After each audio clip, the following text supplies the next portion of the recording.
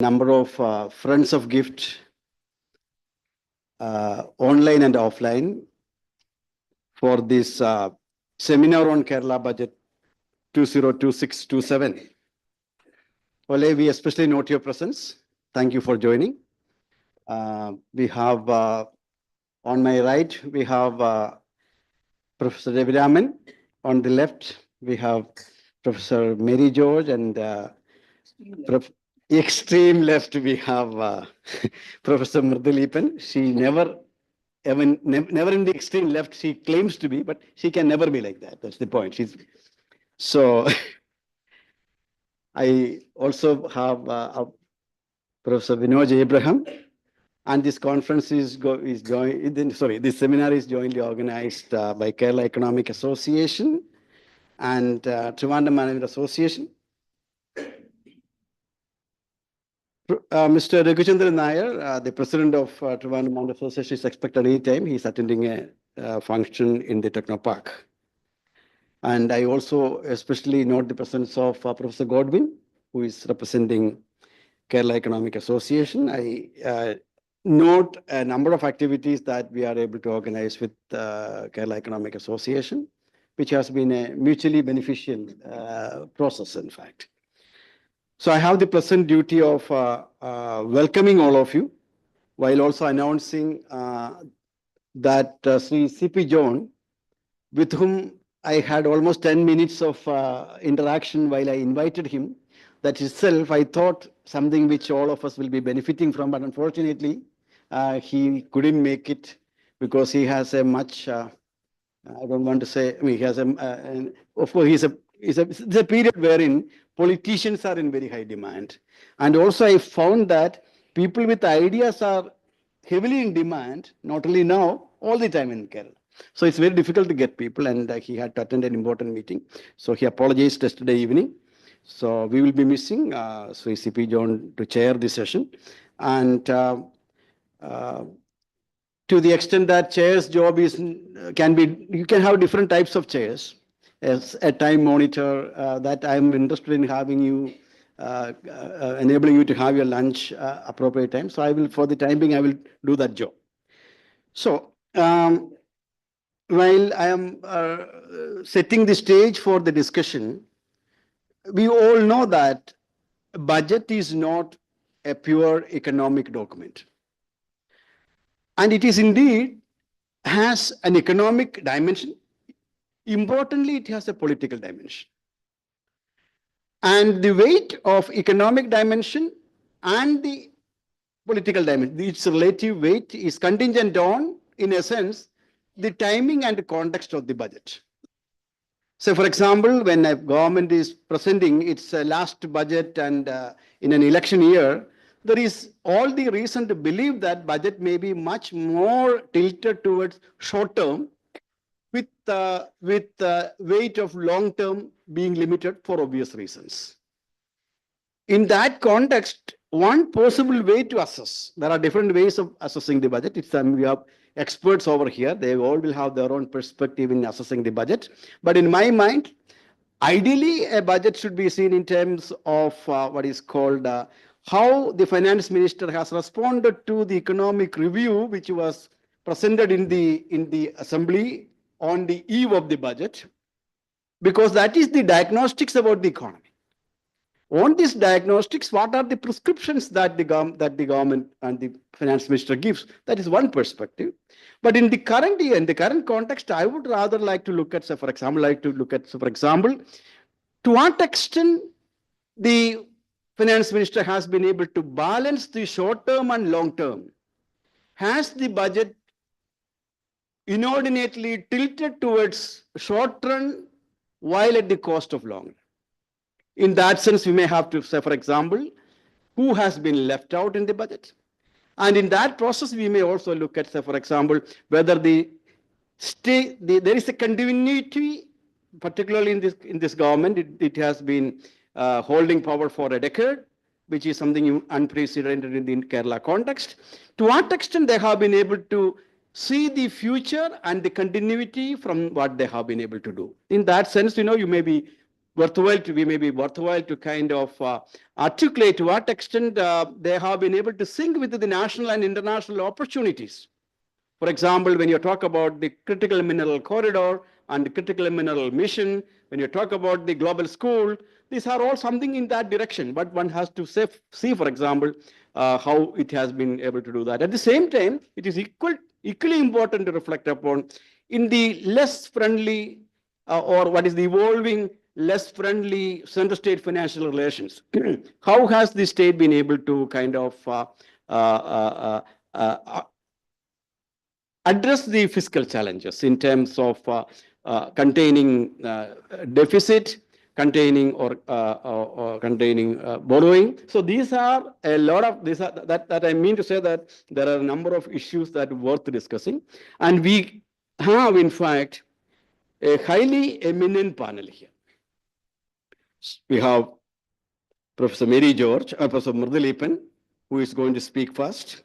Mridul in this context, it's also important that there are also all the time, first in this budget, like we are known for first gender budget in the country. We are known for coming with the first R&D budget in the country. This year we have what is for the first time in the country a concept of elderly budget. So I think on these aspects, I think we could not have thought of a better person than Professor Mridul. So I think we have Professor Mridul. I will request Professor Mridul to start the discussion while warmly welcoming Professor Ravi Raman, Professor Vinod Abraham, and also I have my colleague, senior colleague, Nida Kumari, and Professor Godwin, and all of you, both online and offline for this meeting. Maybe it is all day, naturally. I forgot. I never forget because. Okay, I welcome all of you. So let's start with Professor Mridul. Yeah. So good morning to all. I'm not going to talk about the general budget, which I think the others will be.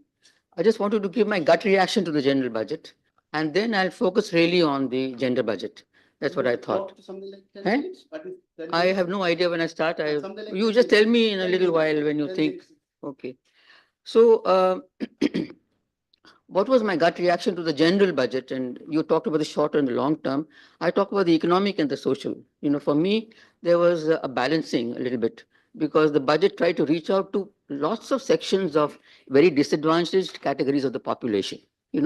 Besides the scheme workers, we all know that they are very low paid. But besides the scheme workers like Anganwadis and helpers, workers, ASHA workers, noon meal workers, pre-primary teachers, it has also reached out to auto rickshaw wallahs, to what are they called, the librarians, and I mean, they've picked out, and accident-related survivors. So lots of social categories have been picked out, and I thought that was one of the big advantages of this budget because, in my mind, Kerala's, the strong point of having a very strong social base, we should not lose sight of, and therefore that was one thing which made me very happy that it has reached out in a very neat way to the disadvantaged people in the population. That is one thing. Second, I thought so there should be a balance, and that's another thing I want to emphasize very much. We should keep a balance between the social and the economic. We should never tilt towards the economic, which sometimes I feel we are doing, but we have to retain that balance. The second thing which I found initiative is a very, very innovative policy decision. It's a notification that coastal high tide flooding or sea incursion into the coast is going to be considered as a state-specific disaster, and therefore will come under the State Disaster Management Act. Now, that's a huge relief for all the people on the coastline who always, the flooding takes place. Tidal flooding is not supposed to be a disaster, it's a natural thing. But lots of it is happening through climate change. And therefore, the government has accepted it, so I'm very happy. So this is the second thing I'm happy about. What I'm unhappy about is that not a single word was mentioned about gender budget in the whole 139-page document. Not a single word. So there are schemes for women all over, but gender budgeting, how much was it this time, what proportion it is of the total budget, which was always being done, but it was not done at all, So that is the only thing which really was very disappointing to me about the budget, because as you were saying, Kerala has really been a pioneer in gender budgeting, and it has been sustained. it has been sustained over time. So that is a very remarkable thing. So that's all I'm going to say about the general budget. Coming to the gender budget, as I said, as he's also said, we were pioneers in gender budgeting, started in 2017-18 when the first document came out together with the budget documents, and has continued. And continued the 14th plan with more innovations. For instance, in the gender budget now, I don't know whether you all are familiar with the gender budget, part A, part B. There are things like that in the gender budget. All the schemes which are completely for women and girls, it's part A, and then transgender is also included there. And then there is a part B, which is schemes under 90% of the 90% allocation. So 90% of the share of the total allocation of that scheme. So this part A and part B, now they have a column which also describes what is happening in that scheme. Now, this is a new thing they did in the 14th plan. The second thing that happened was transgender budget was separately given scheme-wise. So that also was a good thing that was done. Now, of course, we have the elderly budget. That's another very innovative and a very appropriate thing at the very right time it has come. Now, for 26, it seems 2026, the 60 plus population is almost 20%. I mean, that's really something to be alarmed about. I mean, not alarmed about, but something to acknowledge, and therefore then to do the right things to take care of this elderly population. So we have the elderly budget. So in the gender budget, as I said, what we have been doing each time is to integrate it into the planning process. The whole idea has been not to add on something on women at the end of the plan process, but as the planning goes on, as each department plans its own plan, where does it put women? That's the sort of thing we have all. Now, of course, transgender is also there, but I'm at the moment focusing mostly on women. So where do they come in? So it's always planned like that. So you think of unmet needs of women each year and try to integrate them into the plan, whichever department it relates to. So this year, in the last 1 or 2 years, we have very interesting, innovative schemes. Another objective being to break the gender stereotype. There's a certain mindset, this is for women and this is for men. How do we break it? And one way is, besides the sensitization programs that are going on, is to put women into non-traditional areas, so that people are used to seeing them in very different sort of garbs. So this is one of the things which we appreciate about the gender budget. Each time they're coming out with some innovative thing, which is really meeting some unmet need. Now, last year, a transgender person hostel came up in the MG University. There's something quite unique in the state of Kerala.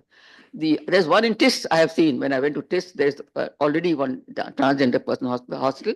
But here, for the first time in the MG University, last year it was set up.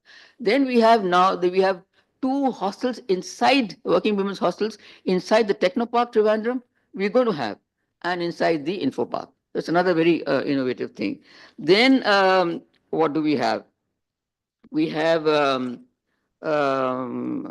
menopause clinic, another recognition of what's happening, a menopause clinic. And geriatric, of course, had already started. And mental health is another issue which is of great concern, and it never gets captured in the health indicators that we have. We have very robust health indicators, but mental health is never there. But this is something which now is being increasingly realized. Depressions, women are more prone to depression. So like that, these things are being added to the budget to take care of, as I said, unmet needs. Now, then we have community sports, something which brings men and women together, community sports. That's another thing of the sports council that is coming up. Then another very interesting thing is the Stree Suraksha pension. I think that was the first time is venturing into it. It's a cash transfer, I know, but it is very much needed for women who are supposed to be homemakers. They're doing a lot of work, we know that, but they're not going out for paid work. So that's a very interesting thing for them.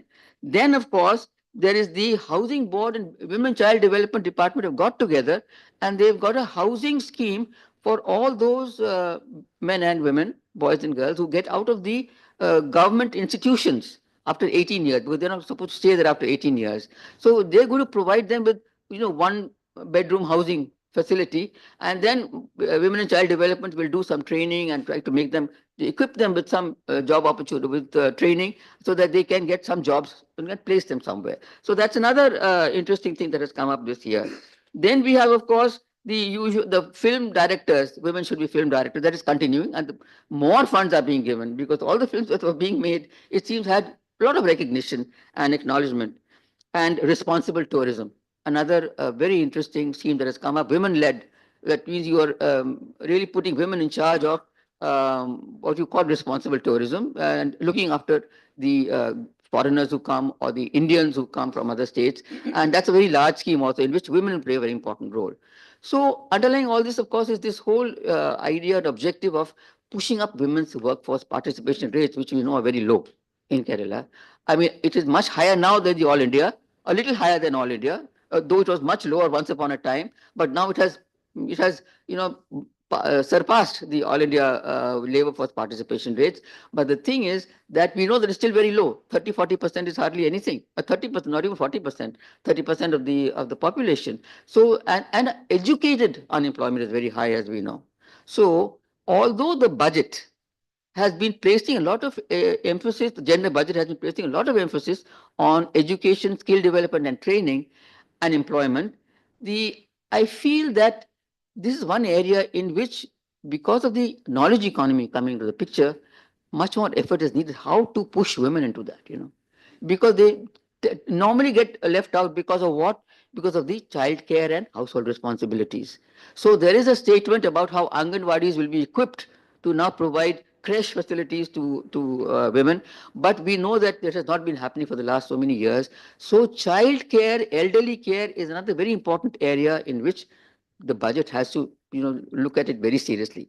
Each time we do attempt to do it, but somehow the other, child care remains somehow out of the purview, and it's just been proving as a big constraint on women to now the knowledge economy. What do they do with the children and the elderly if they are going to learn new things and new technologies? What happens? So that's one area of concern to me in the budget. Despite all the nice schemes that have come up and very innovative schemes, some things do still need to be strengthened. That is, how women will be integrated into the knowledge economy and what is going to be done about child and elderly care, because they can't do anything else if they're sitting at home looking after the children. There's work from home, there's work near home, all those things are coming up, but how much are they able to involve the women in it is something which has to be seen. Yes. Oh, 2 more minutes. Okay. Second thing, very important, is the issue of violence. The violence somehow doesn't seem to be declining, You will be surprised to note that the State Crime Records Bureau, the source from which we get the data on violence, from 2016 to 2019, there was a decline in GBV. Now, if we believe the SCRB, somebody said this is all cooked up data. So I said, if you believe SCRB for the increases in crime, you should also believe it when they're showing a decline.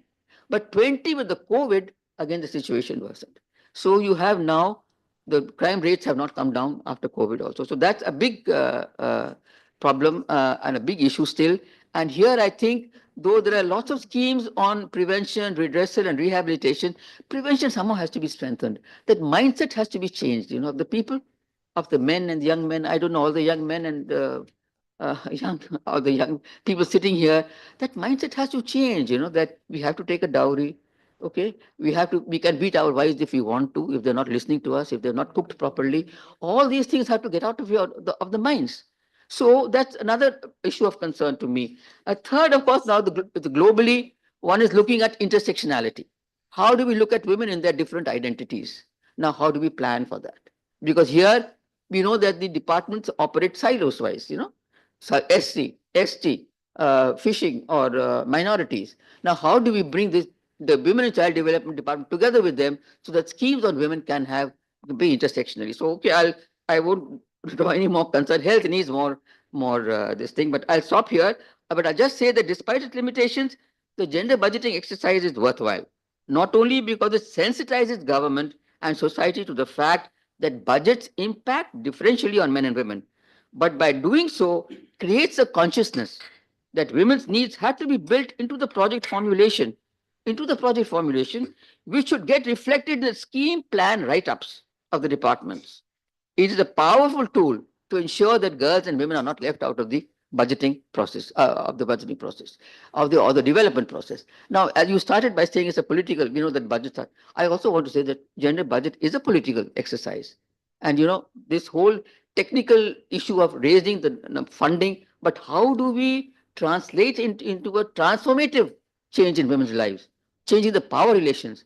can only be done if we push up the wage rates. That's what we'll end up with. There's a lot of disparity in wages. Unless we push that up and make women on an equal footing, at least economically, I think it will be very difficult to change this mindset. So thank you so much. I have not exceeded much. No, my no, time, I you hope. haven't. Okay. Thank you very much. I think I really liked the manner in which you have started the whole perspective of social and economic balance, and you have been at your best in highlighting what is really closer to your heart. I think, thank you very much. Now, we have Professor Mary George, who doesn't need any introduction. The turn is yours next. But I'm also telling, since this kind of insightful discussions are going to come, if you want to go late, you can always tell me because right. I don't want you to miss and the whole this right. Yeah. Okay. He's been kind enough to let us speak first. Yeah. Right. Yes. Okay, over to Professor Mary Dear George. friends, I have some throat problem, yet I will try to manage. You know, the expected GSDP of the budget is 16 lakh 29,072.51 crore. That is the expected GDP of the budget. You must always be knowing that. Now, the revenue deficit is 2.12% of GSDP. Then the fiscal deficit is 3.40% of GSDP. Now, when we talk about revenue deficit and fiscal deficit, we may also have to talk about Fiscal Responsibility and Budget Management Act. You know, when states were about to go to debt trap in the late 1998 and also 2000 early, government in the parliament, the Fiscal Responsibility and Budget Management Act was passed. And on the basis of that act mandated that you have to do away with revenue deficit in 5 years' time. From 2003 onwards, that FRBM Act is in practice. But so far, Kerala, many of the states couldn't reach zero revenue deficit position. And also, that FRBM Act mandated that you should fix the fiscal deficit at 3% of GSDP. That also we couldn't reach because it is 3.4% right now. And why, also that FRBM Act mandated one more very important thing, that is debt outstanding. Debt outstanding, that is debt accumulated from the very year in which the state is inaugurated, that is from 1956 till date. The accumulated debt is called debt outstanding. That should not exceed 29% of GSDP. That is the mandate. So none of these mandates could be fulfilled, I don't say by the LDF government, also by the UDF government, it couldn't be satisfied. When you take budget in brief document, that debt outstanding, you will see table A7, table A7. And what is the, mandate is keep debt outstanding at 29% of GSDP. But in this budget, it is kept as 33.44% of GSDP. 33.44% of GSDP. That means the state is very seriously in debt problem or in fiscal distress. Fiscal distress.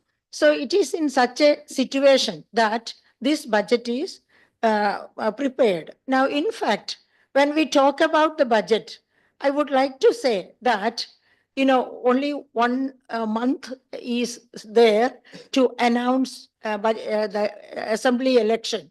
So therefore, this could have been a vote on account. So what is an vote on account? I have a small budget, in order to prepare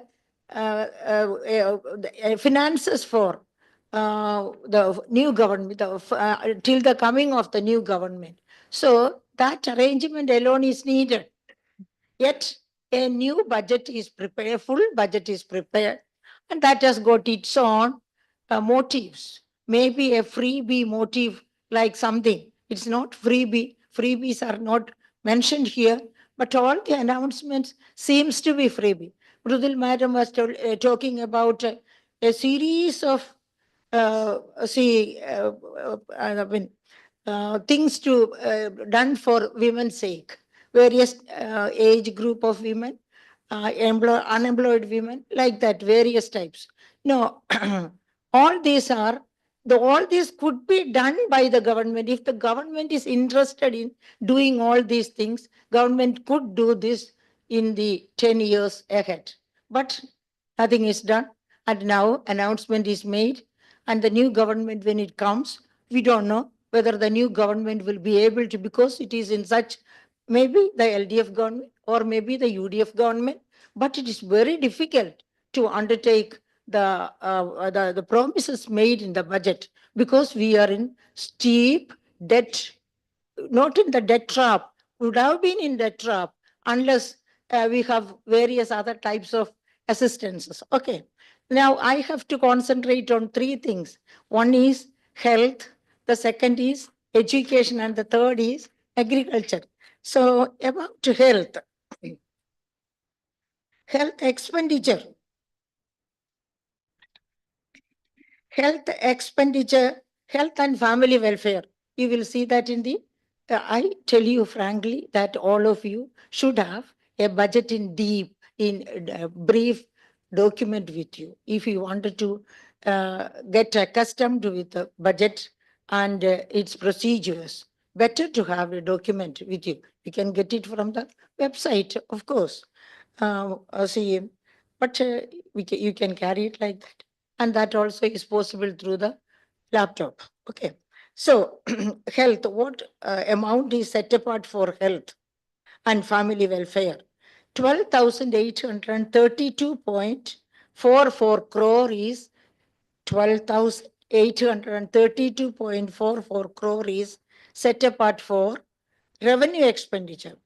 And then capital expenditure only 313.56. Total 13,146 crore. How much is that of GSDP?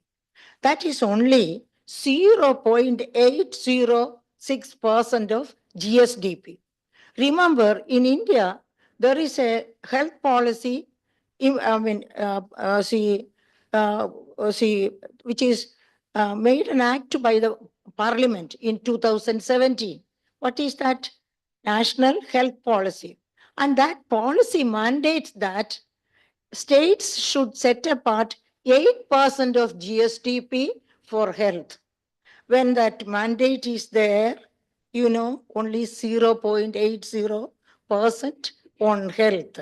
Total expenditure set apart for health is only 0.80%. That means we are undermining the Parliamentary Act. We are not undermining that. In fact, what we are undermining is the health sector in Kerala. You remember series of incidents whereby we used to say health sector is on ventilator. That sort of a situation is here in Kerala. And also you think about the out-of-pocket expenditure. I cannot have a treatment in the KIMS hospital. I don't know how many of you can have. Then let alone the lower rungs in the society.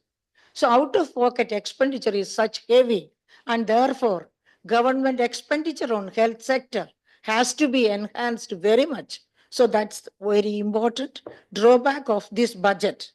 Now, then I stop it there. Then I go to education. As far as education is concerned, the amount set apart for education on revenue account is 33,330.59 crore. Capital account 551.88 crore. The total expenditure is 33,882.47 crore. as percentage of GSDP, it is 2.07%. It's better than central budget, better than central budget. In central budget, it is less than 1%. Okay. But is it enough? We think about United States, we think about China. How are they competing in technological advancement? They spend, out of their GDP, they spent more than 6% on education. That's why they can compete each other on technological development. Therefore, what is required is much more expenditure on education. You think about brain drain from Kerala. Most of the colleges, whether it is aided college or unaided college, you make a study. CDS has not recently, earlier made a study. You know, that was about girls and boys enrollment. Now you have to, how many seats are vacant in each college? Many, in most of the colleges, more than half the seats in each subject is vacant. But government expenditure continues the same because salaries, pensions, etc. couldn't be reduced because seats are saying that seats are vacant. If there are 4 students to study physics, a specialist in physics has to come and teach, not an English teacher or anybody like that. So expenditure, that means what I wanted to say, not only that, again, those who go out of the state or out of the country for studies, why are they going? Because of the indiscipline in the campus. I was a teacher in the university college, and I know how criminalized is the campus. Who criminalizes it? It's because of the political sponsorship. Criminalization is happening in the campuses. That's one thing. Then again,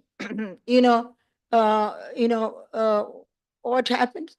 That criminalization, you remember the case of Siddharth. You will get an article on Siddharth deaths in the Hindu, March 7 or 8, I think. You will get it. So, okay, one more minute. Taken 12 Siddharth, minutes now. Siddharthനെ എന്നെയും കൂടെ പറഞ്ഞു Take 2 more. 100% increase budget. പക്ഷെ there is one 100% one increase. person has not come. കേട്ടോ ട്രംപിന്റെ tariff പോലെയാ 25% tariff വെച്ചിട്ട് August 27 ആയിപ്പോ പറഞ്ഞു ഇന്ത്യ ഞാൻ പറയുന്നത് കേൾക്കുന്നില്ല അല്ലേ എന്നാ 100%. സോറി കേട്ടോ, ഞാൻ അഗ്രികൾച്ചർ പറയണമെങ്കിൽ എനിക്ക് 5 മിനിറ്റോടെ തരട്ടെ, തിരികെ പറയുന്നു. Okay, so brain drain it's caused by lower investment in the education sector. Capital investment is what needed. The capital investment here is only 551 crore. So that has to be made several times higher than what is now done. Only then students will remain here. Otherwise, health, that will continue. Okay. I have a lot of things, but not time. Okay, sorry. Then about agriculture. See, for agriculture,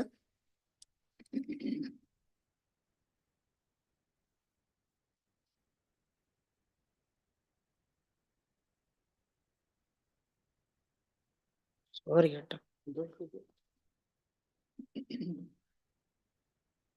Yeah.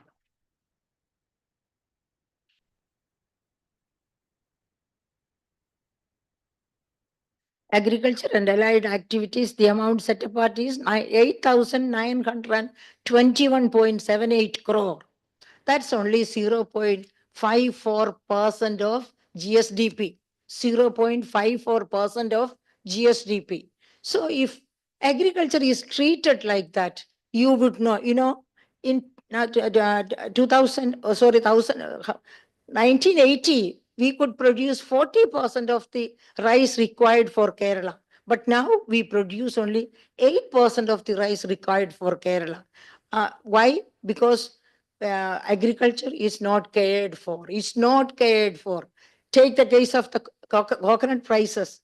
Coconut productivity is gone. Why? Because chemical fertilizers are not applied as needed.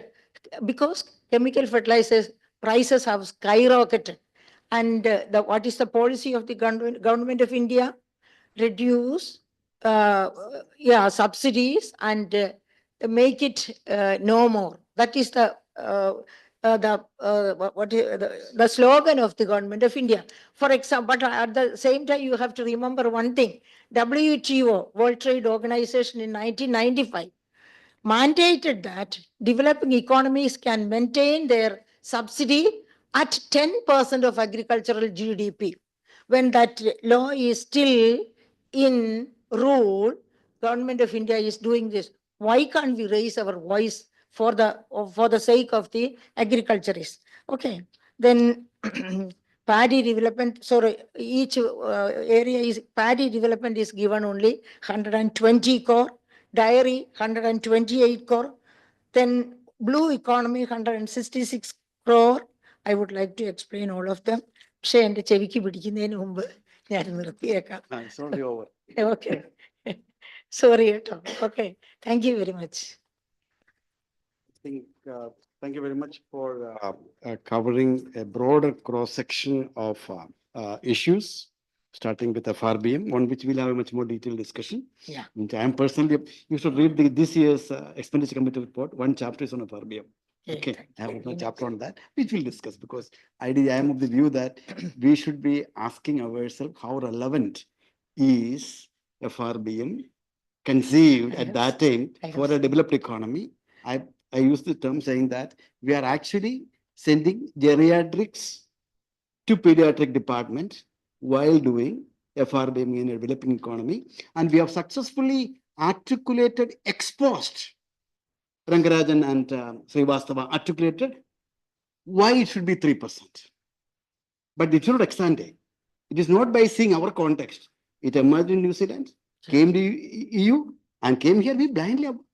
We are paid to think by our taxman's money is spent on us as researchers to think by seeing our context, not by repeating the models. That's actually which is, I'm not blaming. I'm saying that we need to do a lot of homework on that. In fact, this institute's one of the major mandate is articulating public finance from a development perspective. Had Musgrave born and written the book in 59 by sitting in India, what would have been his this thing? That's what I'm asking. But I have one question there. Yeah, we'll discuss this matter. When Musgrave was writing in 1957, what was the position of the countries all over the world? All of them were underdeveloped. No, he wrote. When I write a book in India, I'm concerned about Indian context. That means Robert we have Dorfman. to, Okay, that we'll means we discuss. have to deny all the economic books. No. I'm saying Most of no, them. no. We will discuss that. We'll discuss that. I'm only asking myself. I'm only asking if, Because of particularly with FRBM. many economies were developed, but because of Second World War, all of them were shattered. We'll discuss. America had to start from the very beginning in 1945. 45. But the point is, we'll discuss these matters because we need to think. Okay, We are paid to think by that I agree. the poor man, to think by their tax money. Yeah. If gift is here, gift should have. I will It's read it own. and study We it need very to- well. We need to do that. Okay. And also, I'll send you a copy of the report, Yeah. and I would like to comment on Nice, that. Okay, very thank you. But having said this, your concern about health not getting appropriate attention and other matters which you raised are and education 500, much more is needed. You need to learn from the CUNY program of China. A lot of things are there. We'll discuss about that. And very much with you, in fact. And if you insist that you should come now, you should do it. And this is over to Professor Abraham. You want to go? You have to go. Okay, fine, please. Professor Abraham, over to you. Yeah. See, dear fellow participants, first of all, I must be thankful to Professor KJ Joseph for making his what is called politically relevant introductory remarks, because the budget is not simply an economic document. It's a political economy document. And he has also mentioned that you have to see this in its context. So how do we put it in the context? And in that context, I would say that look, you'll have to see Kerala as part of the larger world economy. So what's taking place in the larger world economy? The larger world economy, you would find a rise in economic nationalism. You would also find a weakening of what is called international levels of integration. So that means regional economies are being disconnected. I mean, in several ways from the larger world economy. That is the larger world economy context in which we are going to place this budget. My second point is that now we are going to have a post-budget discussion which should not be divorced from the central budget. Because nationally, you have a very different sort of authoritarianism taking place, which is called the federal authoritarianism, where you find that the center is continuously squeezing the regional forms of resource mobilization, whether it is in the form of cess or surcharges. All those things are quite familiar to you. So I don't want to explain, but I must say that that is also the context in which you are going to discuss this Kerala budget. So what's happening? So globally, you find some kind of supply side economics taking place where you continue to support the what is called corporate capital. Whereas in Kerala, you find that the budget is increasingly people centric, where you want to pump more resources into the hands of the ordinary people. And that's why that you find all kinds of examples. It's been narrated by Mridalipan one by one. That is the connect to work, you are giving money to the youth. Stri Suraksha Paddhati, you are giving money to the women, and so on. And if you want to call it as Phoebes, I would differ with you. Of course, Mary Madam has raised that point, but I would simply differ with you because that is completely apolitical in the sense that you would never ever find that term in the European context where we learned what is called modernity. So in the modern society, you will never say that this is Phoebes. This is nothing less than your rights. Your rights are being made as part of the larger state making process. So there is nothing called Phoebes, and you will have to raise this issue whenever you get a chance to have a dialogue with the RBI, because it is in the RBI document that this term was first introduced. So I differ with that. Anyway, these are the two contexts in which you are trying to place your budget. In this context, I would say that look, the first major thing that you need to ask is what's happening with respect to fiscal consolidation in the budget.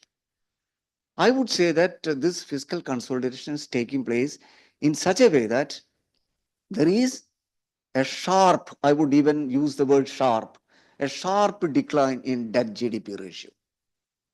And there is a sharp increase in own resource mobilization. Anita would explain it more. So when I say the sharp reduction in debt GDP ratio, what does it mean? First of all, you have the usual figures with you that it was at the peak during COVID times. It was about 43%. Now it has come down to 35%, and we have projected that it will come down again to 33%. Apart from that, I have a different view with respect to the way in which you explain this debt GDP ratio. What does it mean? What are the things that you take into account when you talk about debt GDP ratio? You take into account public debt. You also take into account public accounts debt and also other kinds of borrowing. Frankly, I would treat only the public debt, that is the internal debt, as a proportion of GDP as a crucial factor, if at all you want to decompose it. So when you want to decompose or deconstruct this debt GDP ratio, please go for what is called the internal debt, the actual payment, the actual borrowing from the market, because that's the only thing that is countable, that needs to be counted. And if you take into account that figure, I would even say that it is less than 25%. It has come down to 23%. What does it mean? It means that it is highly sustainable in the case of Kerala economy. And that sustainability is also quite evident, as you have rightly pointed out in the diagnostic part of the economic review, that the growth rate is as high as 6.6 plus percentage. And if you look at the world average, it is much less. If you take any of these countries, advanced countries, again, it is much less. It's hardly 2.5%, except perhaps in the US, it is around 4% like that. So we are much better, even in the context of what I have already pointed out, that the federal authoritarianism is taking place in such a way that our fiscal space is being completely squeezed. This is a third fiscal consolidation that we need to remember. And in that context, the governance dividend that we are getting in terms of the extra resource mobilization from within Kerala is very high. It is called a governance dividend because you increase the resource mobilization from within the state and your dependence on the center has come down in that sense, I would certainly say. Because you can see that if you take the total, again, Anita would explain it better, if you take the total revenue of the state, the internal revenue and its proportion keeps on increasing. And it is very high. It comes around 65. Is it 70% now? 75%. Just imagine. What does it mean? What does it mean? So it's so self-sufficient in that context. Yeah. So that's the second point that I thought of raising this. So altogether, this is a perspective shift, or rather the typical Kerala model and the left legacy that you need to remember when you want to talk anything about the budget. As I have already pointed out, you should also look at the central budget where you find that skewness in favor of the corporate capital.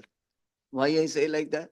Because despite the fact that there was a sharp increase in the corporate profitability, you please go through the RBI reports. It got tripled since the pandemic. It got tripled since the pandemic. Still, you are not in a position to impose any tax for further resource mobilization. But what's happening in Kerala? In Kerala, what's happening is that whatever little growth or whatever surplus that you generate out of these processes, you're ready to redistribute to the people. This is a difference. That's why we say that it is highly social democratic, it is people centric as against the corporate centric of the central budget. This is how that you need to look at. And as Mrudul has rightly pointed out, you are in a position to balance these two things. If you look at our book, sorry, I am citing my own book with the Tirthankar Roy. You don't need to be cited. Yeah, I forgot to say about it. Yeah, if you look at that book, you find that, look, you have had your commitment to the social sector right from 57 onwards, but you ended up in crisis. You ended up in crisis because you have had your commitment to social sector, but you need to find resources for meeting these expenses. That's one of the reasons why you have had this crisis. And by early 80s, you were having an experience of what is called the first turnaround in the economy. But this second turnaround happened only during the last 10 to 15 years. And specifically because that we have reoriented our economic strategies. In what way that we have reoriented our economic strategies? We have decided that, look, we should also promote the private investments in Kerala. And that's what is taking place. And that is so evident in the budget. If you look at the growth engines that are very much there in the budget. I mean, I would take just 2 or 3 minutes more just to explain what are the, or which are the growth engines that you could locate in this budget. First, as we all know, that there is an increased emphasis given on the MSMEs. You all know how much MSMEs have come up, and 1/3 of those MSMEs are run by the women workers, women. So again, it is gender friendly sort of things. And we have added so much funds for giving further subsidies to the MSMEs. That's one thing. Secondly, we continue to invest on education, health, and skills. We have so many programs, so much funds are already allotted for education, health, and skills. It is true, Mary George, is true that when you look at the international standards or the guidelines of UN, for instance, we are supposed to increase the budget. But again, I differ with Professor Mary George when she says that the health expenditure, core expenditure or capex is only this much, again, I tell you that as in the case of debt, where there you have the accounting mystification, here also there is an artificial division between the what is called the plan expenditure and non-plan expenditure. In Kerala, you can't do that, I tell you frankly. In the planning board also, I say this because, we are more worried about how best we could improve the quality of the expenditure. It's not about the quantity. We do have hospitals now. Our idea is how best you could improve the access of the people to the high quality health provisions. And that's why that you find more investments taking place on human capital.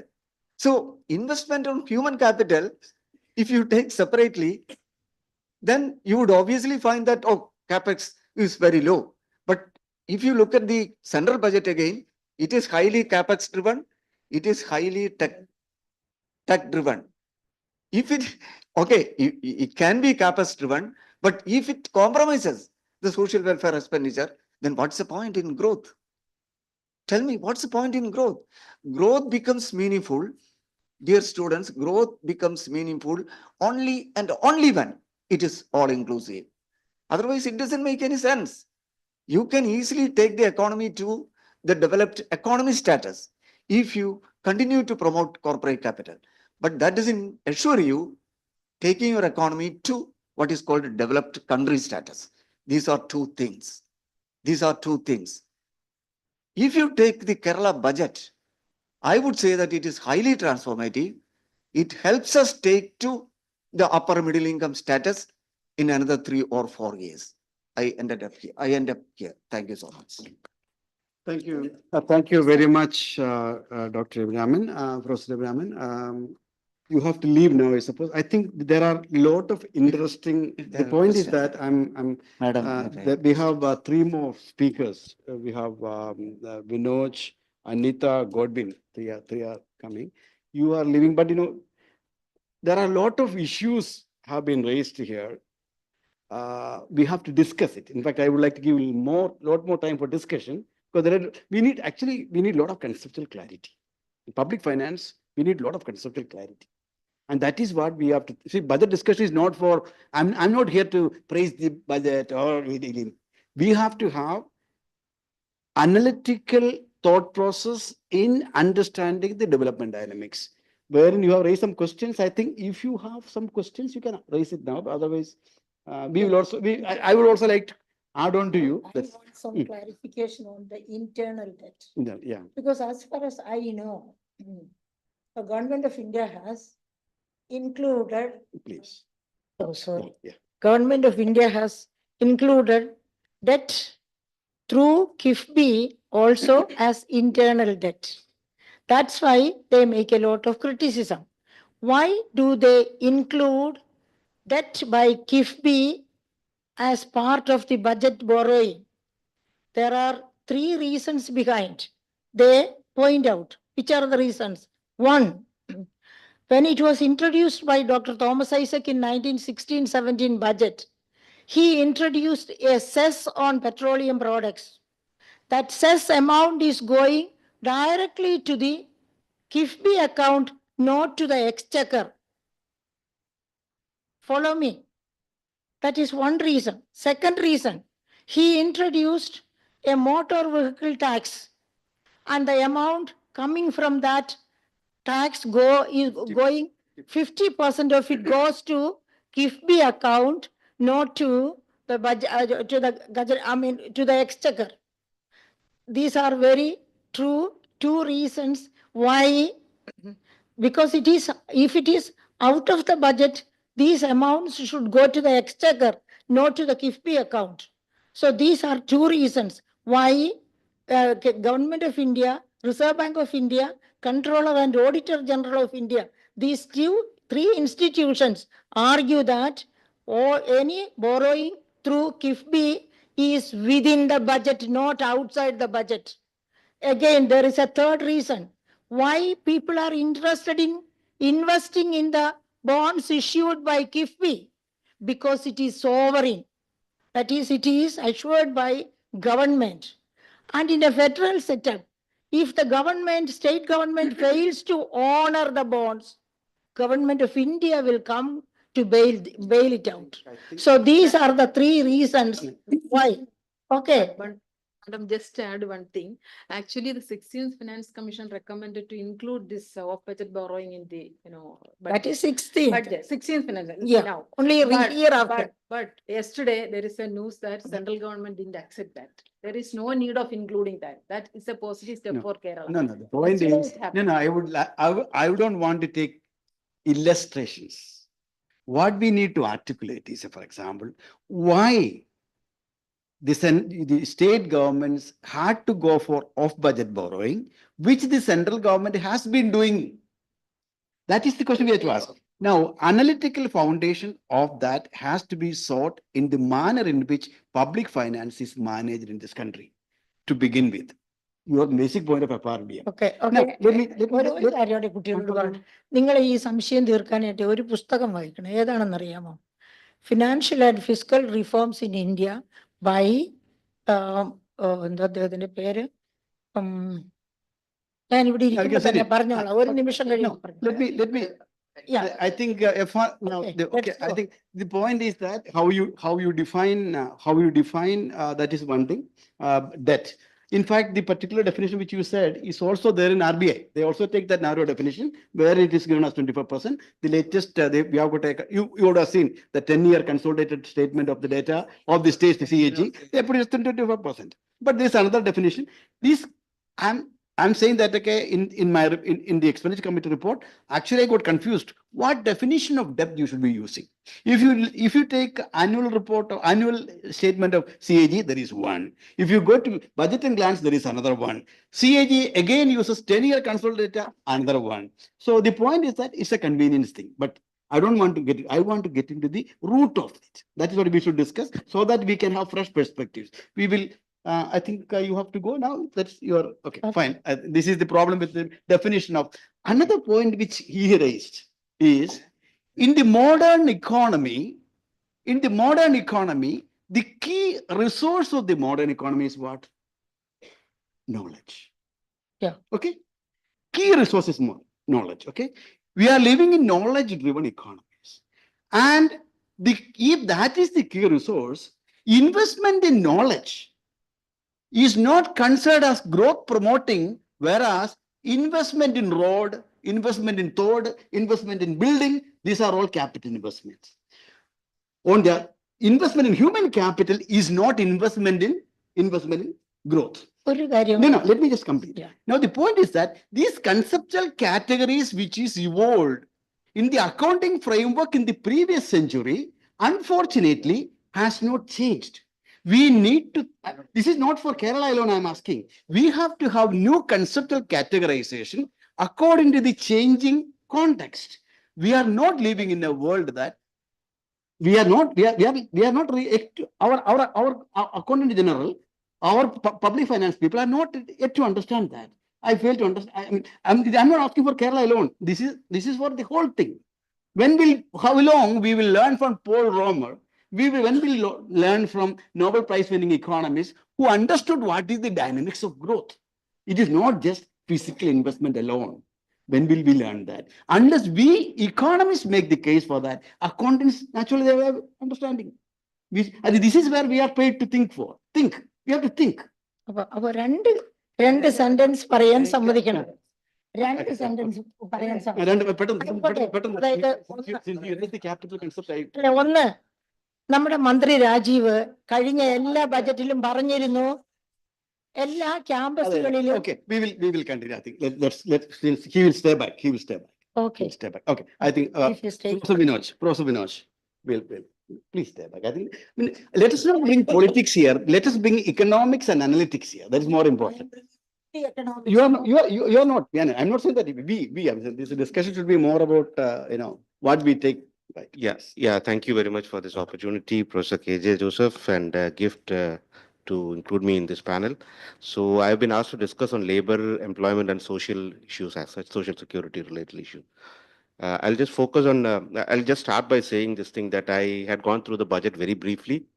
And what my sense is that it is it is a continuation of the earlier larger goal of social welfare oriented budget. But if you ask me, is it a transformative budget? I don't think so. I do think that it is a continuation of the welfare oriented stance that the government had always throughout the last many years. That continues currently also. But is it a transformative budget? That is, it is aimed at new things. I'm skeptical about that.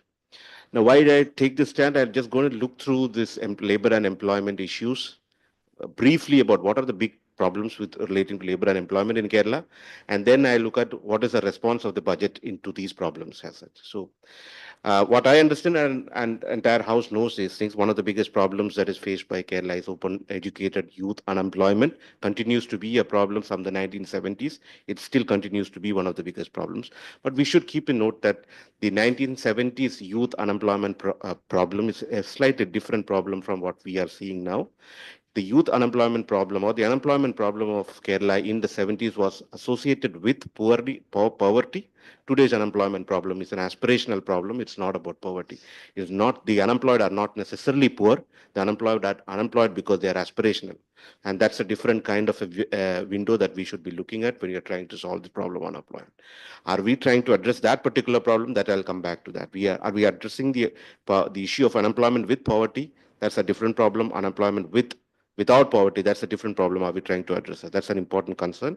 That is there in the air. How do we address that? That will come back to that. Second problem, as Professor Mridul has already cited on, women's labor force participation rates. It has started increasing. Kerala, in fact, just about 2017-18 backwards of that year, you could see that one of the lowest participation rates. It has started increasing since 2007.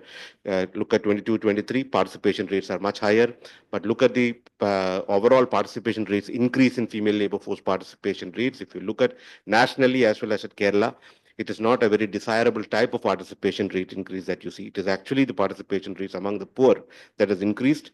It is among the richer or the higher income groups, participation rates continues to remain low. Among the participation rates among the educated continues to remain low. And so it's the participation rates relatively among the poor that has increased. So is it the kind of desirable kind of participation that we are increasing? And what is the response to the budget to that? That's the second question that we need to raise. The third aspect that I thought is a problem, continuous, persistent problem, is the large unorganized sector in the Kerala economy. In fact, larger than the national average, much larger than the national average of unorganized sector in the economy. It continues to be an organized sector, and it remains as one of the biggest segment of the labor in the economy. And how does is this a problem at all, or how we are being able to tackle this particular issue of unorganized sector through the many years and the current budget also? That's also another issue that we need to look at. It's a serious problem. If you see that if unorganized sector is not protected, but if it is protected, I don't see where the problem is. So right now, that is a problem, but let's see how the budget takes on this. The next problem is again what Professor Mridul. No, if unorganized sector becomes a problem only when it is unprotected. If it is protected, then unorganized sector is not an issue. I mean, it is part of the economy. It is a growing sector of the economy. That doesn't it is the fact that it is not protected that becomes the problem, right? So whether there is sufficient protection or not, that is what we should be worrying about, not about whether there is an unorganized sector or not. Having an unorganized sector or informal sector, that's not a problem for any economy actually. The problem lies when this informal economy is not protected. That is the problem, right? So how far we have been able to do that, that's the thing that we should be worrying about. Whether we are able to do that, that's another important concern that we have. The fourth important concern I thought that is important in case of Kerala is again what Professor Mridul had touched upon, is about wages, but not about the casual wages, about the regular wages. The casual wages are sufficiently high, in fact, one of the highest in the country, but the regular wages of people who go to regular, it is not so high, relatively lower than the casual wages, and not comparable with the national average. It's actually lower than the national average if you look at the regular wage workers. But casual wage workers, it is higher. And that's a long-term problem. What is the problem over there? We are aware of how it comes about. But what does the state has done to it? That's the important question over. The next thing is about preparing for entry into the labor market. That is basically education and skills. Problems we have already discussed already discussed over here, but I think the important concerns right now for Kerala is the transformation from education to employment. How do you transform from being a college-going person to finding an employment or getting into jobs. So the education to employment or education to industry transformation, how does that take place and how far the state is helping in that? That's the next important concern. And another important concern is about the kind of skills that we have already, whether you are educated or whether you're currently educated or not. If you're already in the labor market, do you have the skills to participate in the transformative economy that we are in right now? Economy is largely, fastly transforming. Do we have the skills to do? That's another question that we need to worry about. The next set of questions is about labor welfare and protection. I mean, apart from the social security protection in general for the unorganized sector, I said, labor welfare and protection, whether you are in the unorganized sector or organized sector, that becomes an important question. That has been an area that Kerala has been very strong, and what is happening to that, that also something that would be interesting to look at. Apart, then also what Professor Ravi Raman had pointed out on this about the international migration and internal migration questions. These are the important questions I thought that currently grappling the Kerala economy. And let's now look at the budget. What is the kind of response that the budget has got to the long-term trends that we have discussed, and how does it show up on the or how does it look on the first statement that I made about that it's not necessarily transformative, but it's continuation of the social security scheme. Now, as the rest of the panelists have already mentioned, elderly budget has come in, pensions have come in, women measures for women has come in, health related issues have come. So all of them point towards certain amount of inclusiveness in the budgets that has been talked about. There is a certain amount of inclusiveness that is brought about. The other important schemes are relating to insurance with regard to various types of workers. You have insurance that is brought for women workers, insurance that is brought for I think so different taxi drivers, auto drivers, and so on. You have a set of insurance schemes that are brought in over there. You have so in general, you could see this thing that a large number of schemes that are brought in are pointed towards a social welfare. You have social welfare being taken care of. The pension scheme, which is introduced, right? I mean, the new pension scheme that is coming up. All these point towards a social welfare-oriented scheme, a welfare-oriented state, which continues to from its past itself. All of what it was been there, it's trying to build on its old self that it has been there. But what is oriented? But if you look at the first problem of unemployment for the educated, unemployment among the educated, which I was trying to cite to, unemployment among the educated, aspirational educated unemployment. How are we trying to tackle that problem? I don't see a response to that particular problem in the current budget. In the last two budgets, there was mentions about knowledge economy and how we should focus on the knowledge economy and stuff like that. But this budget, I can't see the growth part of it where new employment opportunities would be created. That I can't see this thing, but it does say that it will protect who are there in the labor market already. If you are employed, if you are in the unorganized sector, then you get protected, you get insurance, you get different forms of coverages as such, right? So you get pensions. If you are out of the labor market, you get pensions. If you are in the labor market, you get covered. But if you are not in the labor market, there is no way you ensure that they can enter the labor market, and that requires growth in the economy. And that kind of a growth orientation I don't see from the current budget as such, especially the budgets, especially focusing on the educated youth as such. Now, it is the social security or the social welfare orientation would have been very good if the problem was of poor and unemployable. For the poor unemployable, social welfare is the way to go ahead, right? But for the not so poor unemployed, social welfare is not an important strategy that will help. Actually, you need growth, and that growth orientation, we don't see much of this thing. Similarly, the kind of women's LFPR question about the women's labor force participation rates increasing. Now, Ravi Raman sir had mentioned about MSMEs and Kudumbasrees, this thing, and Madam also had suggested about the social security that is associated with this thing. Now, the point that I'm trying to make is that the nature of LFPR that we are seeing is it the kind of desirable LFPR? That's what I was talking about. For the kind of LFPR that we are seeing, it seems to be, at least at the national level, where I have analyzed, at least at the national level, the rise is about distress-driven female participation. Distress-driven female participation, where if you look at the data, you can see this thing that it is most households where income levels have in some ways reduced, wages have in some way reduced, that is where participation rates are increasing. So there actually, where participation rates are increasing, there should have been a more careful look at which are these households where participation rates are increasing, and probably more social security is what is required over there, rather than thinking that this is a growth, there is growth taking place and there are more women coming into the labor market.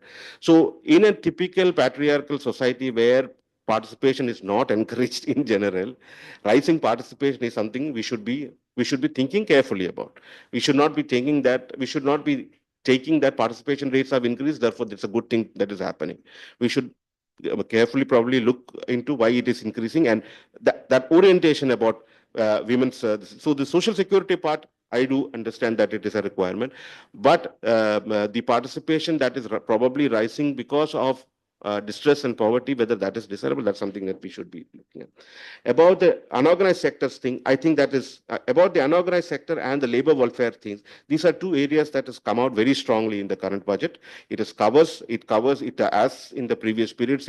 It goes deeper into labor welfare, covering into newer segments, bringing in more insurances to different segments of workers, and also increasing pensions in a way. It is saying that it is going to give in what we call different forms of pensions as such.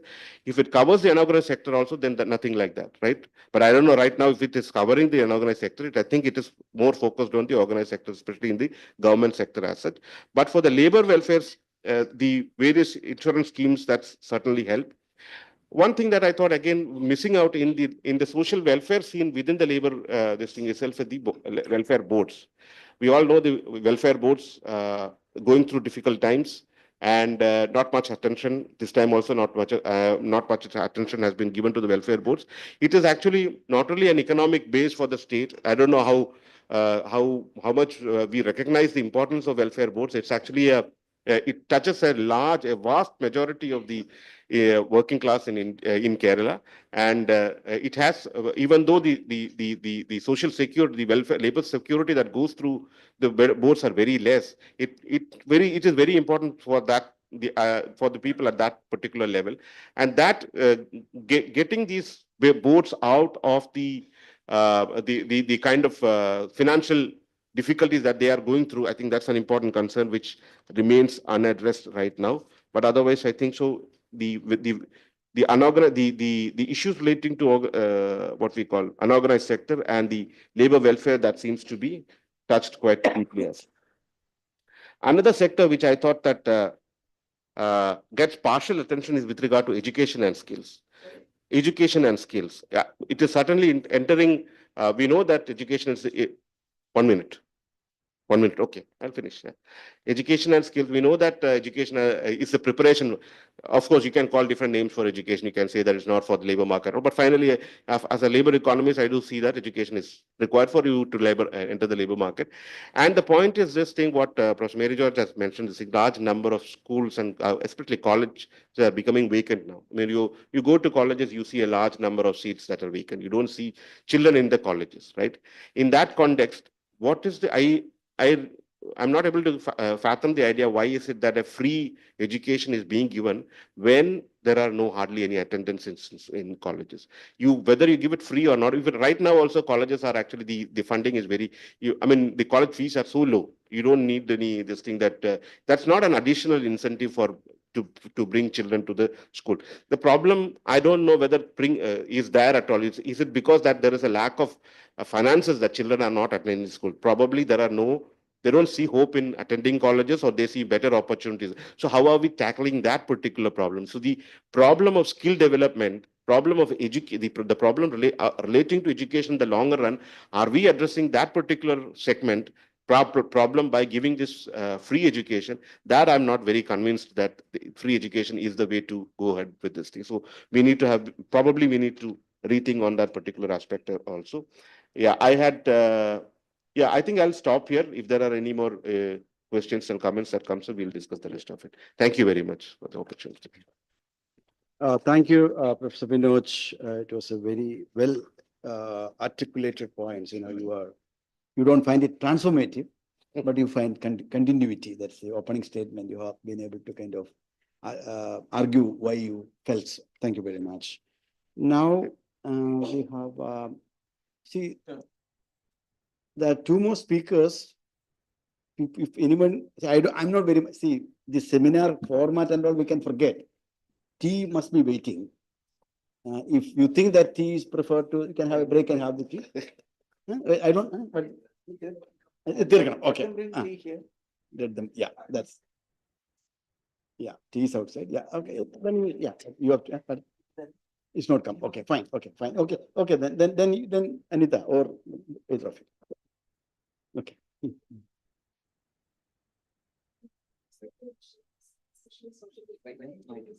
Mike is done. Already discussed here. I just want to add one more point because in the budget, it is, we can say it is a trader friendly budget because the GST amnesty scheme is. Trader friendly. Trader friendly, yeah. GST amnesty scheme extension that is up to 26-27 and also, yeah. PPT. And also, there is a, extension of these floods. There is a lot of issues in the fine and so many things that also, really extended to another 1 year. That way, the traders are also happy. So today, I am going to explain on the fiscal stance of Kerala in the context of the new normal budget. Actually, you all know that, after COVID, what happened to our revenue mobilization, especially on revenue mobilization, how it is behaving. The important thing is that we have, especially in Kerala, we have faced two once in a century disaster. That is one in the terms of 99-year-old again flood, and also there is COVID. That's two once in a year pandemic we have faced. That is why there's a huge fall happened in the revenue mobilization. And from that only, state is reviving. So I think we need we have to give an appreciation to the government, any government, because they have struggled for mobilizing or recovering from the earlier position and now reached to in a somewhat better position. So when you take the average growth of own revenue from 21 to after the COVID, I am explaining about the COVID period. After the COVID, 21-22, 25-26, 25-26 is the revised RE position. On revenue mobilization is 14% growth is they recorded, and on tax revenue, out of that on tax revenue 12% and on non-tax revenue 22%. This is the picture of state finance after the COVID. That's last 5 years. So from this we are going to this budget 26-27 budget. See, in 26-27 it is estimated that our revenue receipts will increase. The growth will be 33% from the previous year, from the revised estimate. And on revenue, we expected only 12%, and on tax revenue 12%, on non-tax revenue 9%. This is the position because on revenue earlier also there is about 12 to 14% increase, and that will continue in 26-27. That is our expectation. Then whether we will be able to generate the revenue receipts up to 1,82,972 crores. That's a major question. If it is possible to achieve, what are the challenges, the fiscal challenges government of Kerala is going to face? This we have to explain only with, because this is the own revenue, our own tax revenue and our own non-tax revenue. We are mobilizing this much. Out of the 1,82 crores, as own revenue, we are going to generate 1,14,000 crore. So what could be the remaining thing? One thing we have to be in mind, that this budget the government of Kerala presented in the pretest of great expectation from the 16th Finance Commission, that we will get a good central transfers from 16th Finance Commission. That is our expectation in the budget. That is why we estimated 1,82,000 crore in the budget. And the own revenue mobilization is 1,14,000. So then what is the picture? This is the federal structure and how we will manage it. So how is the central transfers growth? That is the picture. For the last 5 years, the average growth of central transfers, actually it is negative. Even if in 21-22 there is a growth in 12% growth is there, remaining years in 22-23, 23-24, and in 24-25 there is a decline in central transfers. But the share of central taxes, there is fluctuation and also there is a moderate increase, but grants in it sharply declined. That is the position. So revenue receives 7.4% growth we achieved, mainly from our own revenue mobilization, and the grants in it sharply declined to minus 21.4%. That is the average decline. Only central taxes, they showed a moderate decline. That is 22-23 is only 2% growth shown. See, from this, we are analyzing the 26-27 budget. That is very important. See, in 26-27 budget, the revenue receipts we estimated 20% growth, but the transfers we expected 64.6% growth. That is only because we expected that there is revenue deficit grant from 16th Finance Commission, and also, of course, there is an increase in the tax share from 1.92 to 2.346%. That is an increase, but the grants in it, we are expecting 26,450 crores. So there's a challenge in the budget that in 25-26, grants in it estimation was 13,075 crore. But in revised estimate, we have seen that only 7,000 crores realized. In this situation, since there is no revenue deficit grant, then we can expect only 10,000 crore in the next budget. That means there should be 23,000 crore decline will happen in the central transfers next year. So how to generate this money? On revenue, how we will generate? That's a serious question, because share of central taxes, last year we expected 28,617 crores. In the revised estimate also, almost we estimated 27,000 crores. So we will almost reach 28,000. But in the next year, we are expecting 42,114 crores, but only with the improvement in the tax share next year, because 26-27, the 16th Finance Commission share will come into existence. From that, we will get additionally only, this is an estimate of me, 7,500 crores additionally we will get. That means from 28,000 crores to maximum 35,000 crore we will get. In that also, there is a possibility of 7,000 decline, and the grant in aid 18,000 decline. That means that 25,000 crore, at least 23,000 crore decline will happen next year. So how we will match this thing from on revenue? It's a major challenge. I don't know. There are lot of initiatives, lot of steps are there. If there is no chance, because there is no revenue deficit grant, there is no non-discretionary grants also, because only grants available in the 16th Finance Commission is the grants available to local governments. That is directly to them. And also there is disaster management. That is also for a purpose. There is no non-discretionary grants. It's a major challenge. I don't know whether it is LDF or UDF, the government, which way they will manage this thing. It's a serious question. Okay. So we'll move on to this is the picture of total receipts and total expenditure. Actually, the revenue expenditure in the last 5 years, we have 8.3% growth, capital expenditure only 3.8% growth, total expenditure also 7% growth, and revenue total receipts also 7%. Because almost expenditure and revenue in a balanced manner it is going on. See, in this capital expenditure, if you can include the KIFBI expenditure and also expenditure given to local bodies for generation of infrastructure, if we include that thing, it may go to a little more increase we can see. So in that way, whatever revenue deficit grant we got in the previous 14 and 15 Finance Commissions, we already spent for that. Because Madam told about this with FRBM restrictions. But the 14th Finance Commission, 15th Finance Commission recognized the need of revenue deficit grant. So they are a little away from making revenue deficit zero. And we got that much amount from this 14th and 15th Finance Commission. That money government spent for the public. So that is why there are a lot of initiatives already taken. After that only we reached here.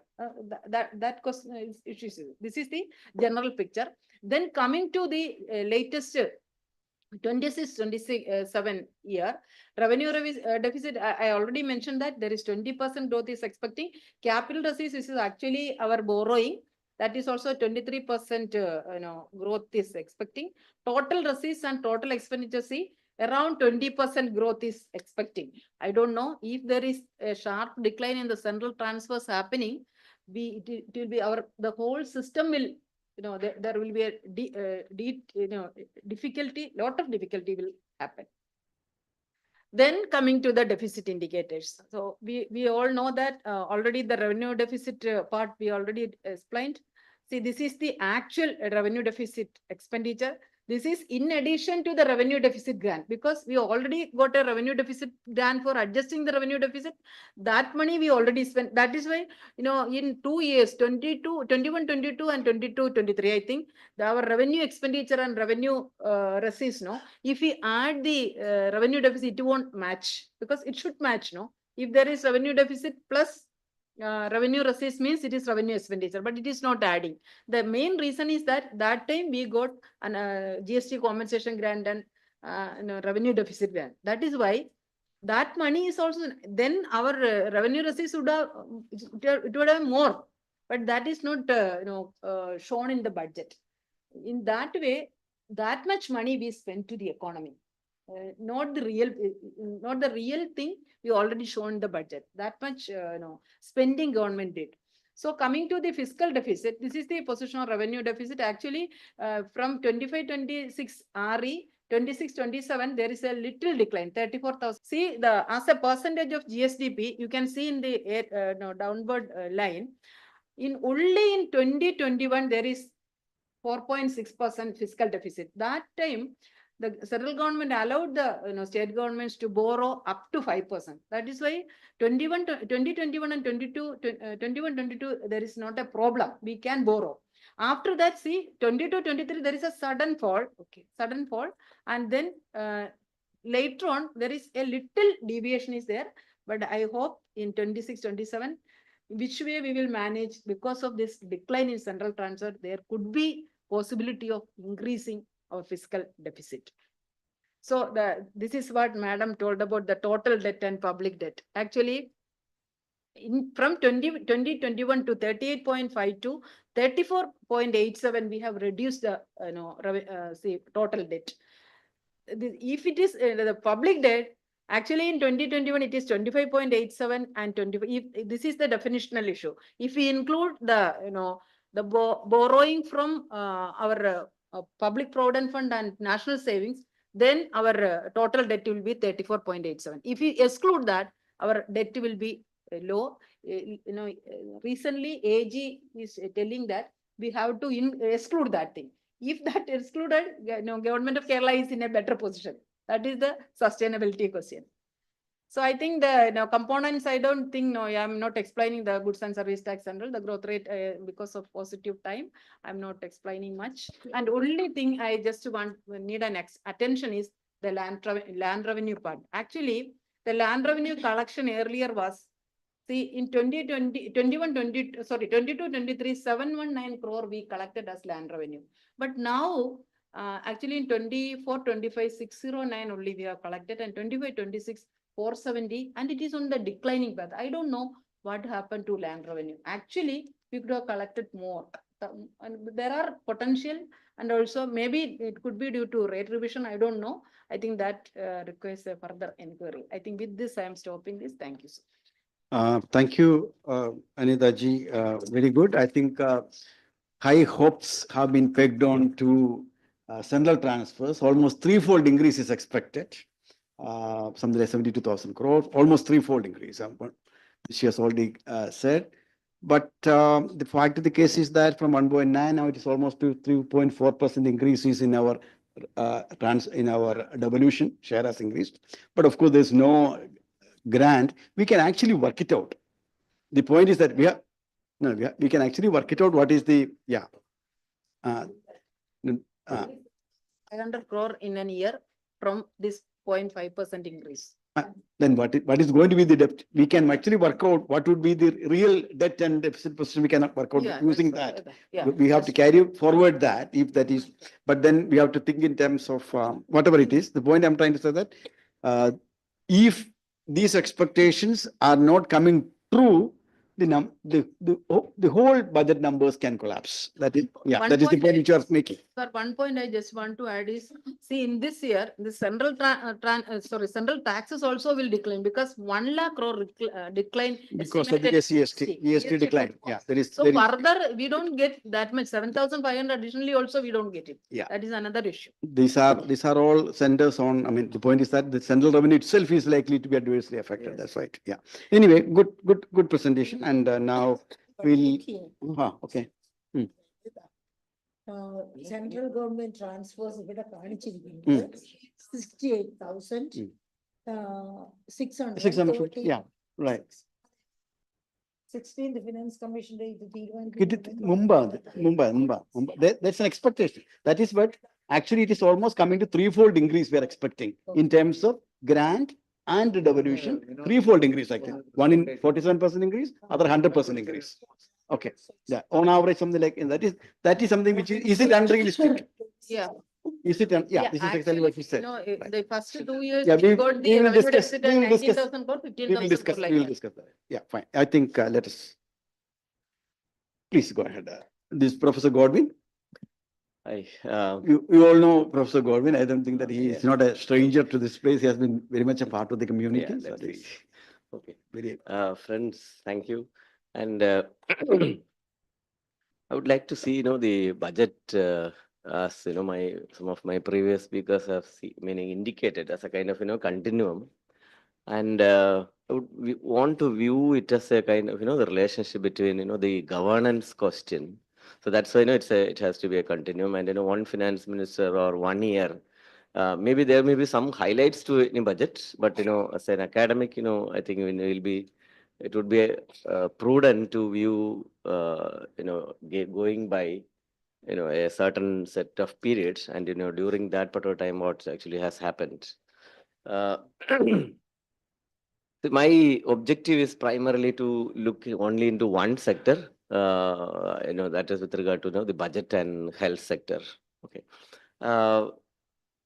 Need to make a kind of broader distinction because Kerala's health sector, health as an outcome has been doing substantially well, but health care is a subcomponent of that one, or health care is primarily a input in the overall process of the health sector or health outcome. So in that particular sense, we need to have serious introspection at different points of time. This is one area we may not be doing the number one, kind of stuff, leaving away from the propaganda, whatever has been for a longer period of time. So the going through the statistics over the last say 25 years, the 2001 to 2005, the average annual expenditure by including all the both the capital as well as the revenue, it was about that part of it 2000 to 2005.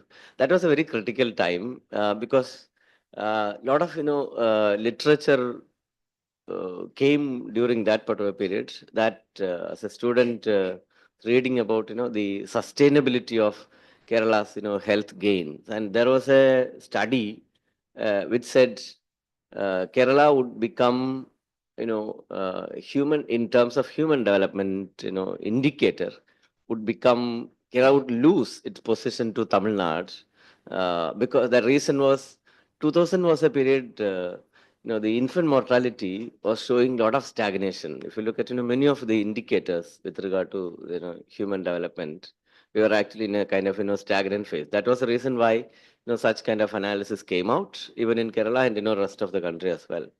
So that time we had because infant mortality is one indicator where you have a direct relationship between the public health expenditure and the meaning the outcome. But realizing this particular danger, the period between 2005 to 2010, we have actually seen a substantial hike. The average has, the growth was about on average 13% compared to the previously, 6.8%. And, that particular momentum continued during 2011 to 2015. The annual expenditure, average expenditure was 2,500 plus crores, and the annual increase was about 15%. And that particular momentum continued even till 2020. From 2016 to 2020, the expenditure actually year-on-year expenditure doubled during the 2016 to 2020. We know the difficult times we had, etc. That also the annual increase was about 14% during that particular period. But in that particular sense, 2021 to 2025, the annual expenditure, average annual expenditure has gone up to 10,000 plus per annum, but the average growth actually has fallen down in the first time in the last 25 years. Because the current growth, annual growth between 2021 to 25 is just 5.8%. So, but the current finance minister actually has tried to revive or he wanted to go back to the original trend, that the state has been maintaining in the domain of public, the public health expenditure overall in the last two budgets. That is why the reason why. Otherwise, there are even, but of course, the COVID is a context which we cannot, forget. But that was a time, meaning the overall, the fiscal space was substantially limited. But even then, there was actually even a decline in the amount of resources that then generally, now, I'm linking that with, the overall outcomes. Kerala faces a very, typical problem. Kerala is one of the, meaning states in this particular country having one of the highest public sector expenditure on per capita public expenditure on healthcare, but not the highest. There are many states in India who spend, public expenditure on healthcare is more than what meaning Kerala spends. But we also face a situation where, the out-of-pocket expenditure is also the highest in this particular country. So we normally expect some kind of a linkage because studies in the 1980s, using many NSSO rounds, T.N. Krishnan and others have actually clearly estimated a kind of, a competition and a cost comparison between these two sectors. Those states wherever, the public sector is efficient and, who spend more tend to have, lower out-of-out expenditure and, public, while, determining the prices of the public, the private sector, the private sector used to take into account, the cost an average patient is expected to spend in a public sector. But that particular advantage we lost, post 1985 onwards, specifically that worsened, this one. That is one reason why, because of course, the expenditure, whether in the public sector or in the private sector, finally it is borne by the individual. So that's the reason why that particular disconnect, that connect as well as disconnect is important with regard to that governance question. So the two things are important. One, the allocation has not been as visualized in the national documents, as as was already indicated. But that, for that particular matter, Kerala is not alone because as per the constitutional division of powers and responsibilities, health is a state subject. But we have had three national health policies in 1979, then in 2001 and 2017, etc. But India has always promised that it will provide about at least 2.5 to 3% of its GDP for it, the public health care. But never we have realized that. Neither the union nor any of the states, including Kerala. So it is meaning harsh on Kerala to single it out. But since how did we maintain or, improve our health status? It is primarily because, the efficiency dimension, definitely the state has actually done a, great one. I mean, going by the numbers, for example, from a productivity point of view, our meaning public hospitals have been found to be, quite efficient, right? Because, Deepa Shankar has undertaken a study, and, there are many data using, different, meaning tools have been used. So governance part has been the one difference, compared to the rest of the states. The state has been able to do it better. But that is one thing, for the past, probably 10, 15 years, actually, the state is losing because we have been meaning we actually had, we used to visualize, this public sector as in a private sector healthcare as a kind of, dualistic one. But in fact, it is not. Private sector is not a homogeneous kind of, health sector. If you look at, the health market as such, we used to have, a lot of hospitals who may not be, maybe in the private sector, but they may not be that costly when it compares to the private sector. But, that particular segment has been completely phased out, because of, the increasing kind of, insurance models, that is being, penetrating in this particular sector. So to give one statistics, the as per the government of Kerala's, the departments of economics and statistics, the health sector, the private sector census, the number of corporate hospitals in the state have actually gone from 100 to 400 in the last 15-year period. So this has got a direct, impact on. So that was the reason why now, we often say, public sector is not that inefficient, but the problem is once public sector, then, if you want to access, the private sector, then it becomes a too costly, stuff. That actually explains partly, why this, the public sector is not able to perform to the extent, it should have been. Second one, for the past, since 2008, the country in general and, many, including Kerala, is moving towards a kind of, from that, earlier assurance-based healthcare model to what you call insurance-based model. And, much of the major problem with, this insurance-based model, it is never a route to universal health coverage. And, the one of the problem is, the insurance, health insurance, is actually not, addressing the out-of-pocket expenditure of this particular state that cannot take care of, because 60% of all the healthcare expenditure spent by individuals are in the nature of for, outpatient care, which is never meaning covered in that particular sense. So the catastrophic kind of, expenditure are not coming down. Okay.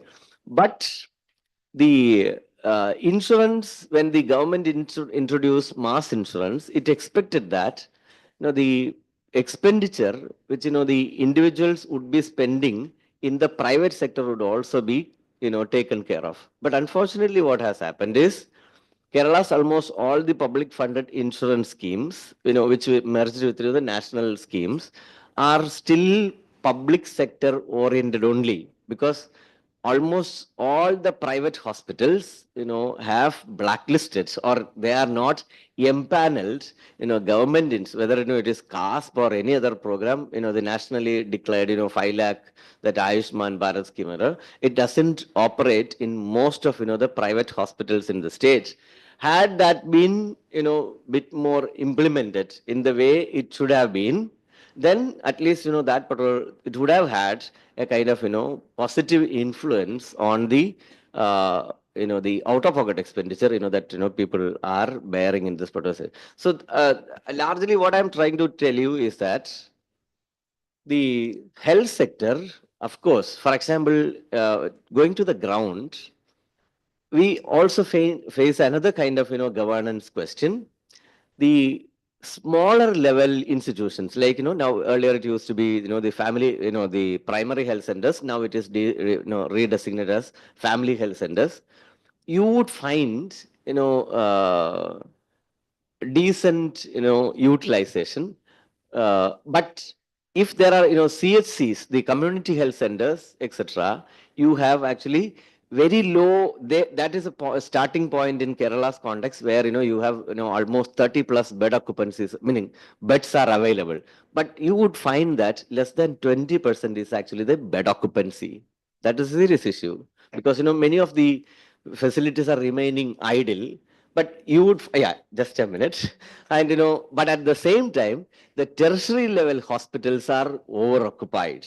So this is a fundamental, issue from a governance perspective, the state is expected to address. Then, finally, the last point, the as per these Indian public health standards, Kerala's healthcare, the public, especially the primary health centers, etc., have turned to. We have what you call, this 24/7, primary health centers. But if you look at across this 900 plus primary health centers in Kerala, none of them are functioning 24/7.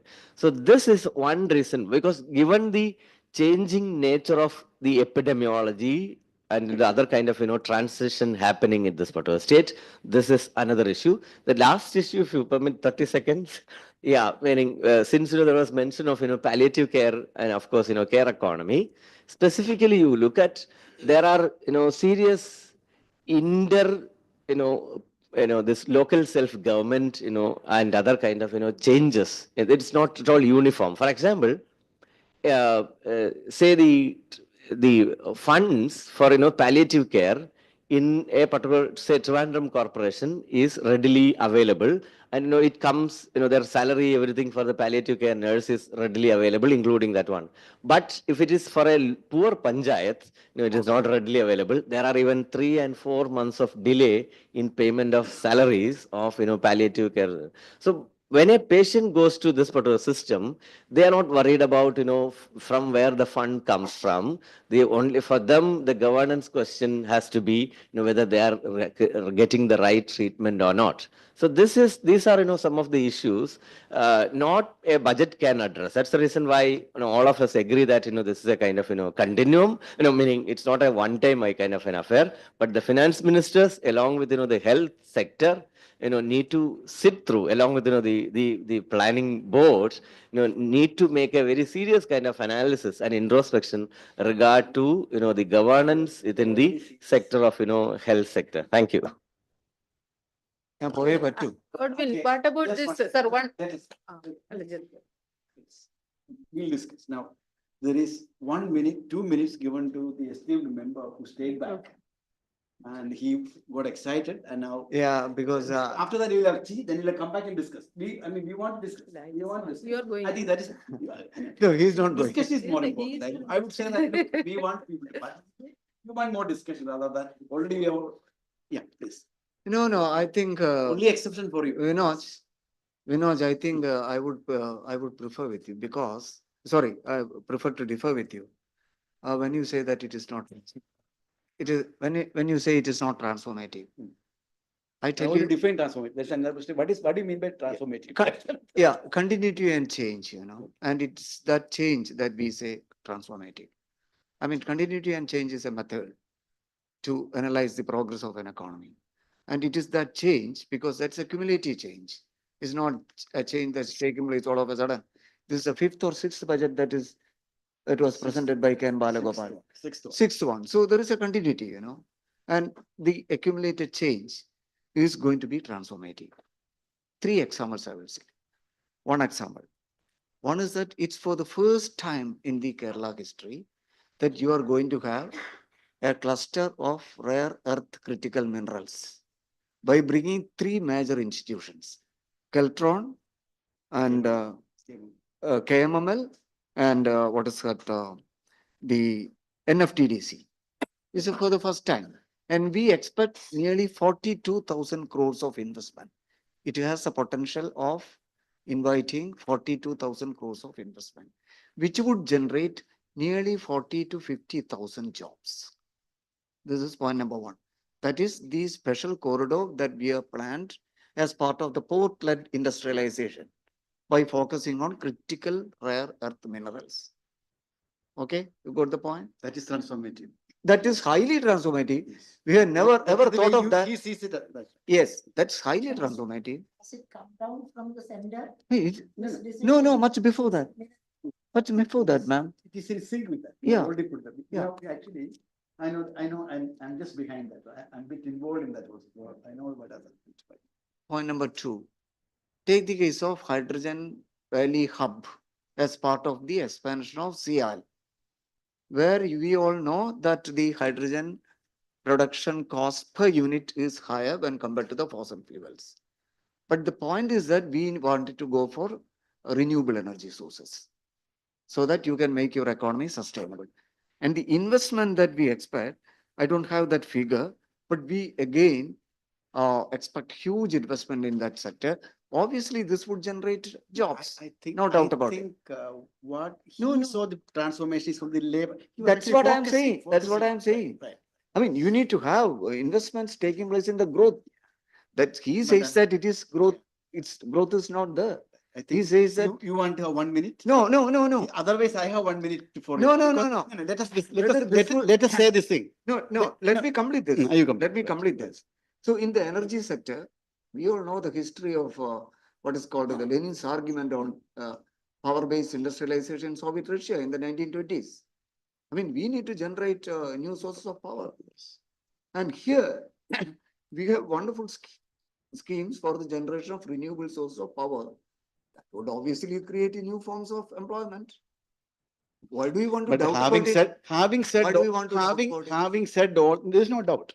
No. Having said Point all number this, three. you know, Point number a three. third one is coming. Point Right, number right, 3. right. It would be done in the last budget, No, last year's budget. Whether you, that's why I am saying that this is Continue, transformative. Last budget, you didn't do it, Yeah, right. but this time we did it. Yeah, then now what? That's why we say that Third it is point, third transformative. point. Third one is the Kerala State Electricity Board and its Mm. interventions. We are going to have battery energy systems. At the moment, we all say that there is 70% dependency on remaining states.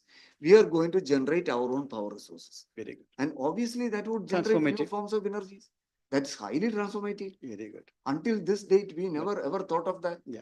It's for the first time in perhaps in South India that we are going to have this new system. That's again highly transformative. And the last point, because I don't have time, you take the case of RRTS, Regional Rapid Transit System. We have already worked out the financial composition of the new system of transport logistics. How does it work? 20% from the Kerala government, 20% from the central government we expect.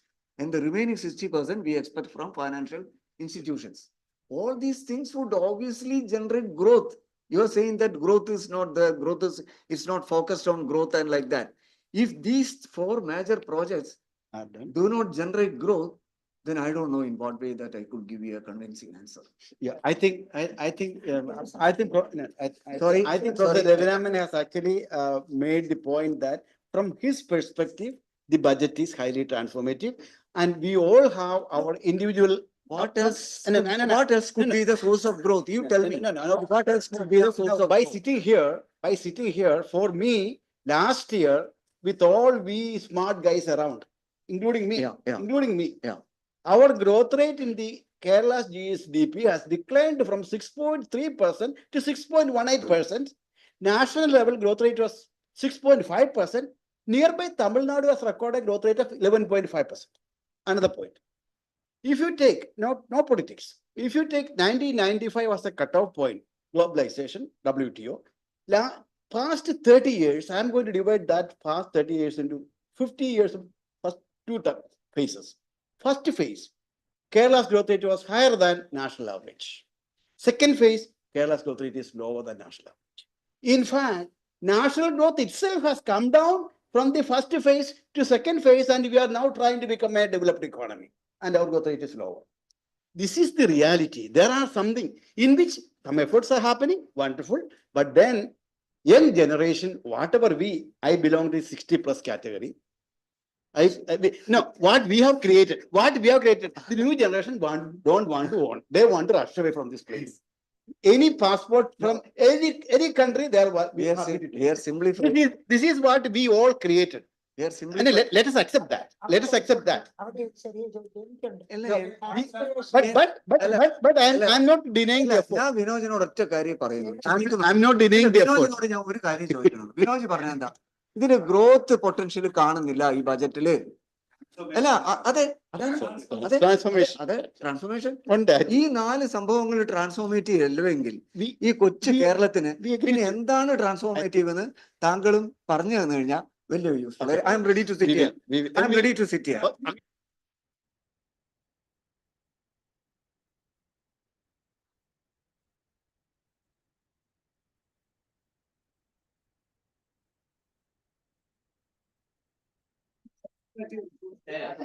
ആണോ അതാണോ നമ്മുടെ comparative advantage? Extractive industries ആണോ?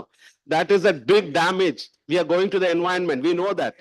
Environment, ecology, we are creating big damage. We know that. Rare earth minerals, it gives you money, but it is not environmentally friendly, ecologically friendly alla. We are saying this thing, okay? വേണ്ടെന്നൊന്നും ഞാൻ പറഞ്ഞില്ല. I am saying that you are saying, is that our comparative advantage? We have human labor is our comparative advantage. Knowledge is our comparative advantage.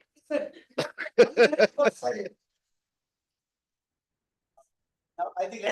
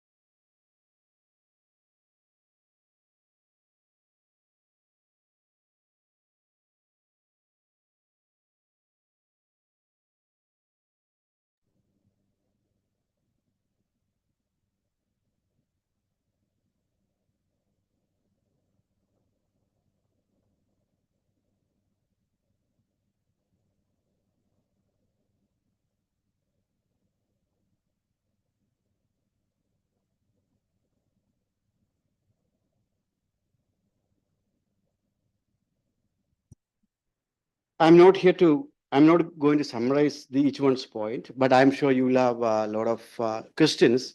We'll keep the floor open.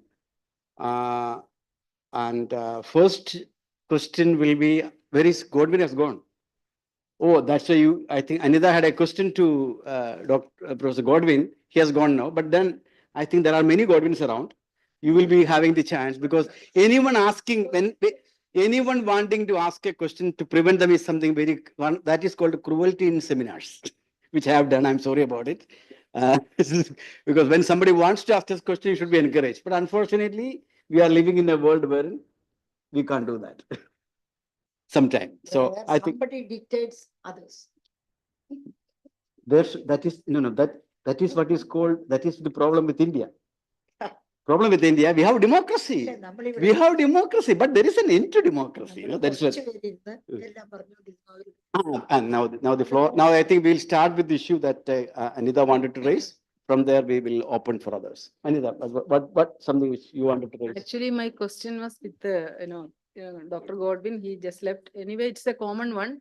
Actually, they mentioned that the health expenditure of Kerala is a little declining. But we include the KIFBI expenditure. We have to ascertain how much expenditure is, especially the KIFBI expenditure mainly for education and health.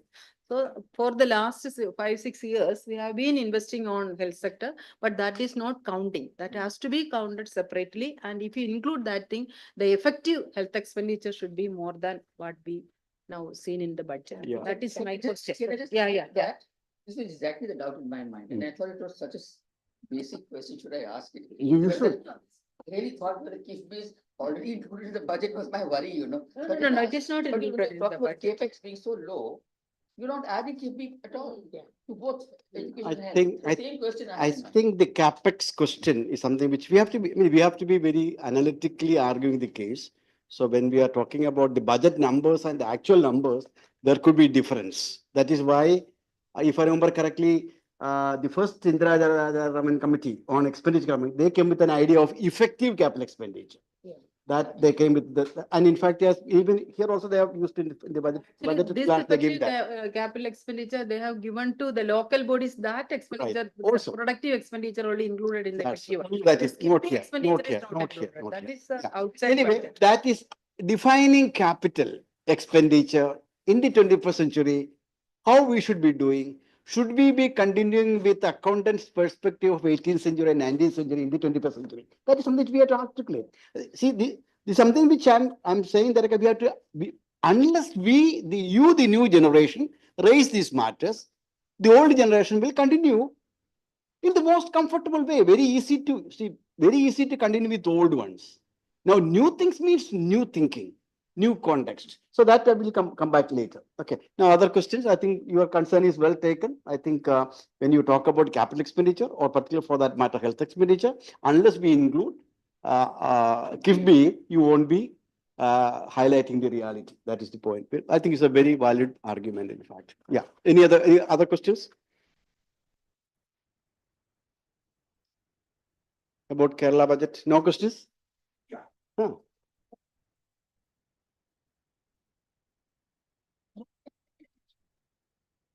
Okay, let me just start with, I think there are certain, let me just tell you that, I must tell you that among the public expenditure review committees that I read within Kerala, the best one and the most elaborate and painstaking report you people prepared. I must tell you that. You deserve a big hand for that. In fact, I read, yeah. This was for, yeah. 2012. After KK, second was KK and Kannanan, next you people came. Right. Actually, you went in depth to certain departments in terms of especially education and the effectiveness of education expenditure and all. I really like that report. But having said this, I think when we are talking about, say for example, when we are talking about the manner in which the states are constrained, not because of any particular political problem with the state. We have certain FRBM. We have got an FRBM. FRBM actually came in the context of the developed economies, where they had certain levels of development already achieved. Then they had a problem of stability problem. Because they found that inflation is going high, your external balance is going. So you have to have a problem of stability after achieving certain levels of development. In that context, that FRBM came into being. First was actually New Zealand. Let me complete. After that, it traveled to, from New Zealand, it traveled to Maastricht Treaty in Europe. Then it came to, it went to Australia, it went to Brazil, it came to India. And we also adopted, we said that, okay, we should have what is called FRBM at 3% fiscal deficit. 0 should be revenue deficit. All your current expenditure should be spent from your current income. Then the state should not invest. That means 3% should be your fiscal deficit, means you can invest only 3%. Before Musgrave in 1956, we have got Richard Nelson in Columbia. At that day he was in Yale. He did his PhD and he argued that low-level equilibrium trap. You may be knowing the whole concept that the country is poor because income is low, investment is low, saving is low. That you have to break that. You have to invest. So for a developing economy, you have to invest. Now the question is that I'm not rushing. The point, common analytical point, is that what developing economy need is FRBM. That is for a developed economy. For a developing economy, you have for a developed economy, main constraint is stability. When it, for me at the age of 65, we don't have to put on for 10 kilo of weight. We don't need growth. What we need is stability. But in the case of a 5-year-old child, it needs growth. At the same time, it should not become obese. It should be also having stability. Growth is the prime, stability is it is equally important, secondary. But in the developed economy, stability is the prime. So in that context, that is what I'm saying, that in a developing economy, what we need is not FRBM, FRBU. That is Fiscal Responsibility and Borrowing Utilization Act. Whatever money you borrow, please ensure that it is spent on projects which bring returns that are higher than the rate of interest you have to pay for that. Cost of borrowing should be higher than the return that is coming from. Now, point here is that this FRBM concept was articulated in the case of sovereign economies. As far as sovereign economy is concerned, they have the freedom to decide the expenditure. They have the freedom to decide the revenue. But when you are translating the same thing to a subnational entity, which has no control over the revenue, because the GST2 came, Kerala will be losing 8,000 crore. Here come VBG Ramji to VGMG Ramji, Kerala will be having additional expenditure of 1,500. So we have no control neither of the revenue nor of the expenditure. More importantly, for a sovereign entity, when they spend 100 crore, they can take the full benefit of that. When Kerala spends in education, who benefits? Kerala benefits, of course. India benefits. Other states benefit. That is why 2.7% of the population brings 24% of the foreign exchange. That is why out of the 6.8 million software engineers, 20% is from Kerala. So what I'm trying to say that when you are translating this FRBM concept to a typical developing economy, subnational entity, first of all, these are things we should be aware of, regardless of the state, regardless of the context. But what I'm trying to say, you have the change. Second point which I want to say, that when you define capital, all the time road was important. We know that only with the road, only with the factory, growth can happen. Today, you don't need to have any. The more important is human capital, knowledge capital, R&D. But those things are not. These are not counted as capital investment in the accounting sense of CAG. When will they learn it? We have to put it. It is our job. Putting it under social capital. No, it doesn't come. In your capital investment in your capex in the conventional definition of CAG doesn't include. I would say that salary for a teacher, that's human capital generation. That should be a part of capital building. But the construction of the school school building is there. Teacher without building, what? You have a building without teacher, what does it mean? That building comes under the social capital. No, this is physical capital. Not physical, social capital is different. Concept of social capital is different. Social capital as well as physical capital has two aspects. Even social capital has a physical aspect. Ah. That is the construction of a school Ah, building or Then medical i- building or now, like that. If you consider knowledge is the most important resource and most important factor in development today, then school alone cannot. You need to have human capital in that. I'm saying that we have to Of change. course, I'm it is trying to say that I'm not saying that this is for the new generation to articulate. We have to send this powerfully to the national, we have to say that this is not for Kerala alone. I'm not asking for For Kerala. the developing economy. Exactly, for the developing economy, this is very important. We have to conceptual categories and again institutions, if they do not change according to changing context, institutions can be most inimical to development. If, for example, Finance Commission, the only Finance Commission announced after India aspiring to become a developed economy, how much they have imbibed the new aspiration. This is new aspiration of the country. It was very different from 1951 point. 1951, at that time we want to give basic minimum public goods so that everybody is eating something because they were all hungry at that. Today we have now aspirational country. According to the aspiration, how much we have done, how much we have changed the Finance Commission in terms of these are questions. I think see, this is not for Kerala. I'm not saying anything against anyone, but I'm trying to say that our inertia for even intellectual community to change. We are not even changing. We are comfortable by taking somebody else's models and replicating it. And again, what Rangarajan and Srivastava did, they have justified it, exposed. They exposed, justified how to have, suppose you have 3% means 10% is the domestic saving, okay, 3% for state, 3% for central, and 4% for the private. This is the argument that developed, exposed. Have they ever thought about them ourselves? This is for you people to think. In GIFT, you are made to think like that. We have to think and we have to come with the new paradigms for the new context. If you are trying to fit old paradigms, that is where, teacher, we all. And again, final thing which I want about education, what is learning happening here? In the colleges, we are mugging up textbook of irrelevance.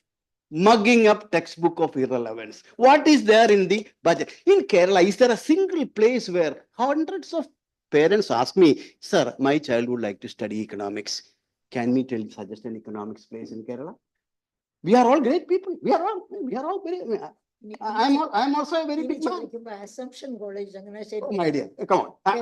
My sister studied there. I know it. Masters of mug.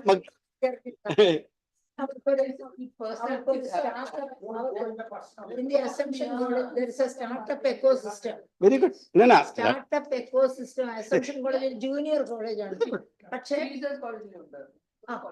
അങ്ങനെയുള്ള എല്ലാ കോളേജുകളെയും നമുക്ക് നല്ല കോളേജുകളായിട്ട് എടുക്കാം. കാരണം ലേണിംഗുമായിട്ട് link ചെയ്യുന്നതാണ്. അതായത് മന്ത്രി Rajeev startup ecosystem എല്ലാ കോളേജുകളിലും കൊണ്ടുവരണമെന്ന് കഴിഞ്ഞ 3-4 ബജറ്റുകൾ പറഞ്ഞതാണ്. എന്നിട്ട് ഈ ബജറ്റിൽ അതിനെപ്പറ്റി മെൻഷൻ പോലും ഇല്ല, ഇതുവരെ കൊണ്ടുവന്നിട്ടുമില്ല. അപ്പൊ ഒരു സ്റ്റാർട്ടപ്പ് എക്കോസിസ്റ്റം ഉണ്ടെങ്കിൽ somebody from that institute may become a Tata or a Birla in course of time. That is the technique of that. Today we have to think about it. See, I'll tell you one story, one event. In China, the university where I used to go, they have a supermarket that is of 17,000 students. There's a supermarket. That supermarket is financed by the faculty over there. It is managed by the students over there. Chemistry departments learns about the quality testing and all there from the products from there. Yeah. Economics, market behavior, everything is learned from the experience in the market. Accounting people does the accounting and other things from there. Now,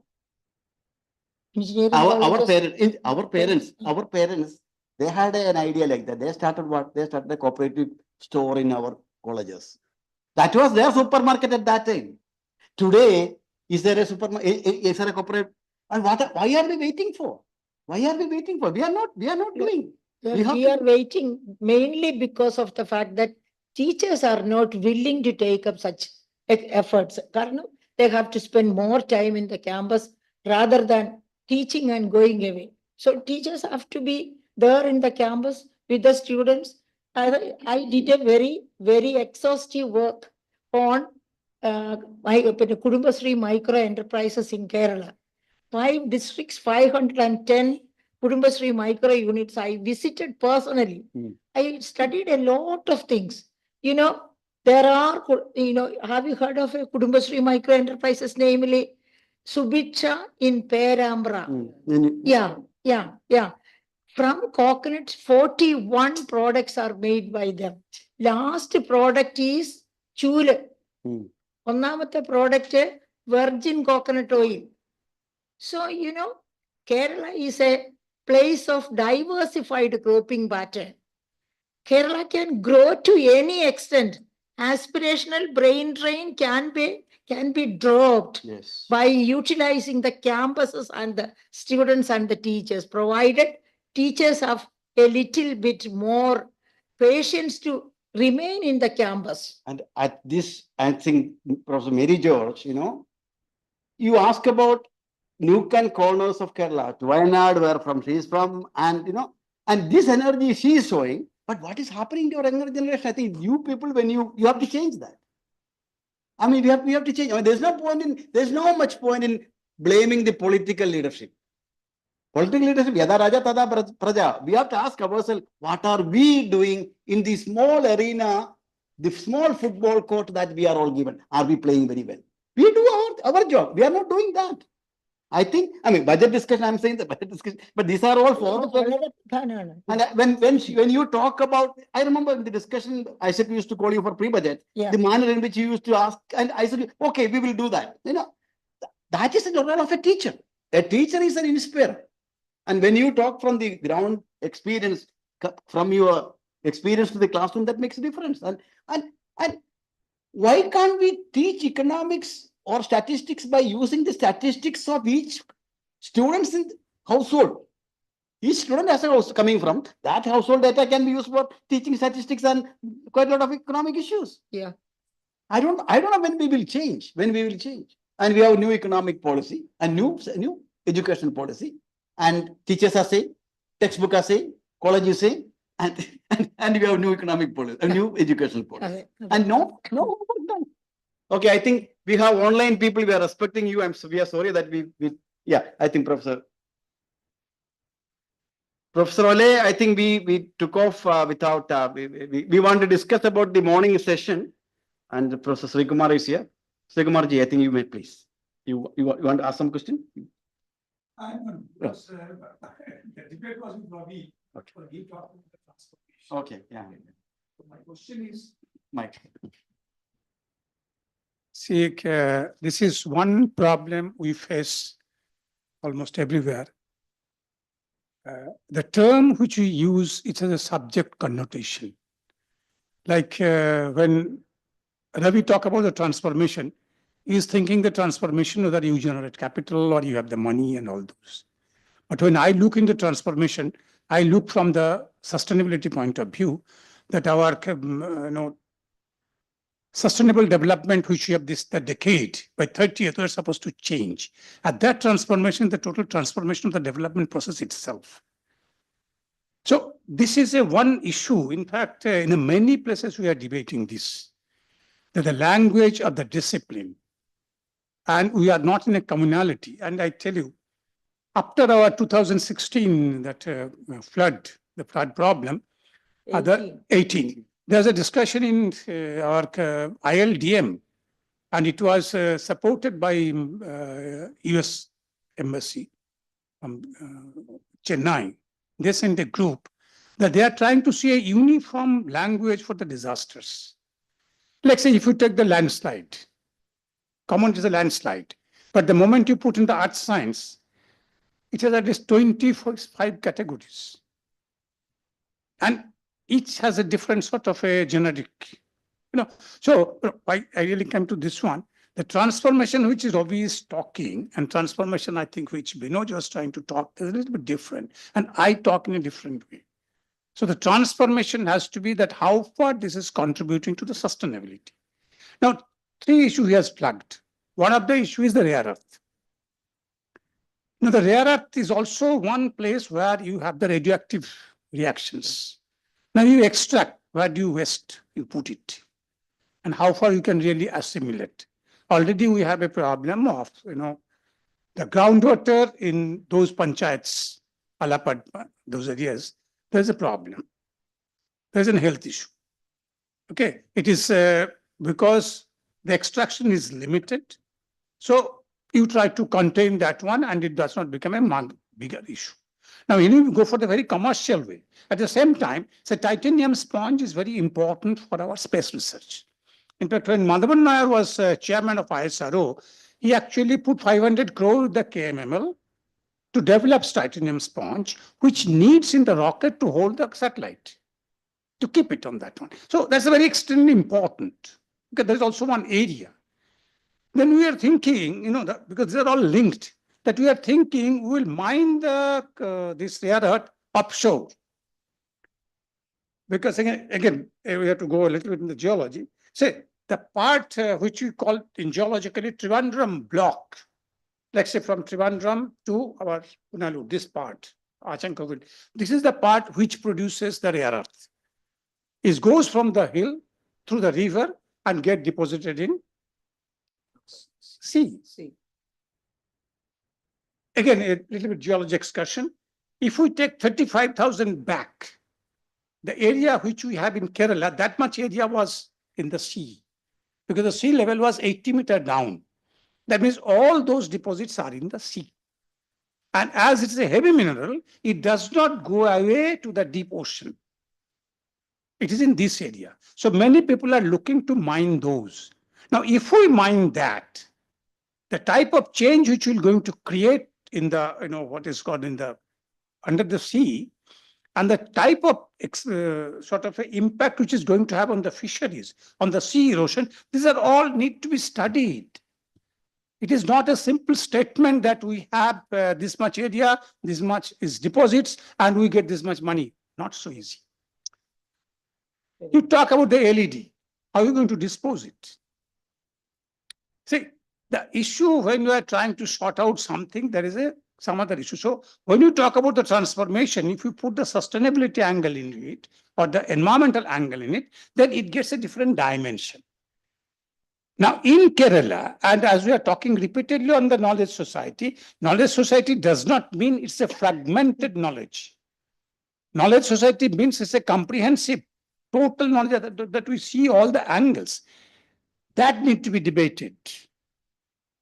That need to be debated, and that was the area where we should really have a dialogue and talk with this one. It's okay. It is just not limited to a budget alone. It is limited to the, the whole society, how we are going to really have to look into the development issue. That's my submission. I think that's really a very, very thoughtful and a very, no need for mic, I'm not saying anything on it.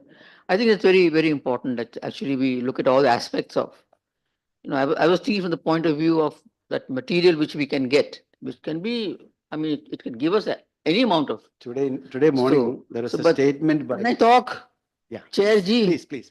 No, I'm just finishing. I don't want to talk anymore. No, I just want to say that this is something which we really should look into. This whole sustainability thing, which we are coming across it again and again. We're not learning from our past lessons. I think we should. So it's a point well taken, and I think we would agree with it. And I don't know what your definition of transformation was, but surely it was not as deep as what this man is, Sri Kumar is saying now. So that means we should think of transformation in a more holistic way. That I can come to a conclusion like that.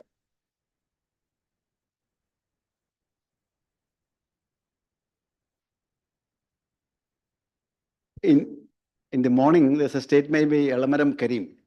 You would have read it. Elamaram Karim made an interesting statement. Elamaram Karim, very interesting statement that is relevant everywhere. When you cut the jackfruit, a few seeds will be cut. At least a few seeds will be cut. You have to live with that. If you want development, there will be some.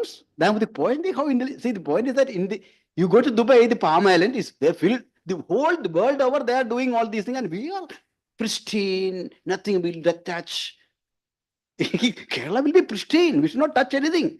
You should not, only thing is, environmental extremism of any kind or other side should not be tolerated. So yes, conservative use. I think that is where, in fact, I really liked Elamaram's statement in the morning when you cut chakka. Chakka means jackfruit.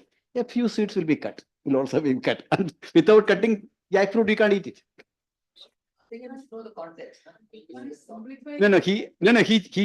used the context of the yesterday's strike. Yesterday's strike. And that is, I thought it's relevant in many cases also. That is different. Okay. Yeah. I think Vinod will have some other. No, when I meant transformation, I mean, we can think of it in two manners. I was thinking about it I had included what he was thinking, because that's why when I respond, I said ecology and environment was one of the things that I had raised about this thing. But I was also thinking about what kind of, when you're talking about economic transformation, we are not again going back and looking back into dependence on natural resources. Transformation is essentially moving out from the dependence on natural resources and moving at newer human-based resources as such. That is what we are kind of aiming is towards, again, going back and looking at natural extraction of natural resources and depending on the rent. That's basically rent that we are talking about. We are not looking at a productive economy again. We are again going back and looking for a rental economy, which is what we are looking at. So depending on natural resource extraction, what is something that is given to you freely, and trying to sell it and get money out of it, and then saying that we are going to overcome our fiscal or financial difficulties by selling the resources that we have. That I don't think it's a long-term, financially also sustainable thing, because that is going to die out sometime sooner or later. The resources that we are talking about, they are also going to deplete. You might be able to sustain for this short period. You might be able to sustain, but the resources will go away. First thing. Second thing is it is going to generate a whole lot of economic, ecological, and issues that are around this thing. Now, it is very true that we are currently in a situation where we can make a huge advantage, because globally this is demanded.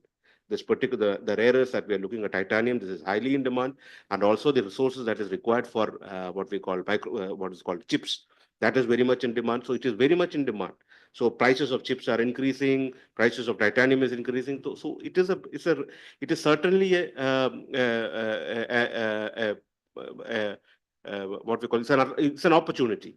But do we make such opportunity by not worrying about how we are making that particular opportunity? Now, if we need to look about the future, that's one thing. We also need to look about lots of stories about how people are displaced when you are going after these resources. How we are not completely learned about how what we have done to the damage already. We are already getting into this thing. So should we go there? The point is also this thing, when we have alternatives, it is not that we don't have, this is the easy way out, because we have seen this thing, we have resources, let's sell it. Right? It is just like saying this thing, yeah, my father had given me some money, so let me just sell it off and live happily now. Right? You're not conservative. You're not giving it for the next generation.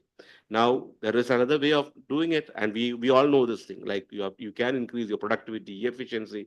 You can go into a newer knowledge economy, which has always been talked about. You can go into all kinds of other sectoral possible uses of human resources in different ways. And there's a possibility over there. We have been going on that track. And I don't think it's we need to backtrack on this. We should push further on this particular direction. That's what I will try to say. Yeah. Yeah, thank you. I have a point I'll make later. Professor Ole, are we able to hear us? And your intervention will be much appreciated. Professor Ole, yeah. Well, thank you. It's still a very early morning here, but it's been interesting to listen. It's been very interesting to listen. I think it's actually more interesting what you are talking about now than what you did earlier this morning. It reminds to a certain extent of the discussion in my own country and in the wider context.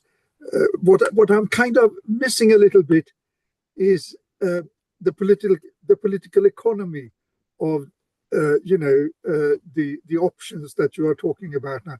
When Sri Kumar talks about the sustainability and she's talking about the the risks with the mines, the mining resources, but and how labor comes into that. I'm wondering, what are the organized interests involved in this? May I ask you to elaborate a little bit about that, how you people look upon that? Because in my own country and in large part of Europe, of course, the sustainability problem is very much related to the fact that actually the growth, the economic growth issue has been very tightly interlinked with the interest of the trade unions. So difficult for the trade unions to say that we should bet on sustainability when they need to ask for wages, and wages are related to the growth in the economy, which is based on fossil energy and all of that.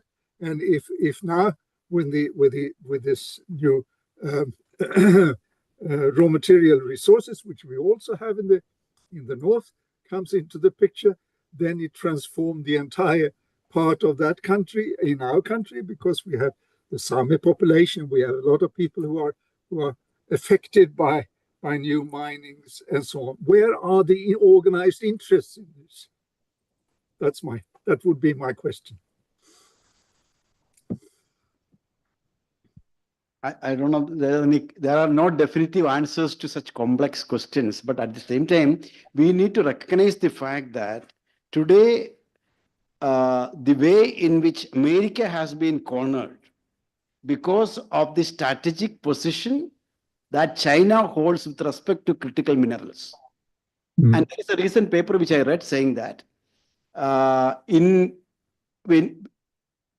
much of the demand for these critical minerals is driven by, and also including silver, is driven by the heavy demand for electric vehicles. And electric vehicles are supposedly environmentally friendly. But the minerals that actually goes behind it, the amount of mining that you will have to do, the article argues saying that it will be much, much more than the environmental friendliness that brings, the hostility that brings on account of the minerals that support the permanent magnets, because we are actually aiming at a big permanent magnet industry in India, supplying to using these critical minerals. But now the point here is that if we, at the national level, there is already a critical mineral mission has been established. And if we say that, okay, we are not a part of all these things, and this is a part of the national security. These things are the manner in which development agenda and the development dynamics is taking place. Some of these things are very highly critical to the future development path, growth path of the country. So how long we can, now as far as an innovation scholar, for me, my answer is this. It's all possible because of innovation, science and technology. And science and technology, if you appropriately use, it can bring the solution for that as well. You should have, it's all possible because of science and technology. Now the question is how you use this science and technology, whether you're using only for preservation or conservation or for exploitation. That is the point. I mean, you have the tools with you, how you use it. That's what we should have a concern for all this. We should be beware of this point, rather than going ahead with the opportunity. Yeah, I think let me respond to you. Please. I'll start with the Albert Einstein's quotation. Students, please listen to it, because very frequently you're in the social media, you should look into this. No problem can be solved from the same level of consciousness that created it. No problem can be solved from the same level of consciousness that created it. Why I took this point? Because you raised a very important issue, innovation. Yeah, exactly. That was the thing I was trying to talk. If you take those material, which you are doing so far, and then just sell it without value addition, and without taking the innovation, how really we are, say, the most important thing today in the industrialization is the semiconductors.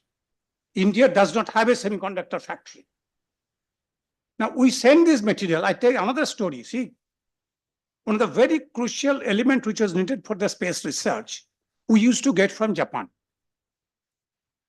And then when our US put the embargo, I'm talking around almost 20 years before, Japan is not sending it.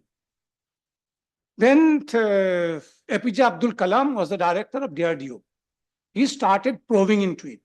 He has seen the material actually we are sending from a mine in Jharkhand. Jharkhand, raw materials.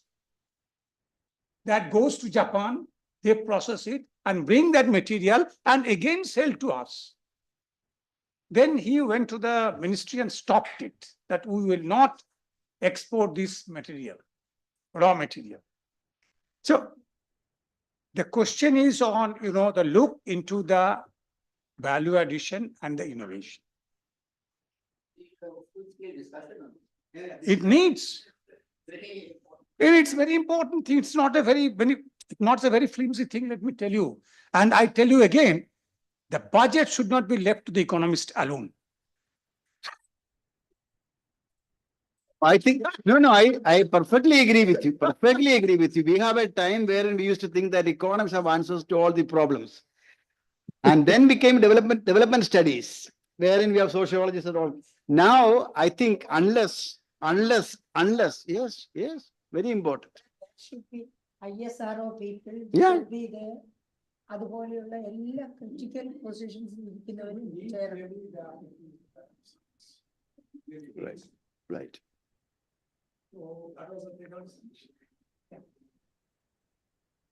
I think one point which you raised about the education and where the budget is heading towards in terms of transforming.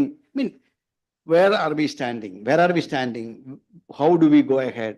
Is there of course, Higher Education Council is doing a lot of work. Inspirational brain. Yes, inspirational brain drain. That's something which we have to really discuss about these matters. In fact, we should. Startup ecosystem.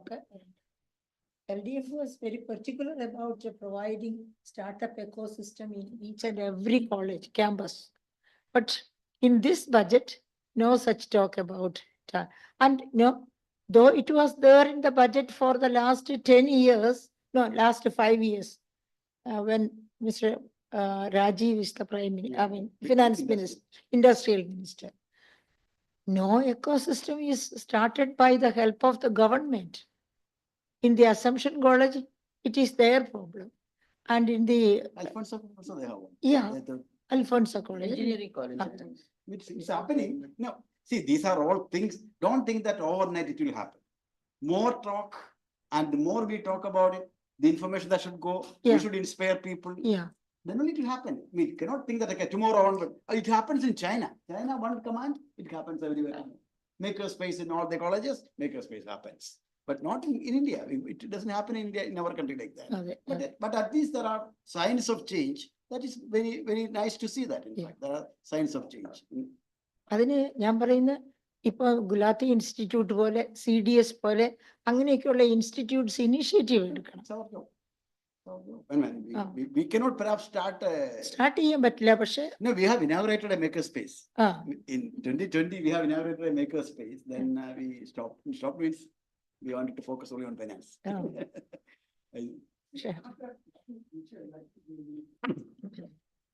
Inform, but put here. See, if you look into the globally, the country which is self-sufficient in food, only they are respected and feared. If you look, so why really US is trying to break the BRICS? Look, all the countries in the BRICS, they are all self-sufficient in food. Okay. Now, Kerala cannot be self-sufficient in food. But India has. So I'm coming to that. Yeah. But then, let's say take Japan. Whatever Japan tried to talk on all these things, the final analysis, because their own generation only for 3 months. So they can be always stopped. So US is not bothered. You grow and all this, they are bothered why China is growing. Because China and India would depend. They will be bothered why India is growing. MS Swaminathan once came out when we are debating about the Kerala paddy fields are going and all those things. Kerala was never food self-sufficient. Because we have looked into, because you don't have the things. Because the dependence on the rice came and the tapioca idea started going and all those things. So he started talking about the food zone. Like say you try to develop the food zone. Okay, now we have in this budget, but this also we should always keep in mind that how much we can contribute in that, in what way, in what aspect, means to keep our agricultural sector really robust. Agricultural sector is one of the sector where our productivity is very low. And we can increase our productivity. Elevancheri case, have you heard of? Ah, Palakkad Elevancheri. yeah, You should study about Elevancheri. അവരെന്താണ് കൃഷി ചെയ്യുന്നത് നോക്കണം. അങ്ങനെ നോക്കുമ്പോഴാണ് നിങ്ങൾക്കൊക്കെ startup ആകാമെന്ന് മനസ്സിലാകും. ഉണ്ടോ പാലക്കാട്ടുകാർ ആരെങ്കിലും ഉണ്ടോ ഇവിടെ? Yeah, there are Palakkad. Have you been to Elevancheri? ഞാന് അവിടെ ചിറ്റൂർ ഗവൺമെന്റ് കോളേജ് വർക്ക് ചെയ്തിട്ടുണ്ട്. അതുകൊണ്ടല്ല, I'm very fond of Palakkad because I did my research on chemical fertilisers on paddy in Palakkad. Then coconut, Calicut, then rubber, Kottayam, Kottayam. Yeah, yeah. So that Elevancheri, you should go and study. But the first discussion in MG University about rubber happened in 2022. Yeah. In 2011, we were preparing a national rubber policy. I wanted, with all respect to MG University, I wanted someone to be sent from there to reflect. They didn't have one person. Because അതാണ്. universities Then you disconnect. could ask me. Universities disconnect. I mean, you are here at that time. Yeah, The universities disconnect. I could Ada. not feel more than that because That is people true. who are in trouble from 2011 onwards, a university sitting there has no answer or not even bothered, not even having a question about the concerns of the people around. Then why you need university? What is the purpose of the university? If they are not having a question, forget about solution. And then one more question to ponder. എന്താണെന്നറിയോ? In the 2016-17 budget, Dr. Isaac stated that a CL model company will be formed to rescue the rubber growers in Kerala. We were thinking of taking over Koduman Estate. Actually, in fact, I have worked with him on that. We want to take over Koduman Estate and Yeah. establish a global rubber park. But But I want to say one thing on the agriculture part, which you all have been saying. I mean, there has been a very serious attempt on the part of the government to revive to some extent. In this Well, budget. In this budget, even earlier also. And, you know, we used to be so happy when we found that a little bit of acreage has increased under paddy, you know. So it's not as if they have not been responsive to this whole issue. They have been very much responsive. And dairy, of course, is flourishing, you know, that it's overproducing in a way. That's what they say. But paddy is catching up a little bit. It's being produced. So I'm saying, and the growth rate in agriculture has gone up. In the 14th plan, it's a 3 point something from whatever it was earlier. So there has been a whole big push to agriculture because unlike what was happening at the all India level at that time. Acreage. So that I tell my wife, who is from Agriculture University, professor, that their students are good in everything other than in agriculture. Agriculture. Not even a single, no. Kerala's agriculture. a lot of things. They've done a I lot. remember in Oslo, when a professor came with me to a rubber survey in Kottayam, he asked me two questions. Do you think you are a less developed country, seeing all the big houses around in Kottayam? Do you have an agriculture minister? There's no cultivation, no land. Land is not being used. You go to Japan, even on their yard, they plant rice. Wherever there is some soil, they plant. Here, is there anything cultivated? Nothing is done. Nothing is being cultivated. look, the issue. The land is being wasted. Whenever I travel in a bus or something, I look Yeah, at you know. so much not used. Intensity of crop. Say, JLGs of Kudubushi. That's what they're doing. They're using. No, they lifted 50,000 hectares. They brought us 50,000 hectares out back. That's good. look, Yeah. Didi, which I'm trying to emphasize. My Yeah, dear we- friends, We have dear friends, emphasis on. about paddy cultivation. In 1974-75, more than 8 lakh hectares of land was under paddy cultivation. It has now come down to 1.85. 1.85 And lakh Kudumbashree, hectares. he lifted it by They grew in 50,000. between a little bit. Of course, Yeah, Other- they lifted it by Kudumbashree 50,000. Is doing a lot of. But still there is Yeah. no, paddy field remain uncultivated. I have a submission on this one. In fact, I looked very, yeah. Please raise some questions and contradict us. We are discussing. Yeah. Sir, you know, No, declining this paddy thing, no. One reason could be this out migration, Gulf country migration and all, no, people, lot of, in our places and all, lot of people, they just dropped cultivating paddy because no one is there. And also they don't want that also. They are, The cost getting of- money from outside. Cost of And also cultivation. the paddy use, not paddy, rice consumption is also on the decline. Coming down. Every household, yeah, no, the farm, people don't, in my house also, I think a majority of the houses, only 1/4 of the rice is not needed, whatever they have taken earlier. we still are importing rice. Yeah. See, the whole question, which why I raised this issue. Yeah, government is taking initiatives and we are very much aware and put into it. What I'm trying to emphasize is that we cannot, 1 minute, അതിന്റെ ആവശ്യമില്ല ഇല്ലെന്നേ അത് തന്നെയല്ല I don't want yeah, madam, this is for your consumption. Because say, I looked into the data on, program in the city. No, you should have a quick lunch and go. No problem. Lunch is no problem. She can sit here and hear him. Yeah, What that's she better. said is, Ah, what you she said really is. listen to what he said to say. see, what I was trying to tell, we will not be in a position to arrest conversion of paddy field. What we can do is, we have very specific rice growing area like Kutanad, Palghat, part of Trichur, part of here. We have to go for the precision agriculture, increase the productivity. True. That's what's That is mentioned. important. It is 7,000. Yes. Here it is 1,500. Exactly. Exactly. That is the thing required. Because if you go on telling, because you cannot increase, because there's other pressure to convert the paddy fields. Yeah. I think it's mentioned in the budget. I mean, You have quick lunch and go. Doesn't matter. I'm not interested in getting lunch now.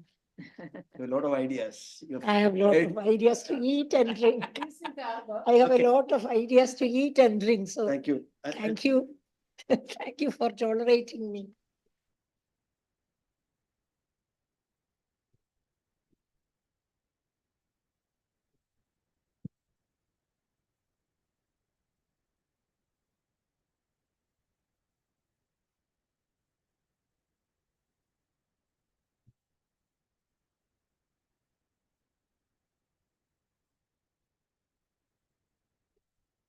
precision farming. Okay, I think that's, I- is always satisfied with. what- Yeah, I think the students have questions about Kerala budget?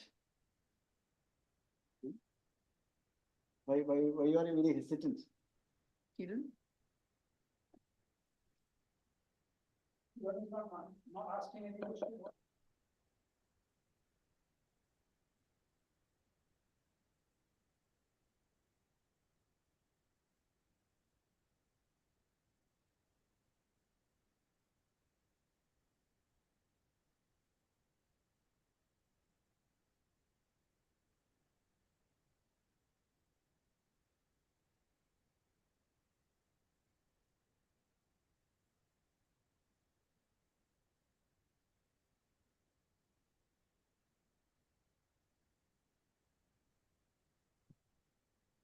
So my name is Aditya. So I got a question to Sri Kumar sir.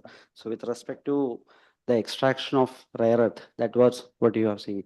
So with respect to the present day evolutions, like more focusing on electric vehicles, focusing more on, sort of supersonic defense equipments, where sensors happens to be the cornerstone. It's no longer about the structural design. It's no longer about the way by which you are, setting up the whole performance, but it's all about sensor, it's all about signaling, where the chips happen to be the foundation.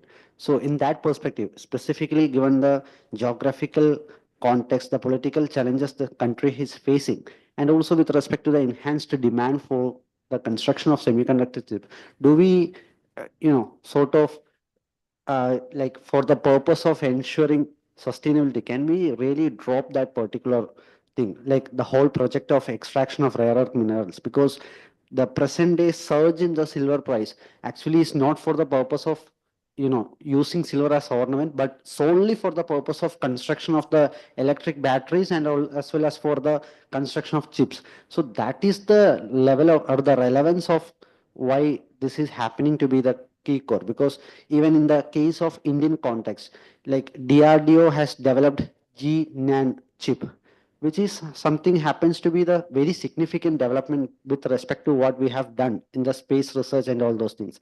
So can we say, okay, there should be some limits, but again, given its rarity, that is why it is called the rare earth minerals. So if some source, because across the world, the exploration for the rare earth minerals are happening to be very wide. Rather than petrol and gold, what happens to be rare earth is now getting the priority. So can we really say, okay, for the sake of sustainability, you should not divulge into that particular sector? Or how can we actually manage the aspirations? Because even for the purpose of ensuring that brain drain should drop down, there should be some technological advancement sector that should be really opening up more opportunities for the people, like to look upon, okay, we have something right in our own state to pursue a career and to stay in the state rather than going for migration. So that actually opens up a wide sector, and it also have a wide demand, not just in defense, not just in the electric sector, but it has a wide open sector.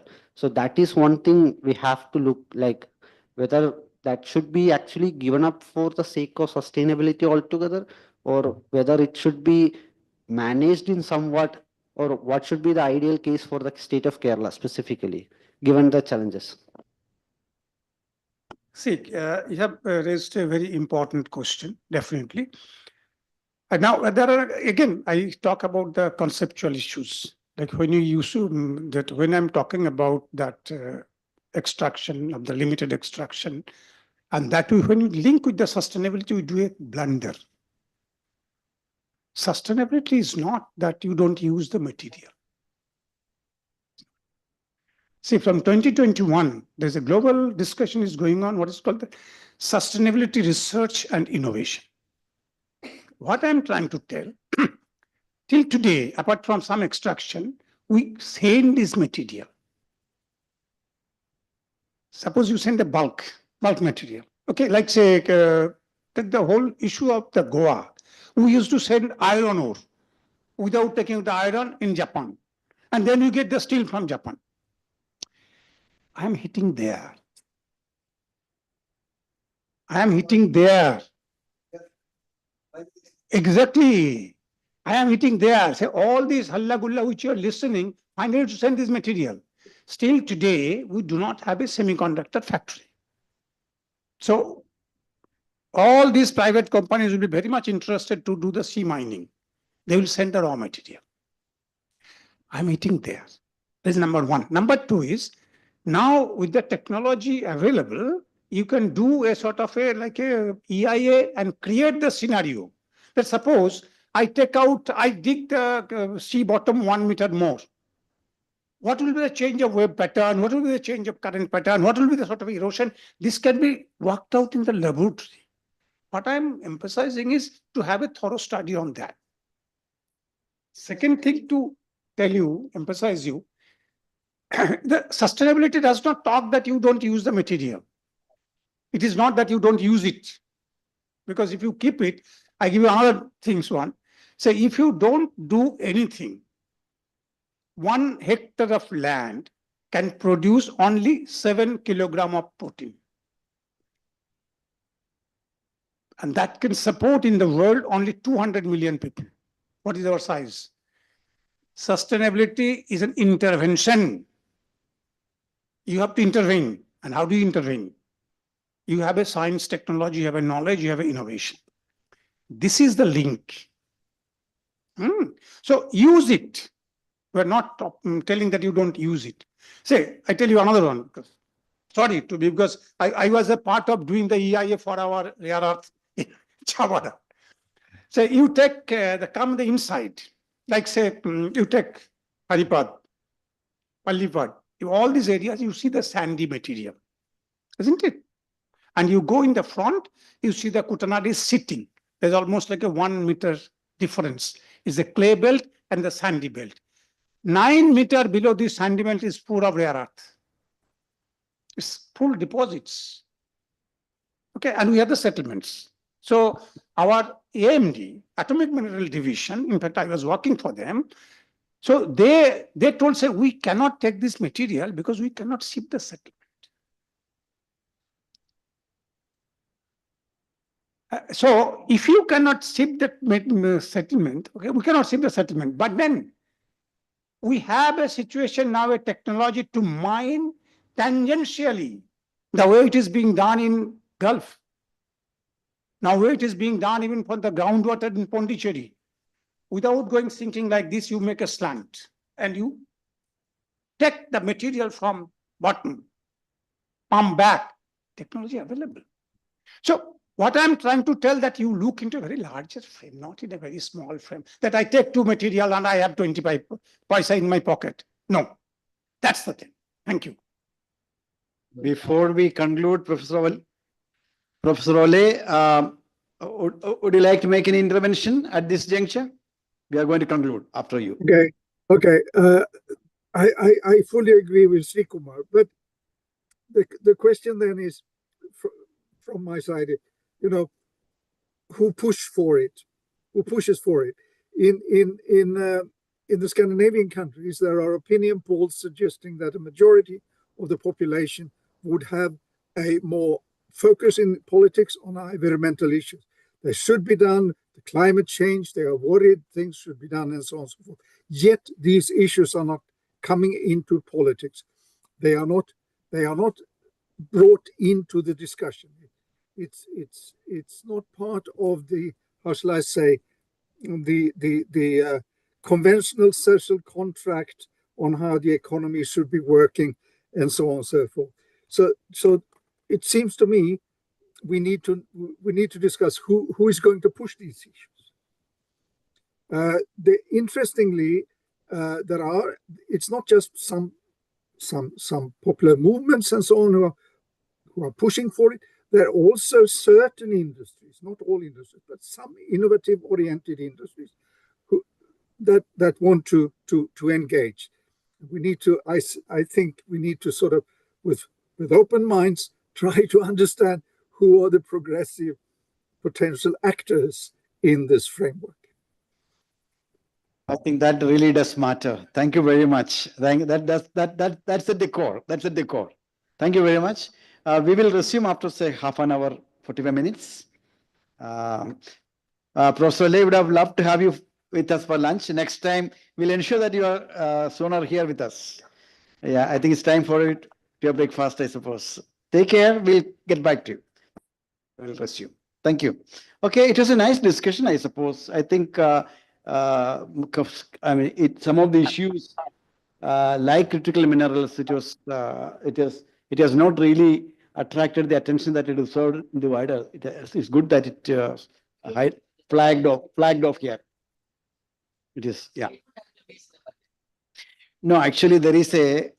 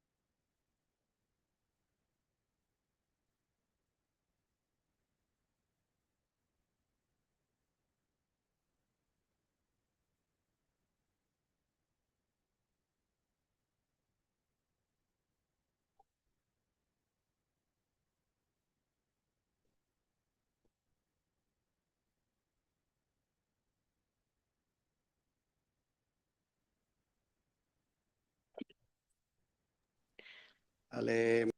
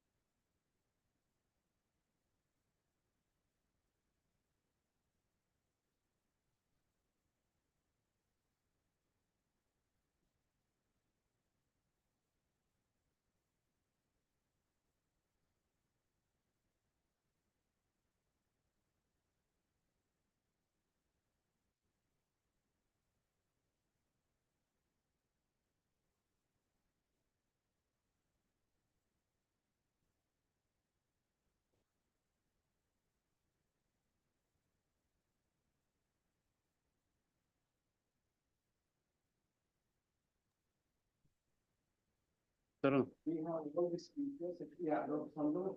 Dr. Santosh, are you online? Dr. Santosh? No.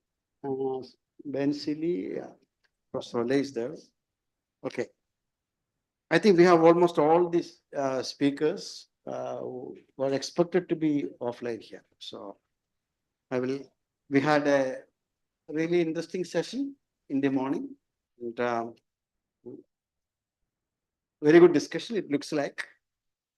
We moved beyond the discussion, especially to the sustainability question and the new agenda of critical mineral, how critical it is to Kerala's sustainable development. Now we have the afternoon, we have Professor Ken Harilal to chair this session. We may have the opportunity to listen to Sri Ravichandran Nair. So I welcome all of you once again. I'm happy to note the presence of Professor Ole Tornquist and Ben Silly and others online. So may I request Professor Harilal to chair the session and conduct the proceeding. Over to you, sir. Professor Joseph, Professor Sri Kumar Chatterjee, Professor Ole, Anita, Dr. Anita, Dr. Nimal Roy, Dr. Shruti, Amala Johnson, Amala, sorry. Sonia will, Sonia. Okay. So is Sonia joining? Okay. Okay. Anyway, we have many panelists here. And apart from the panelists, others are also going to contribute. So as moderator, I'm looking forward to a very, very interesting discussion here. My role is to sort of facilitate that discussion. Now, the problem is that we are having too many important things happening around us, and they are overtaking us. We are not really getting time to really digest and discuss these important policy announcements or these events. Like immediately after the state budget, the central government budget came. Along with that, the Union Finance Commission report also came out. And gift being gift. In fact, these three documents, particularly the Finance Commission report, should be discussed throughout the year. There are so many elements on which gift scholars are interested in. Each chapter will belong to a specialist here who is specializing in those areas in the Finance Commission report. But this time, because of crowding of these events and announcements, in fact, none of our institutions have got really good time to discuss these documents. In fact, there are very interesting finer aspects to these reports. I was going through the Union Finance Commission report. In fact, we should be having sessions, continuous sessions to discuss the Union Finance Commission and its recommendations. And I'll also request you people to discuss the State Finance Commission report, because we have put in quite a lot of effort. And I believe that it's going to be a game changer in various ways, because now we have changed the devolution pattern significantly. We have the devolution diagram we have completely changed. And they will all have implications. So we need to discuss the State Finance Commission report also. In the Central Finance Commission report also, in fact, no, the Central Finance Commission has really addressed some of the concerns we were raising in Kerala, in GIFT, in various other forums. So our discussions are influencing policymakers in a significant way. And therefore, no, we have every reason to be proud that we are also contributing to policy making in the country. And I should make use of this opportunity to congratulate GIFT leadership, Professor Joseph, and faculty and students here, because people are looking forward to our experts. No, in fact, no, now inquiries are coming about people who can contribute to journals, discussion, some paper to be presented. So in the future, I'm very sure that there will be great demand for people who are trained in GIFT in the area of public finance and related policy. Now, with that introduction, I'm not really getting into the state budget in any detail, but of course, I will also have things to add. But as the trend in the morning discussion, what I gathered from my discussions with the director, you start with budget announcements or positions taken in the budget, but then you end up discussing wide array of issues, like in the morning from rare earths, critical minerals, discussion on environment came up. Similarly, other suggestions in the budget, it will be leading to a lot of other deep going discussions in other areas. Okay, with that introduction, now let me invite Professor Srikumar Chakravarti to any time restriction?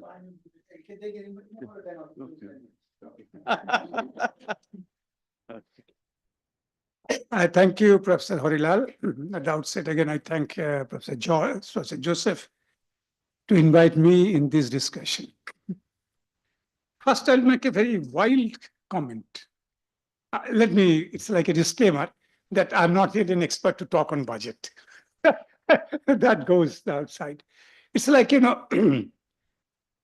you look from the physics, we have two forces, centripetal force and centrifugal force. One is drawing you outside, one is drawing you inside. And budget is an exercise of that how do you balance between these two and move forward? The only thing is, not like Earth, it comes back in the same orbit, the orbit changes. It's like a spider. From one level, you go to another level. Nevertheless, you always try to balance between the external and the internal, these two forces. Telling that, why I raise this issue is, the whole game is to basically look into the resilience. How do we build resilience of the state? Now, that resilience can be from the ecological point of view, natural resource point of view, human resource point of view, infrastructural point of view, as a whole. Let's say we all feel very proud that 18th flood could be really, in a very short, could be managed. The shocks can be managed because state had the resilience. So every budget is trying to look into how do we build on that resilience. That's the one of the important game that normally you have to keep in mind. Telling that, as I was looking into the the budget, and then I really a little bit linked with which our finance minister announced in one of the seminar in, I think, Ernakulam. Yeah, Ernakulam. How he spoke about the land locked in the plantation sector and how really we come out from that. And from there, I think a statement when we discussed came out that so far we are looking at the redistribution. Kerala's thrust was on redistribution. But now Kerala's thrust should be on the productivity enhancement. That's a very straight, you can tell a very simple way that how do we really enhance the productivity in almost all the sectors, whatever we try to talk. So that's the sort of in the bottom line. Now, if I really go through, when I was going through the budget, there are a couple of issues where my interest comes, like there's an urban commission, there's allotment for that. Then there's a special planning, which goes with the town and country planning department. Then there's a climate change commission. Again, there's an allotment. Disaster management has an allotment. And there's also a sustainable development institute is being proposed. So these are all areas where I feel it's very interesting that these issues have been plugged and there are allotment has been made. So the activity will take on this. Telling that, I like to put three important issues, and I think that the LGF will come back and will take up those works. Number one, sustainability, research, innovation. That's a now global thrust. Sustainability, research, innovation. With the existing science and technology and the knowledge, we are not in a position to go much forward. If we have to enhance the productivity in all sectors, take agriculture, we need innovation. Take plantation sector, we need innovation. Take industry, we need innovation. Agriculture, we talk about what is called that precision management, where you manage fertilizer inputs and the water precisely which is demanded by the crop. So today, on an average in Kerala, we use 100 kilogram of fertilizer. Now, it has been seen that by the agricultural scientists has come out with experimental studies that our plants can only absorb 40 kilogram. 60 kilogram is waste. So by increasing the fertilizer more and more, whether we are actually contributing the waste, because that finally leads to the water and water get polluted. So there's a cycle in it. So precision management is the issue. So that needs research. That needs innovative research. So sustainability, research, and innovation should be one of the areas we have to plug in. And since 2021, under the Future Earth program, there are global conferences going on. In fact, this year, in the June, July, it is being organized in South Africa. Every year it goes on.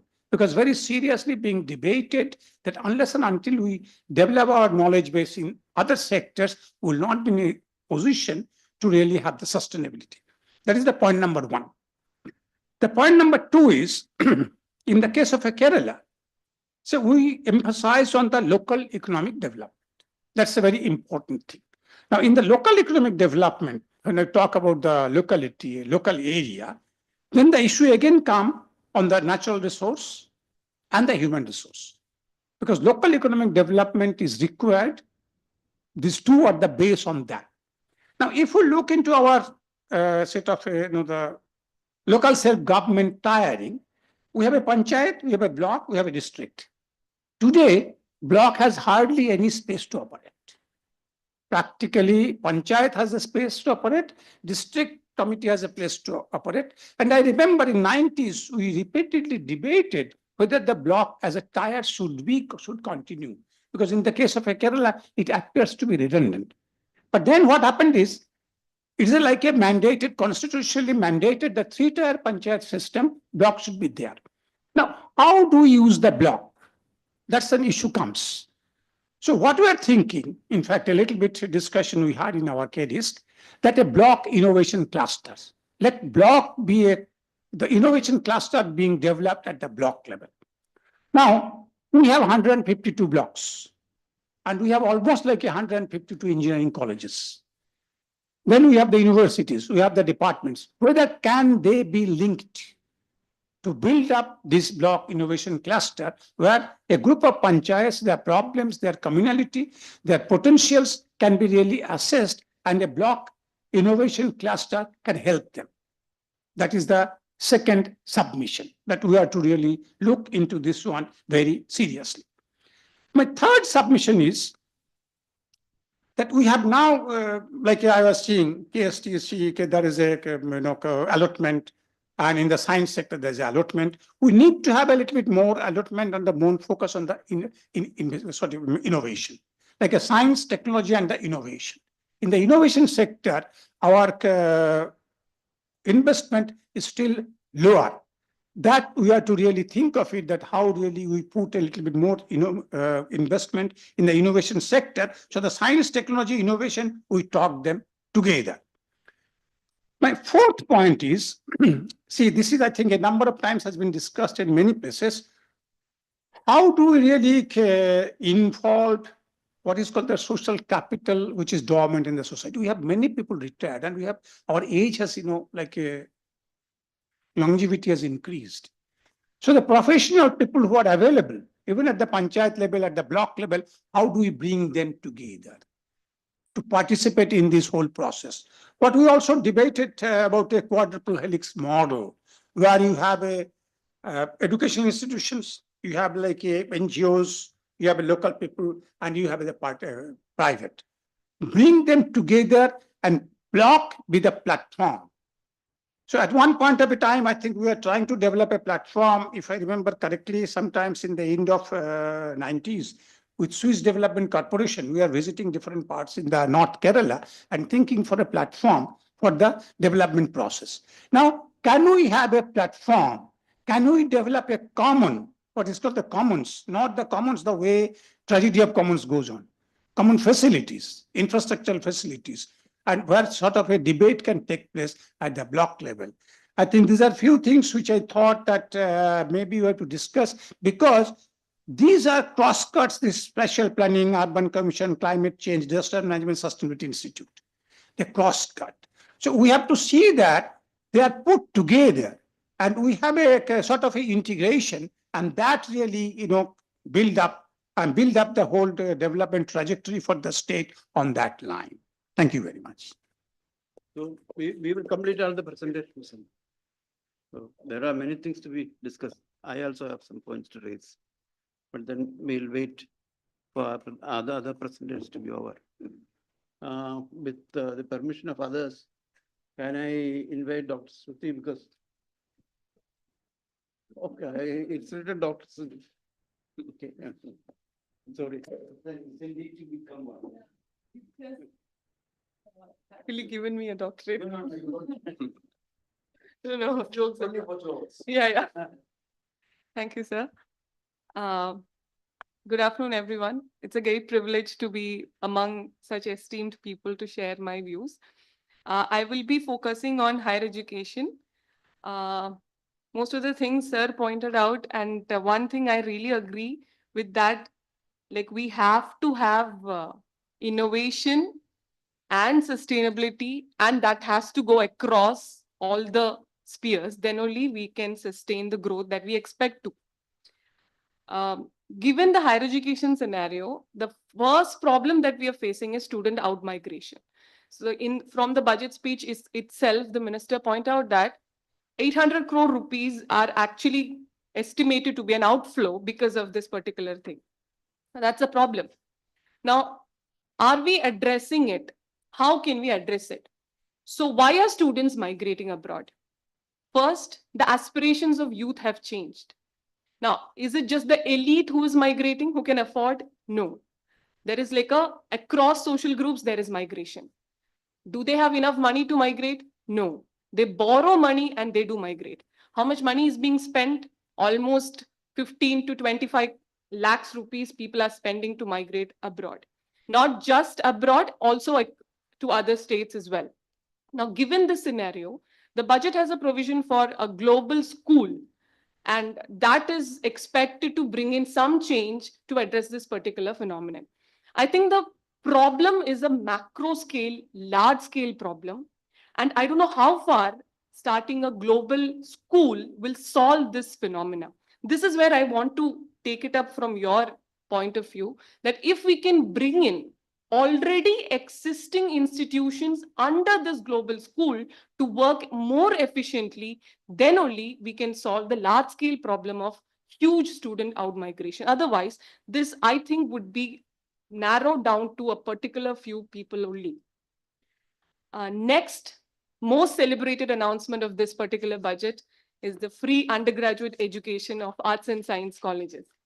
Yes, from CBCSs, when we moved to FIUGP program, the students were crying because instead of 500 rupees, now we are supposed to pay 1,500 rupees. So that's a huge jump.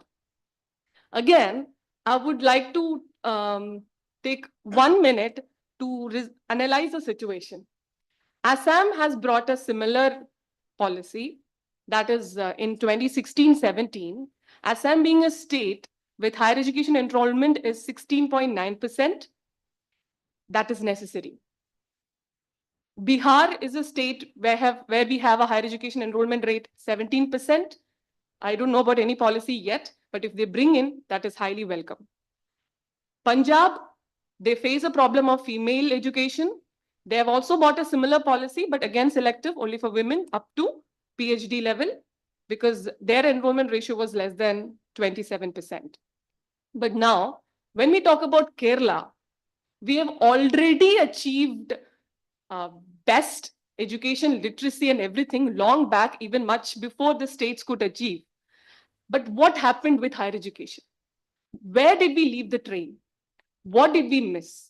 Because if we were highly literate long back, like 1990, my grandmother went to school, I went to school, my kids are going to school. So we have like third generation learners across social groups, not just one particular caste or community, across social groups. But why are our students migrating to other states or even other country? Other state migration started long back. The cross-country migration started recently. Now that is a question that we have to address. Given this scenario, what is the implication of this particular policy? Now, the particular policy will definitely help in boosting the demand. That is, bringing in children or kids to higher education institutions. That will give the incentive for people to get enrolled. But was that actually necessary in Kerala? Because the moment I put my child into first standard, I know that I'm going to continue the education till college. So the social fabric is woven in such a way that people definitely go into higher education institutions. But the problem that Kerala is facing, given the achievement that we have got so far, is not the lack of incentive among the people, but it is the lack of quality of education that we offer here in Kerala. So that is not addressed in this particular policy. And one more thing I would like to point out is that we have a problem of revenue crunch. So education, unlike health, is not a sudden shock. Health is a sudden economic shock, but education is not a sudden economic shock. So if government is able to bring in quality education and offer it at a price, then that would bring in some revenue as well. That is the scope of increasing government revenue. But again, quality has to be ensured. Then another welcoming move is the Chief Minister's Connect to Work scholarship. We are facing the problem of educated unemployment right on the target that has been put forward. If implemented properly, this is going to benefit a huge chunk of people. And also, as Sir was pointing out, we have a scheme like research innovation, linking the local governments to research institutions. And if at all government can bring in some way to club these or connect these to local colleges as well as a part of curriculum. This I'm stressing because we have n number of policies that works as a satellite that revolves around the curriculum in the form of seminars and workshop that ends there. We don't see any proper productive outcome. But unless and otherwise, these things, these linkages are woven into the part of curriculum with the syllabus, nothing is going to change. I can vouch for that. I am not a big expert as compared to all other people sitting here. My teaching experience is very less, but I learned, I did my degree from a college in Trivandrum. I taught her, she is teaching, I am teaching. But in this experience, I'm telling you, unless and otherwise, there is an incentive for the students and the teachers, which has been woven and written in the syllabus, nothing is going to change. So that is one thing which only government can do. Only people at the top, the big boss, can only do that. And coming to the FIUGP program, it is highly recommended. It should be there. I'm not going into the criticism of how FIUGP is working, because this is not the time to do that. Fund is being allotted. But I must say that, as sir was rightly pointing out, if we want to bring in a drastic change in the economy, then that has to happen in all the 152 colleges around. And FIUGP is the only way that we can target that. Putting in the top will not work if the grassroots level is not working. And regarding student support schemes, there are many policies. I don't want to go deep into it. But one thing I particularly want to stress is in connection with the CAG reports that is coming up. Many investments, many fund that been allotted for research grants, this is not being implemented properly. And the culprit is not anyone else, but the agencies who are entrusted with the responsibilities. For example, Wayanad was given a fund to construct a college, and that was given 100% green signal by a institution. And later NIT Calicut found out that that land is not suitable for construction. 14 lakh rupees, poof, it's gone. Now I request the government to take an initiative to blacklist such companies. And Kerala Higher Education Council should take stringent measures to blacklist such companies so that future investment will be safeguarded. Because we are in a fiscal crunch situation. So any investment, especially in R&D where we are investing, instrumentation facilities worth 2 crore is being wasted because of such public limited and private limited companies, and also the cooperatives. So government can only allot the funds. At the end, groundwork is done by many other institutions and people. Unless that is changing, nothing is going to change. And finally, I would like to point out, with a little bit of gap, is that in my opinion, Kerala does not lack access to education. What Kerala requires is quality of education. In Kerala, we don't have problem for funding with respect to the capital that we already have. Faculties are qualified enough, and we have many premier institutes in Kerala across disciplines, and many people outside India as well who are willing to collaborate with the Kerala government. We can use that to make sure that teachers do upskill. I myself is a teacher, but I'm saddened to say that there are like n number of examples where there is no necessity of a teacher to upgrade. There is no necessity of a teacher to upskill. If a teacher is self-motivated, teacher will upskill. And system should change that. Teachers need to upskill and should be accountable. I take this opportunity through GIFT, I would like to stress the fact that unless teachers are made accountable for students, then our knowledge economy dream, I don't think would be successful enough. And last but not the least, I would like to stress on the fact that education is also a commodity. It is a public good, and we should have an optimal return out of it. An optimal return in the sense, unless and otherwise it gets translated into students, it is not successful. So with that note, I would like to conclude. Thank you. Thank you, Preeti. Very forceful presentation. Forcing people to think and forcing authorities to respond to you. But authorities are not around, that's the problem. Maybe Joseph will be. But you should wait for the response, no? Yes, sir. You will not be in a position to. 450. Oh, okay. So Santosh Varghese, is he? He said he joined in. Okay, then Sonia George is not here. So we'll go to Dr. Nirmala. The madam is there. Okay. So sorry. കുഴപ്പമില്ല പറഞ്ഞു കുഴപ്പമില്ല ഞാൻ ശരിക്കും പേര് skip ചെയ്യുന്നതാണ് അല്ല ശരിക്കും പറഞ്ഞാല് ഈ പിന്നെ ശ്രുതിക്ക് പോണം എന്ന് പറഞ്ഞുകൊണ്ടാണ് സ്കിപ്പ് ചെയ്തത് ശ്രുതി പോകാനോ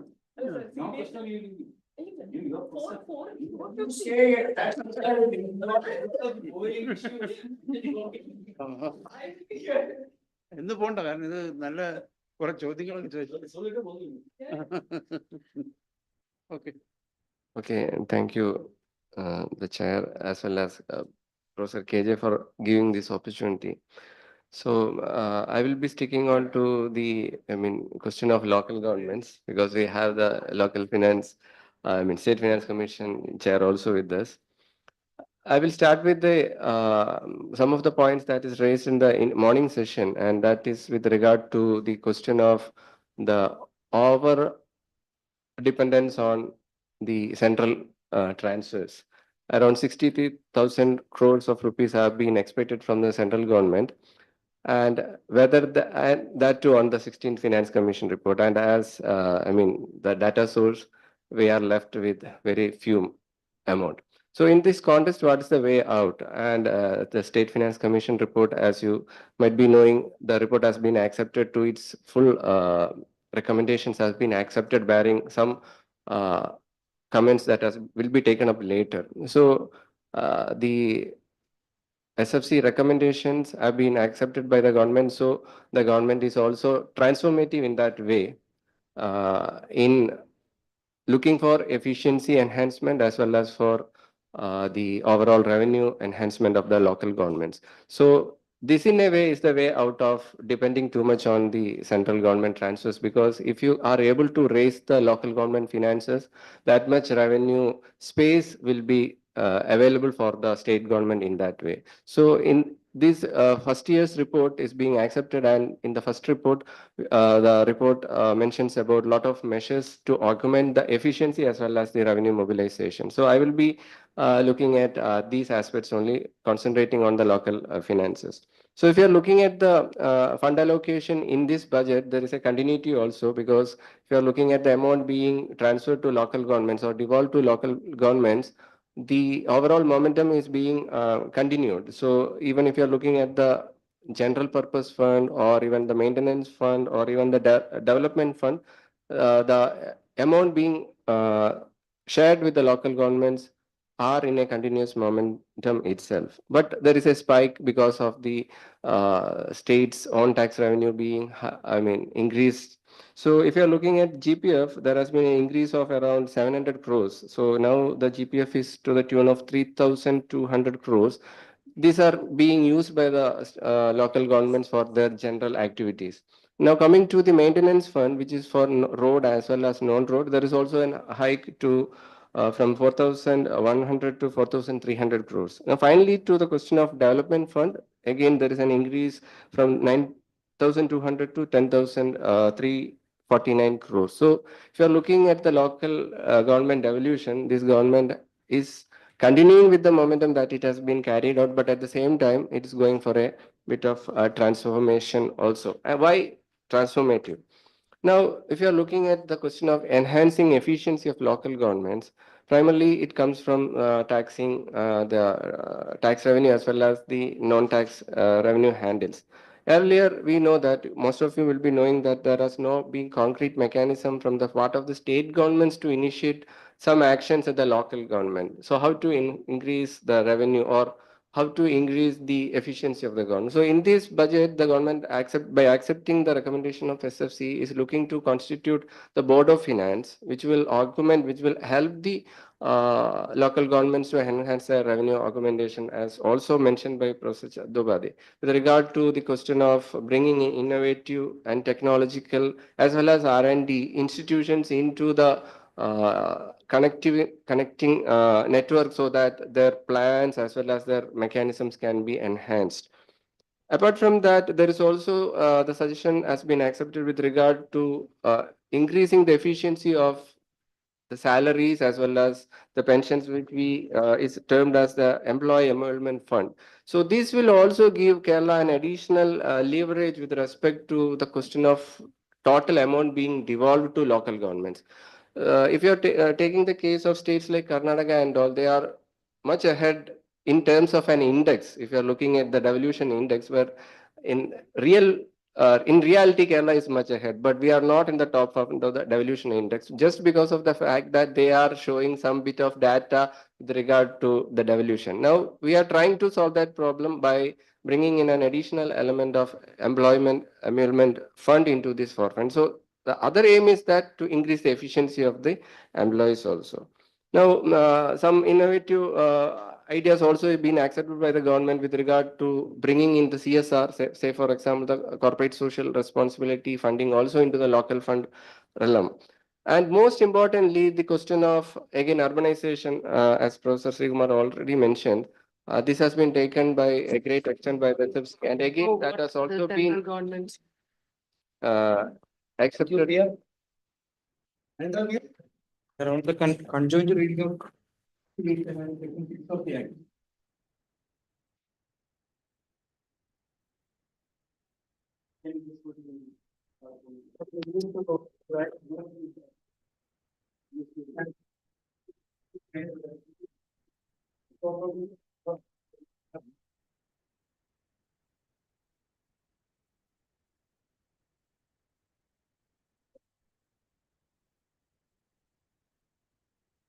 Okay. Okay. So let me also talk about the question of the very important question of data transparency. Again, the government, by accepting the recommendations, will be taking steps to enhance the question of data dissemination as well as data transparency of local governments, and that too with in an innovative as well as transparent manner. The question of that is where we were, talking about with regard to the question of urbanization. So the question of increasing urbanization, the question of increasing aging, all are being captured again by by accepting the recommendations are now being accepted in the budget. So increased urbanization and increased aging will also get additional funding this time as part of the devolution formula. And most importantly, one more thing, it has been decades that the last enhancement of salaries for the elected representatives were announced. Now, as by accepting the recommendations, the local government representatives will also be getting, an increased honorarium and towards enhancing their efficiency thing. Apart from that, there are some more additions to the question of ecological fund of 100 crores, then coordination fund at the district level, another 300 crores, and resource mobilization fund for 140 crores, again with respect to at the local government. So this kind of innovative and technological oriented policies have been accepted here. So these are some of the, these are some of the recommendations the budget is proposing to implement. And I think that by bringing in such a revolutionary kind of changes in the local government devolution, Kerala will, move ahead of other states in the coming next few years. And this recommendation is only for 1 year because we were expecting that the Union Finance Commission won't be giving that much funding to the states. So maybe in the next 4 years report will come, and we are expecting that that also will be accepted, and that will definitely contribute towards the changing dimensions of local finance in the state. So that's my take. Thank you, Thank you. Dr. Vimal. So we will have an opportunity to discuss the SFC, some of the recommendations of the SFC also. Now, Professor Anita. Good afternoon to one and all. First of all, thanks for this opportunity, especially for KJ sir. And I would like to talk about the climate action at the decentralized level. Regarding the climate action, the state government's policy is to implement climate adaptive governance. And climate adaptive governance means it involves collaborative, multi-level and iterative process designed to manage climate risk, enhance resilience, and implement a policy, often shifting from top-down approaches to bottom-up approach, because in some local levels, the context may be different from areas to areas. So the stakeholder involvement is very important to develop some local level context-specific policies. So according to the Intergovernmental Panel on Climate Change and the recommendation given by the IPCC and the studies of various communities, we can see that multi-level planning is very important for the local level development to mitigate climate change. So in this budget, we can see that to some extent, equal importance are given to state level direct involvement of climate change activities, and at the same time, it gives equal importance to the local level, local self-governments. So when the government allocates funds at to support the marginalized communities such as women, the elderly, the extreme poverty eradication, and coastal communities, it indirectly helps the marginalized communities to overcome the impact of climate issues or the climate related risk. So we can call these type of issues, these type of funding, we can call under the climate adaptation finance or financial support. Similarly, government also directly gives importance to climate mitigation activities such as biodiversity conservation, human animal conflict, alternate renewable energy development, etc. So, but the highlight of this budget is that the renewable energy transition is the policy is allocated, or the fund is allocated from the state level policy to grassroots level. For example, the community-based solar energy generation, a scheme specifically to make Gram Panchayat self-sufficient in energy. It allocates 1 crore per panchayat for pilot projects and envisions local storage and distribution facilities.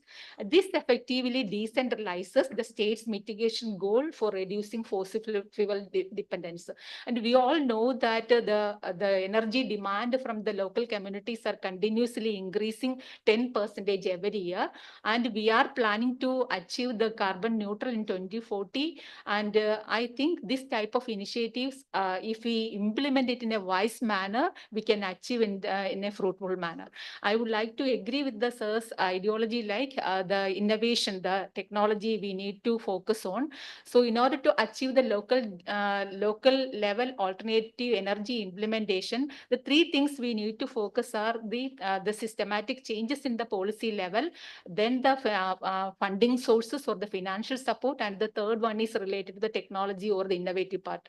So when we move on to this type of policy, we can see that we are initiating some levels or the policy changes at the level of systematic changes and the funding or the financial aspects. But coming to the technological level or the innovative aspects, we can see that the local level initiatives are not up to the level. And there are a number of studies which shows that the capacities at the local levels are very low, even though the knowledge level is somewhat, when we compare the knowledge level and the actual practice, we can see that a huge gap between these 2 aspects.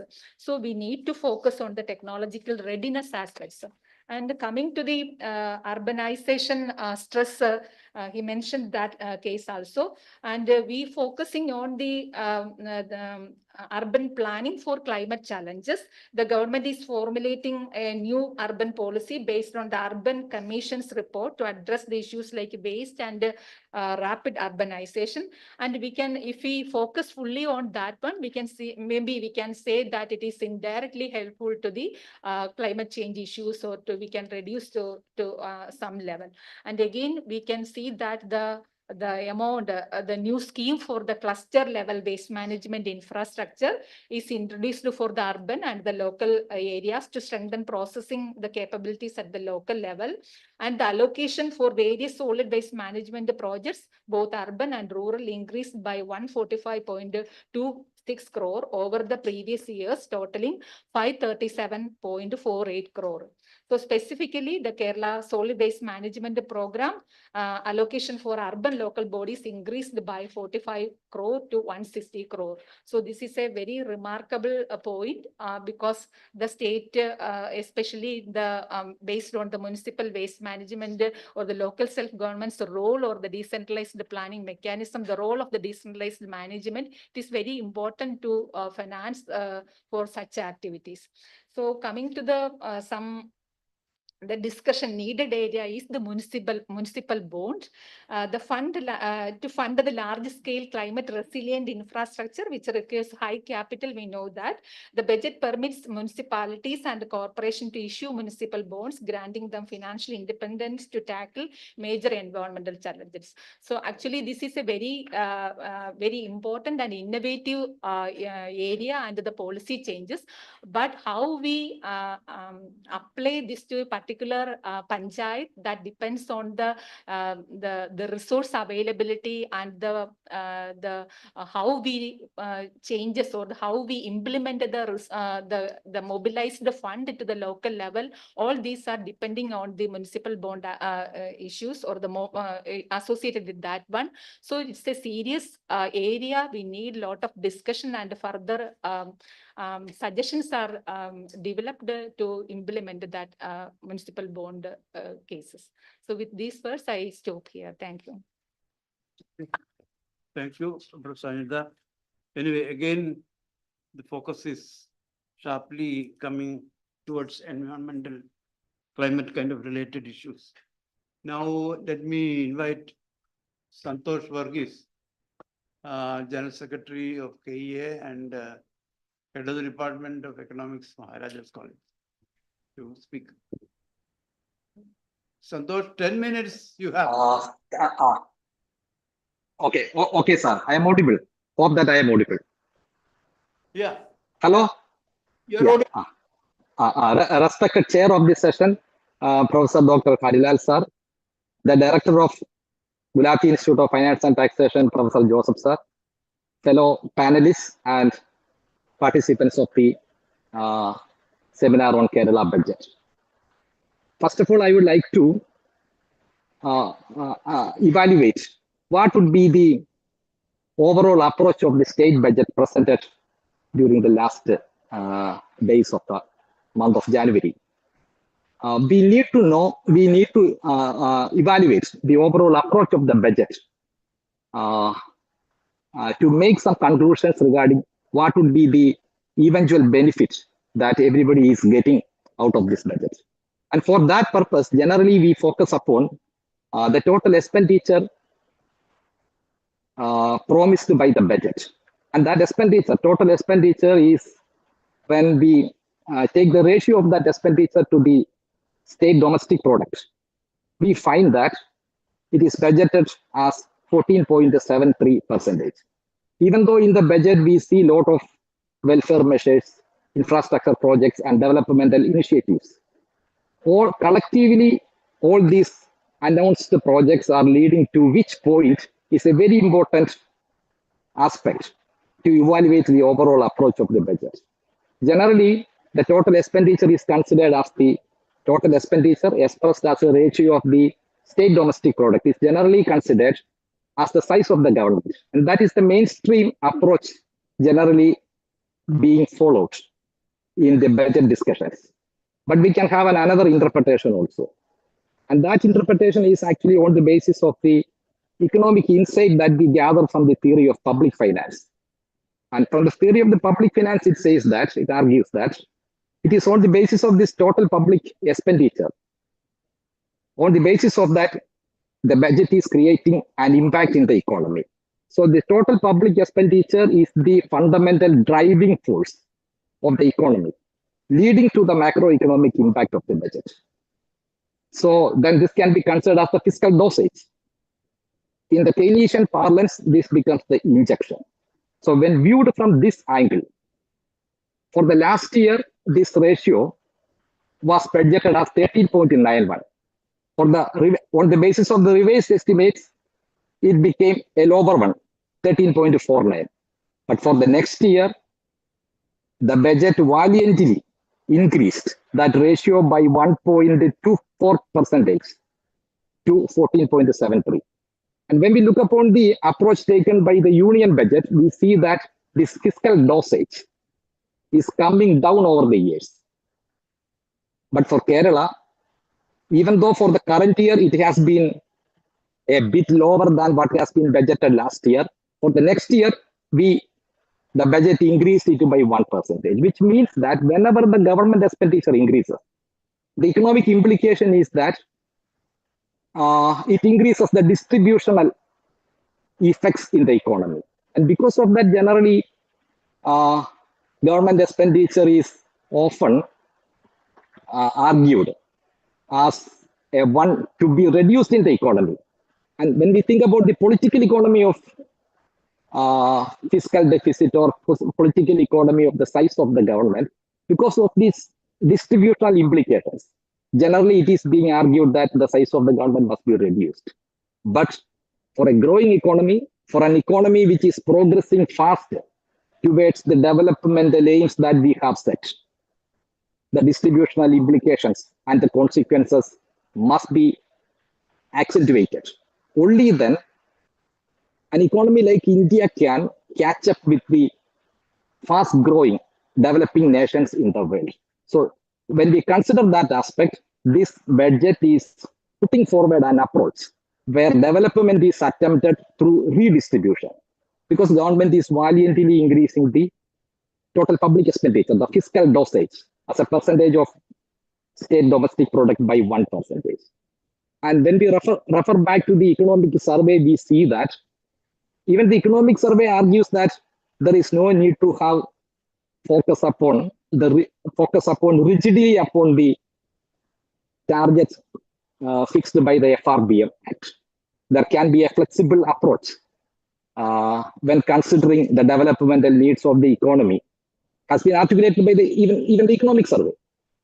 But we are not seeing such an approach for the union budget, but for the state budget, it's a different approach. So the budget put forward a development agenda through redistribution that is very much important for the prospect of the economy.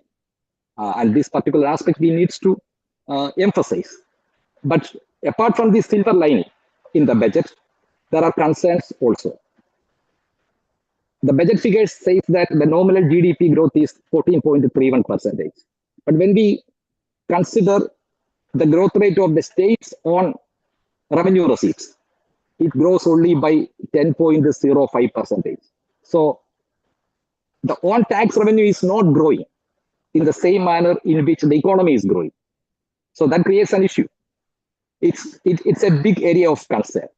But when we say that it's an area of concern, we have to consider the overall structure and the overall nature of the economy of our state. We know that there is a huge number of migrant laborers working in India, in Kerala. And even though their activities, their participation in the economic activities directly reflecting upon the state domestic product, a large portion of that income earned by these migrant laborers are moving out of the state. So in the Keynesian parlance, there is a big leakage. So even though the state domestic product may be increasing, a major portion of that is not available for circulation within the economy to create the final macroeconomic impact. And the second important aspect is that we are spending a lot of money upon the infrastructure projects. And many of the infrastructure projects, and not only the infrastructure projects, whatever be the major activities in the construction sector or in the major infrastructure projects, all these activities are conducted in a capital intensive manner. And these machineries and these firms are operating at the national level. So setting up these companies and conducting these activities in a state level is not feasible when we consider the scale of the activity. So which means that whatever be the huge investment that we make with respect to the infrastructure projects or in the construction sector or construction related activities, a sizable portion is leaking out of the state. So we have two important sources of Keynesian leakages in the economy. But when a government thinks about or budgets the total expenditure, thinking about a particular level of macroeconomic impact in the budget, a sizable portion is leaked out of the state. So that may be the reason for having a lower growth rate in the state's own revenue receipts when compared to the nominal growth rate of the GDP. So this particular aspect we need to emphasize. And actually, when a lot of spillovers are taking place in this manner with respect to majority of the activities, and moreover, when we think about the investment made in the human capital, especially in education, when people get education, they will become more mobile. And we know that up to the higher education, the government is spending a huge amount. So that benefit must be received, must be available in the state economy itself. But after getting the education or after developing the human capital, they will become mobile and they move out of the state. So a huge investment is made by the government, but a major portion of that investment is not available for the circulation within the economy. So it is in that context, the importance of knowledge economy becomes a crucial aspect for the future development of the economy. And the budget has also given an appropriate importance to that aspect also. So the human capital be developed within the state must be utilized for the benefit of the state itself. But still, we have challenges with respect to that. We cannot make artificial barriers with respect to the mobility of human capital once they get more and more education and research capability. So this must be a very important aspect upon which the Union Finance Commission has to take note of.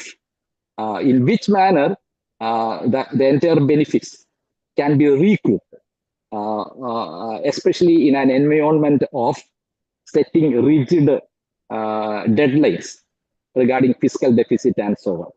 And moreover, there is a big concern with respect to the growing revenue expenditure. Generally, it has been argued that the capital expenditure is not increasing, but the revenue expenditure is increasing. But we know from the economic theory that whatever be the investment that we make in the education sector or in the health sector, we are creating human capital. So why should we need to focus upon physical capital alone? We need to focus upon human capital as well.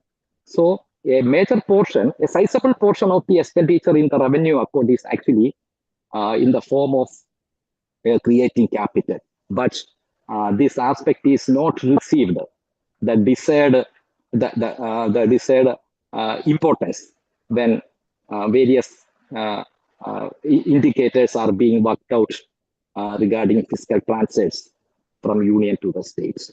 So these aspects are very important for a progressive state which proposes a big vision for 2031 and which aligns with the overall national objective of making the nation as a developed one in 2047.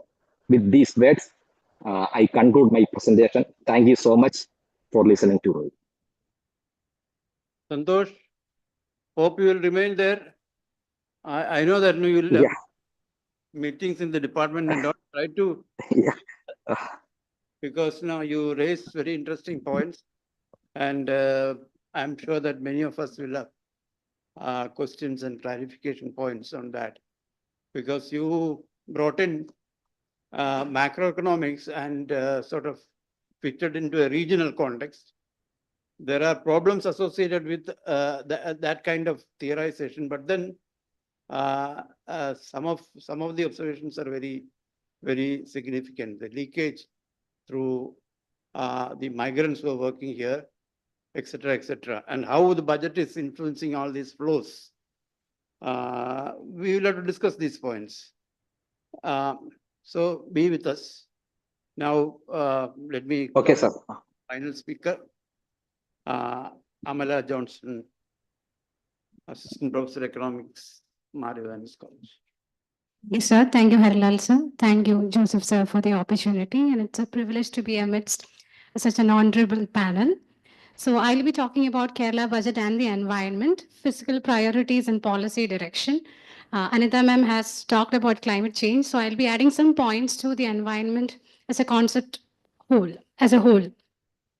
So as we know, Kerala is one of the most climate vulnerable states in India with its unique geography, the Western Ghats, the long coastline, the fragile wetlands and a very high population density. It makes Kerala particularly vulnerable to climate change. And in recent years, we have witnessed recurring floods, landslides, heat stress and coastal erosion. For example, the Wayanad 2024 landslides alone caused a damage of more than rupees 2,000 crores. So these changes show that climate change in Kerala is not just an environmental issue, but it's a fiscal and developmental responsibility. So against this background, the Kerala Environment Budget, it represents a significant innovation in public finance.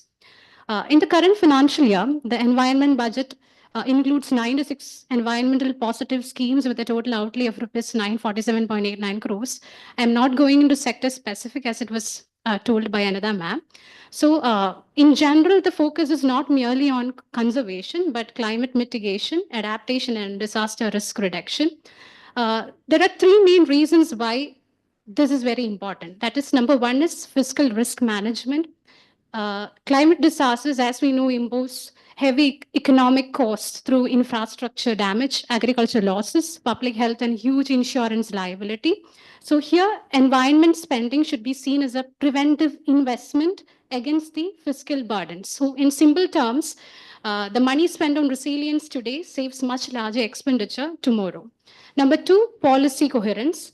Kerala has already committed to ambitious climate goals, including achieving net zero emissions by 2050. In India, it's only 2070, and transitioning to 100% renewable energy by 2040. So these goals are supported by State Action Plan on Climate Change, ESG, Environmental, Social and Governance Policy, and Rebuild Kerala Initiative. Number three, accountability. And Kerala has prepared a first official state greenhouse gas inventory, which showed a 6.8 reduction in CO2 equivalent emissions in 2021 compared to 2005. And the state also introduced digital tools such as disaster and climate risk tracker and public climate portals. And these strategies provide institutionalization of evidence-based climate governance. Another important strength that I observed in Kerala's approach is its emphasis on decentralized climate governance. So climate planning is not confined to the state secretariat alone, but through local action plans for climate change, the panchayats and municipalities, they integrate climate risk management in their development planning. Saying so, a critical reflection is also needed. We must ask whether the allocation of rupees 947.89 crores is adequate for Kerala's risk exposure given Kerala's climate vulnerability. And also we must ask whether environmental tagging, that is identifying climate or environment related expenditure, does not guarantee ecological outcomes unless it is linked to clear performance indicators, mentoring mechanisms and impact assessments. That should also be done. Now, regarding the adaptation versus mitigation balance, in Kerala's context, adaptation mitigation balance is generally justified in terms of adaptation. So in Kerala, yes, adaptation is necessary, but mitigation should also be strengthened. Government has been making initiatives with respect to renewable energy and electric vehicles, but more is needed in terms of mitigation methods. And embedding ecological limits within the fiscal policy. It means recognizing the carrying capacity of the environment and incorporating it in developmental decisions. If we are not doing so, then environmental spending will only increase the vulnerability rather than resilience. Thank you. So we have plenty of time to discuss the comments made by the discussants.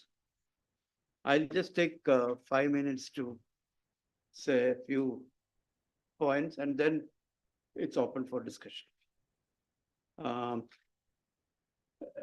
In fact, no, a lot of discussion on environment, climate change and all came. And in fact, no, in Kerala, local governments are involved in this area to take care of environmental vulnerability and all. And in fact, the Fifth State Finance Commission considered environmental vulnerability as a variable for distributing money among local governments. And the weightage given was quite substantial for that variable. And we found that many local governments got substantial amount of money because of this variable and high weightage given by the Fifth Commission. But on inquiry, we found out that this money was never used for any kind of environmental related issues. They got the money and that money was used for general things. They got many of these panchayats and municipalities got extra money because they are vulnerable, but that money was not used to address the question of vulnerability. And we found out that they cannot be blamed because they are not really technologically equipped to make use of this money to address environmental problems. And from the governance point of view, that kind of hand-holding was not given to the local governments. So they have, on the one hand, they have environmental problems, they have money, but they don't know how to do about it. And so they spend the money, in the normal, regular way, and there is no significant impact as far as environmental vulnerability is concerned. This time, the State Finance Commission decided to reduce the weightage because seeing this, if it is not producing results, what's the point in allocating money for this purpose? But the variable is retained, money is allocated, slight reduction in the weightage. But this time we have made a special allocation for around 100 crores for building the bridge between academic institutions, environmental consultants, agencies, and these panchayats and local bodies which are getting this additional money. So they can use this money and get the help to identify projects, design projects which can address the environment problems. I thought I'll start from this point because here from Sruti's presentation and in other presentations, right, from Professor Srikumar Chatterjee and Anita, they're all speaking about higher education, innovation, and then the quality of higher education, why people are leaving, why our education system is not really equipping them to deal problems and all. This is the problem. You have environmental engineering experts, but they never address problems in our area.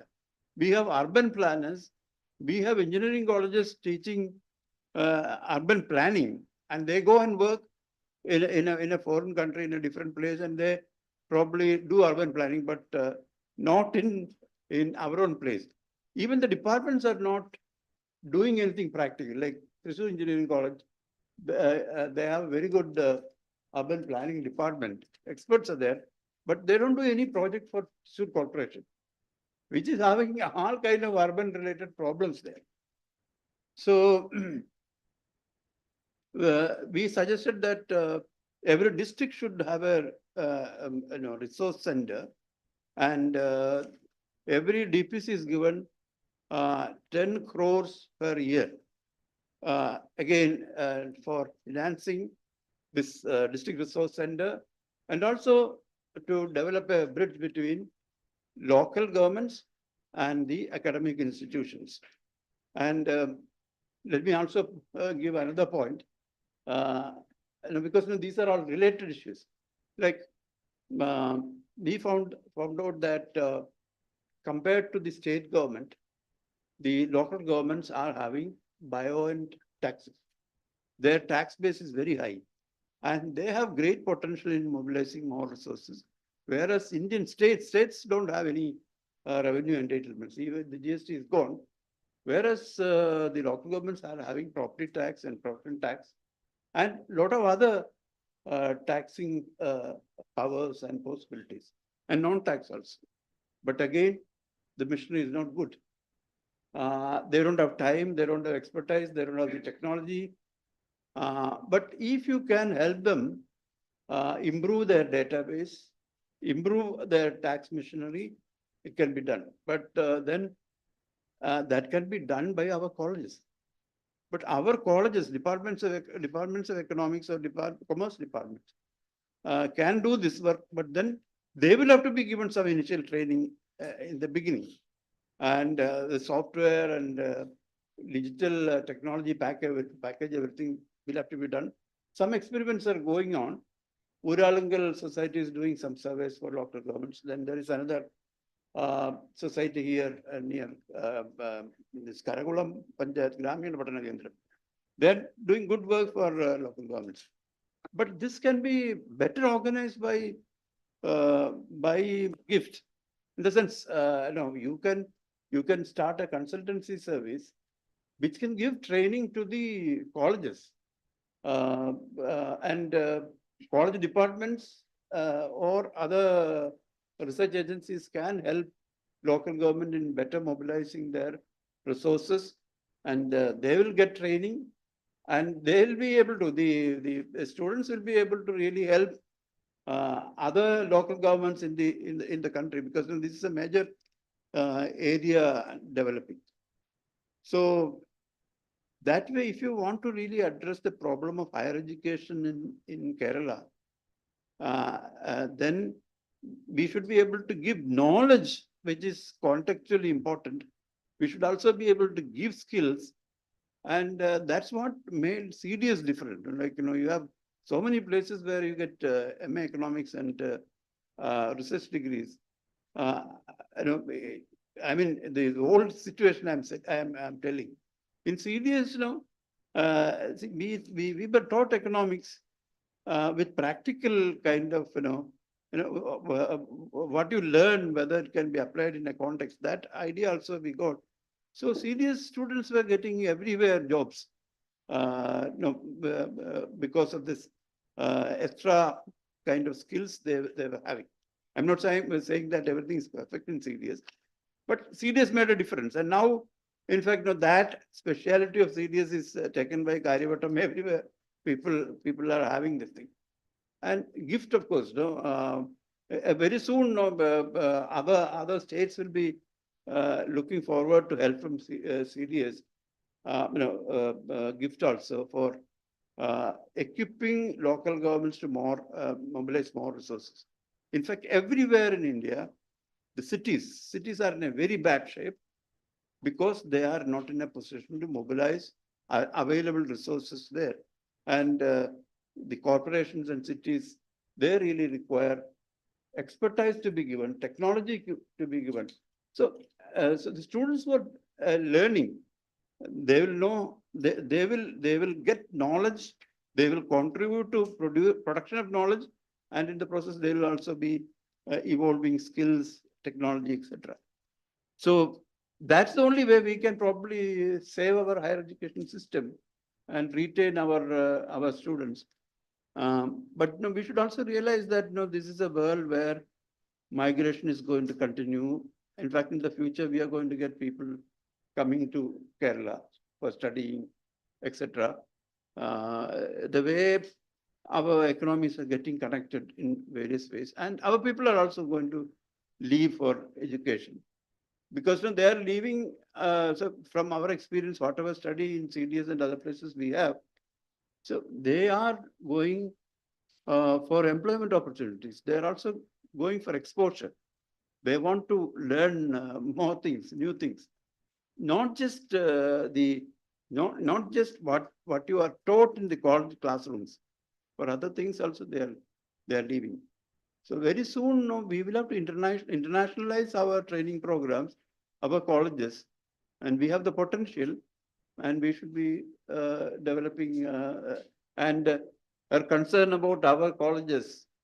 Our not only a school to be made in Trivandrum, but the idea should be to bring together all the colleges, and I was thinking that CDS is now they are going to have a major, massive, ambitious expansion program, and then there's the school which is proposed is coming, and Gulati Institute is also growing very fast, and we are going to have a lot of senior academicians, researchers, and a sizable chunk of researchers doing work in related areas. And that can, in fact, attract foreign scholars, students, because we are going to attain very soon critical mass of intelligentsia here, so that we contribute to knowledge economy everywhere.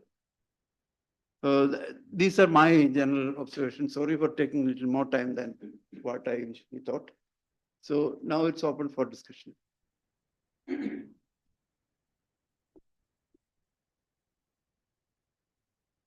I think to begin with, the point that Church started with, a State Finance Commission report has been submitted. We are not bothered about it. But we are concerned about central budget. We are concerned about Union Finance Commission. We are going to have 3 major seminars lined up next month here. But State Finance Commission is not in our agenda. No, I think our coordinator, please. I think we have 3, including GST 4 next March. Okay. We can push one, or at least in April, the first should be State Finance Commission. Yeah, no, GST only SR permit. Only SR permit, that's beyond your control. Permit, okay, fine. Then, no, but then it should be, right, yeah. So now, interesting, I think, very interesting discussion. I think the starting point itself by Professor Srikumar in terms of research, innovation, and sustainability, that is the point, in fact, and action. Research and action. In fact, we are very excellent in talking and deliberation. Excellent, in fact. We are very passionate, and but when it comes to doing, this is what Chinese always talks about. That we talk a lot, do nothing. But they don't talk, but they do. But the point is, when you are coming from there to the local self-government, Vimal was talking about LSG, this thing. And you are concerned about teaching, you are concerned about why global school, not why global school, but it's more transforming the existing one. And you have so much there, but why don't you try to improve rather than going for new things? New is good, but old should not be left. But the point, I think the main problem, I think, is that recently somebody approached us for doing something by the departments. And we came to know that they want us totally to, we know everything. We know everything. Can you just do this thing for? Fact of the case is, even in gift, in any institution, suppose somebody can come to gift and look at gift from a different frame, we'll have a lot to learn, because we are within, and we don't know what is actually wrong with us. So to know we are all operating efficiently in our silos, and to know that we do not know, for example, local panchayats, then everything. Anyone do they accept that? Any one of them do they really accept that we don't know? In fact, Mr. Sankey, former director, he told me that, sir, we don't know what actually we are auditing.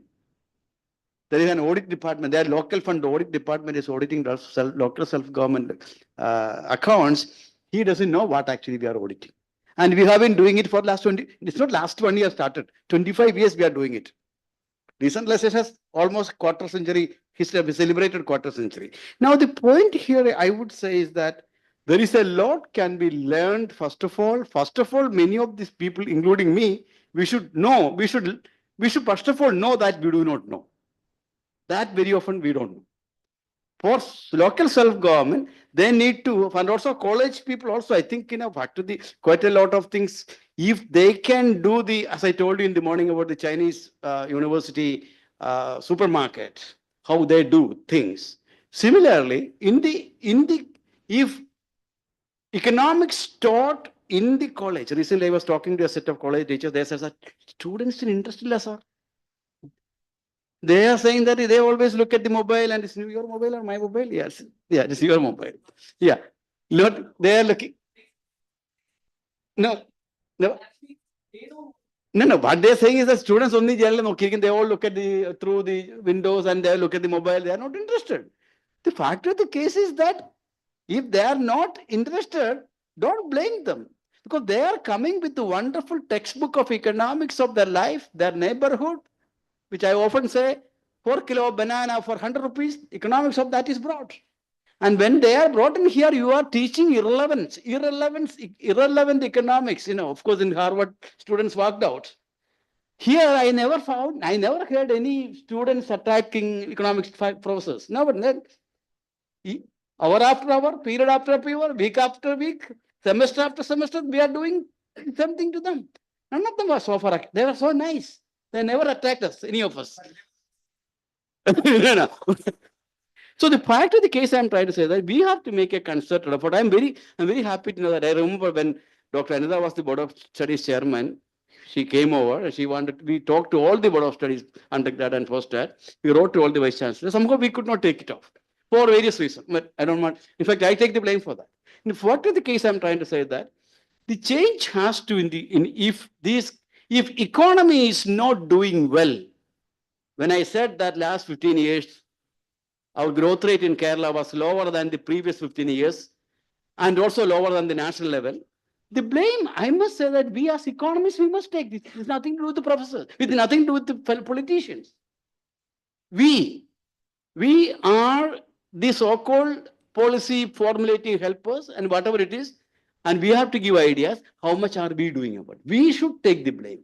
Those who are operating the realm of knowledge creation, I told Harilal will be knowing, Professor Harilal will be knowing that I said in the morning, the first discussion about rubber happened in MG University in 2022, a decade after the farmers were under distress on account of rubber price crash.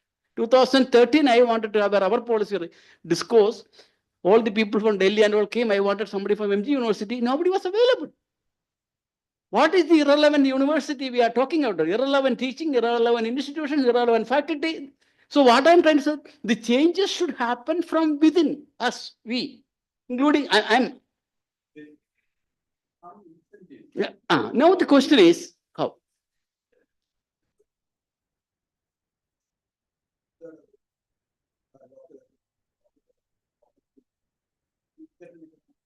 Yeah. No, we don't need to. Let me just final point. I think perhaps if, let me quote Modi, we may not like, I'm quoting Modi. That's why. He says, India grows when states grow. Let Pinarayi Vijayan say, let our finance minister, our chief minister say, when Panchayat grow, Kerala grows. I'm sorry, Kerala grows, whatever it is, state grow, whatever it is. Now, I'm saying in that case, we must tell the Panchayat saying that, okay, you will be allowed to borrow 3% or 5% or 6% of your GDP. And what is a GDP? We are aware of, economists, professors are aware of GDP growth in America, Luxembourg, but not in my Panchayat. I don't know. What is the employment in your Panchayat? We don't know. Then the point is that what happens? When the chief minister and the team goes to Dubai, get somebody to invest over here, they come over here and go to the Panchayat. Panchayat has a lot of problem because that will affect my ward. Director, sir, you have to. So what I'm trying to say that, sorry, I think, this is, it be too much. What I'm trying to say that we in the academia, we have a great role to play here. And I'm very happy to see that this kind of emotional, I really appreciate your fire. That fire should induce your students, and they should, and the college, we have got college university associations now. Whether the syllabus change is their agenda or only salary increase. I'm asking how much they deliberate about changing the syllabus to the reality. We must think about it. Yeah, what I'm trying to say, we must. I'm saying first of all, we we, those who are in the operating the realm of knowledge generation in the modern economy, we must take the responsibility. And okay, I think.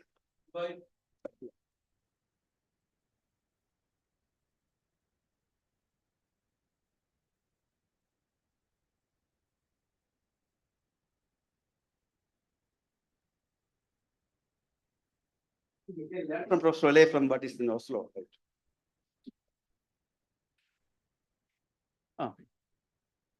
Professor Ole, are you there?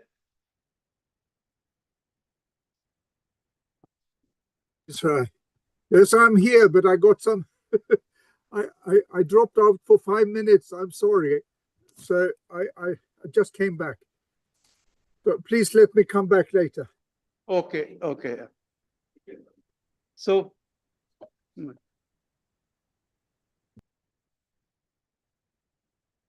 So, when Shruti ma'am discussed about higher education, so one of the new schemes to address the unemployment from educated unemployment is the Connect to Work program. Is it have any long-term impact? It will have any long-term prospect for employment issues faced by our education system facing is unemployment after graduation? Many people still out of workforce. Kerala is the highest unemployment in terms of educated unemployment. So is it a new policy mechanism to address this educated unemployment issue, or is it just a short-term welfare program or populist policy?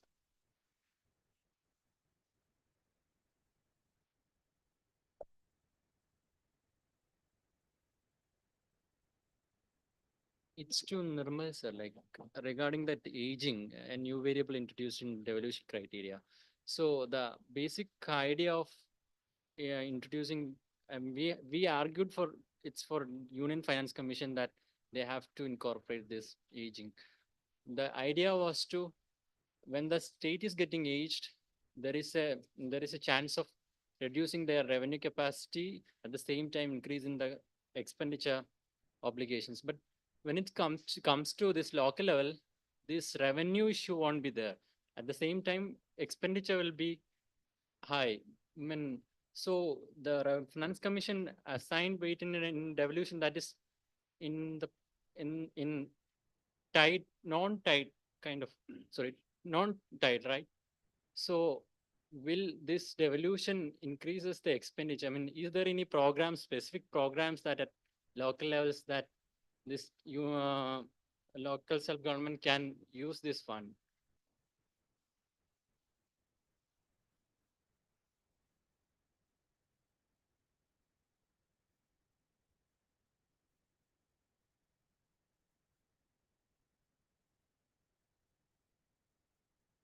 Yeah, and I think first is related to this aging and decentralized local government.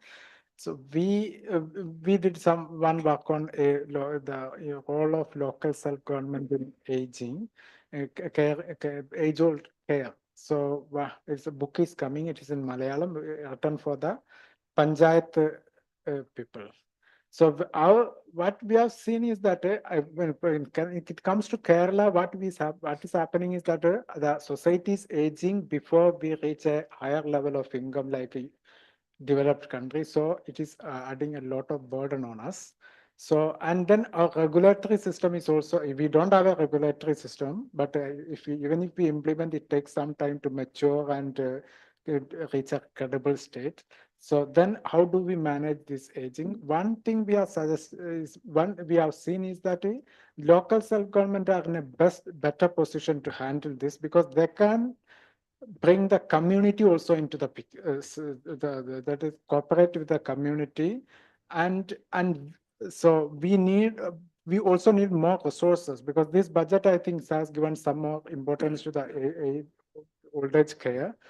So, and then this is important not only for the age caring or old age, but also it is also important. We need to have a better mechanism for this if we want to improve or increase our female labor force participation, because many people are confined to the home because they have people to take care of. And then we have seen that in many houses, there's this abuse or all these kinds of happening because there are frustrators. So those who are giving care, they cannot go out, and the old age people don't have place to go. So if we really want to address this issue, we need three things. One is resources. We need means at least daycare homes in every ward in all the panchayats. Then that we need money, and then one important thing is that we need human capital, trained people, because it is unlike child care. Old age care needs trained people, because children, we know they behave like this, but caring old needs lot of patience and very well trained people. We don't have that. That is the one thing. Second thing is that we also need to change the current attitude of the people to this. That many places, many panchayat we have seen is that facilities that people are not coming, because that they consider it's only for the poor people. If I go there, it's something bad. It's an indication. So that needs a change in our attitude towards the system. So all these we have to bring. That is I think just money is not sufficient. Then regarding the quality of education, higher education, it has both demand side and supply side issues there. For example, early days, what happens is that when you go to a university, people ask, well, you will get a certificate. Certificate is sufficient for getting a government job. That was the main, apart from what is medical and engineering, that is for others degrees are done for getting a government job. Government only need a certificate. So buyers are not bothered about what kind of things they are getting. Now the current generation has changed. That's good, because they are looking for whether the kind of skill, the kind of certificate has a market value. If it does not have the market value, they are not ready to buy. They are going out. That way it is good. Now coming to the supply side. Supply side, the issue here I think is that we focus more on processes. That is when you are coming, you are from a college. College teachers are doing lot of admin work, processes. They have to record this, that, all these things. So they are not looking at the outcome. What kind of outcome is there? Then second thing is that institutions needs almost complete academic autonomy. When you look at most of the non-colleges in India, they are autonomous. Only recently being introduced autonomy, but that is also not completely. So education means that you have to continually upgrade, and the most important thing is that teachers should own their product. That is very important. This is our student, we taught it. So, but now in university affiliation system, the teachers are not owning, nobody is owning, university is also not owning. That issue is that ownership needs to be done. And then second thing is that it is something related to the this innovation clusters. Why we are not innovative? Because what is the incentive for innovation in India? For example, when you are getting in science also, one of my relatives is doing PhD in NIT Calicut. She gets a PhD only when she writes 3 published papers. But you look at 2 or 3 days back, there's a report that in China, if you invented a product, you will get a PhD. So the issue is that if you do something which is for public, which has nothing to do with the ground reality, so the incentive structure is moving in one direction and the actual demand is going in another direction. That issue is there. Beginning to change in the sense, no, all these are changing slowly. Slowly changing. Yeah. But one thing the government can do is that it has to give more autonomy to the colleges. So some colleges will fail, some colleges will succeed.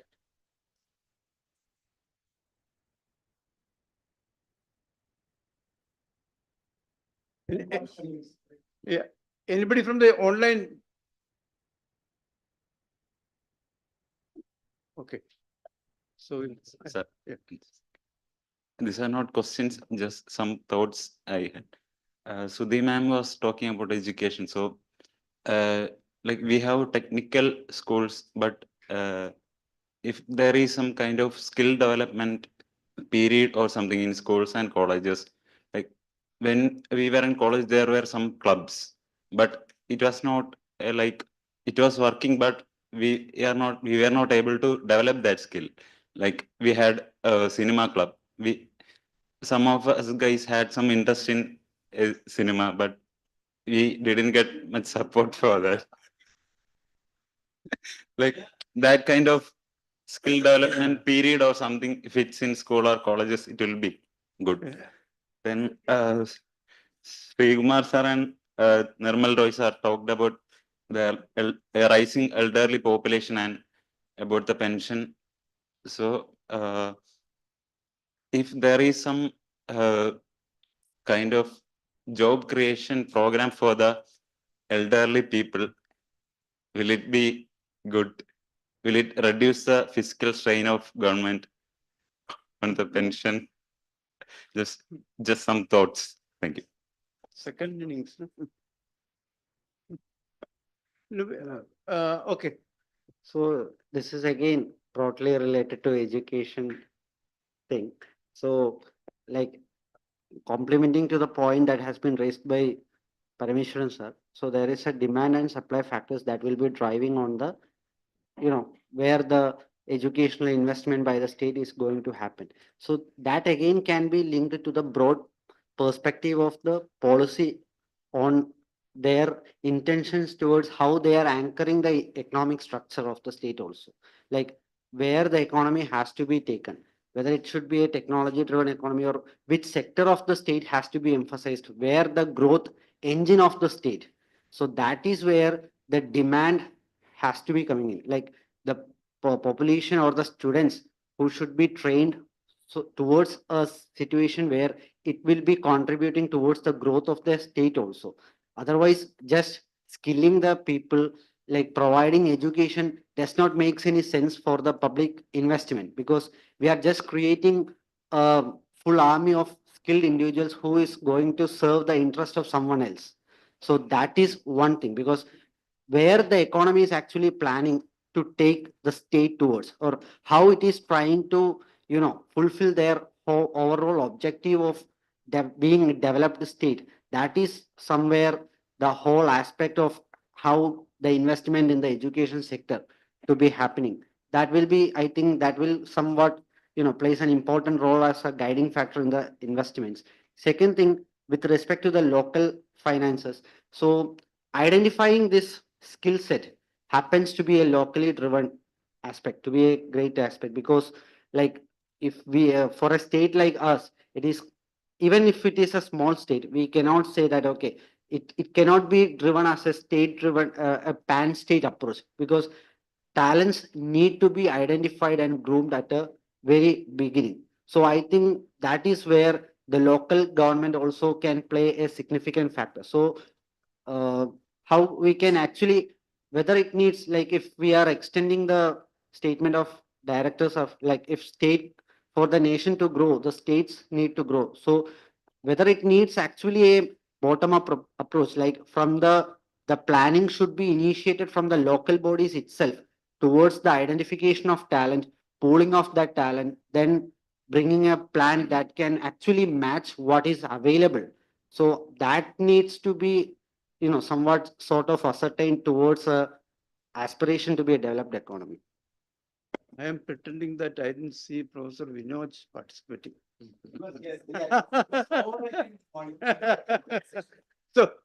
So let us come to the panelists. Oh, you're gone again. Huh? You're not leaving, so. No, you should respond to questions. No, if you're not leaving, let us. Yeah, if you're leaving, then okay. Thank you, sir. The Vidaman came to leave at 10:30. He left at 1:30. To answer your question about the work connect. So I didn't want to comment about the FIUGP implementation. So now I'm forced to do that. And if you ask me, by 2028, our first batch of FIUGP students will be out in the labor market. Now, frankly, will we be able to absorb them? I'm doubtful. One, because this is their 4th semester. I've asked my students to search for internship when they were in 2nd semester. Till now, majority of them could not find internship opportunity, in spite of the fact that there was the government-driven push also. Now, I'm not blaming any authorities or the institution. Now, why these things are happening? Connecting to Sir's comment also, CDS have gifted students, maybe, but there is a difference between institutions like CDS. No, him. There is a difference between how you get that lot of students. You screen already. There is a initial process of screening done before you take up a student here. 2, there are like majority of the students are enrolled into other higher education institutions, which are run by the government, aided, unaided, and everything. That is the majority chunk of people that we are dealing with. So they are the group who are coming out as educated and unemployed. Now, they are the ones who are affected by the FIUGP program. Now, what are the problems? I'll just quickly go. Why do we need language for economic students? I don't know. Why do my students need English and Hindi and Sanskrit? I don't know. Because they still don't know how to write a letter. Thanks to ChatGPT, they've come up with something. And even the last line, do you want to improve also? They'll write and give it to me. So even that they write.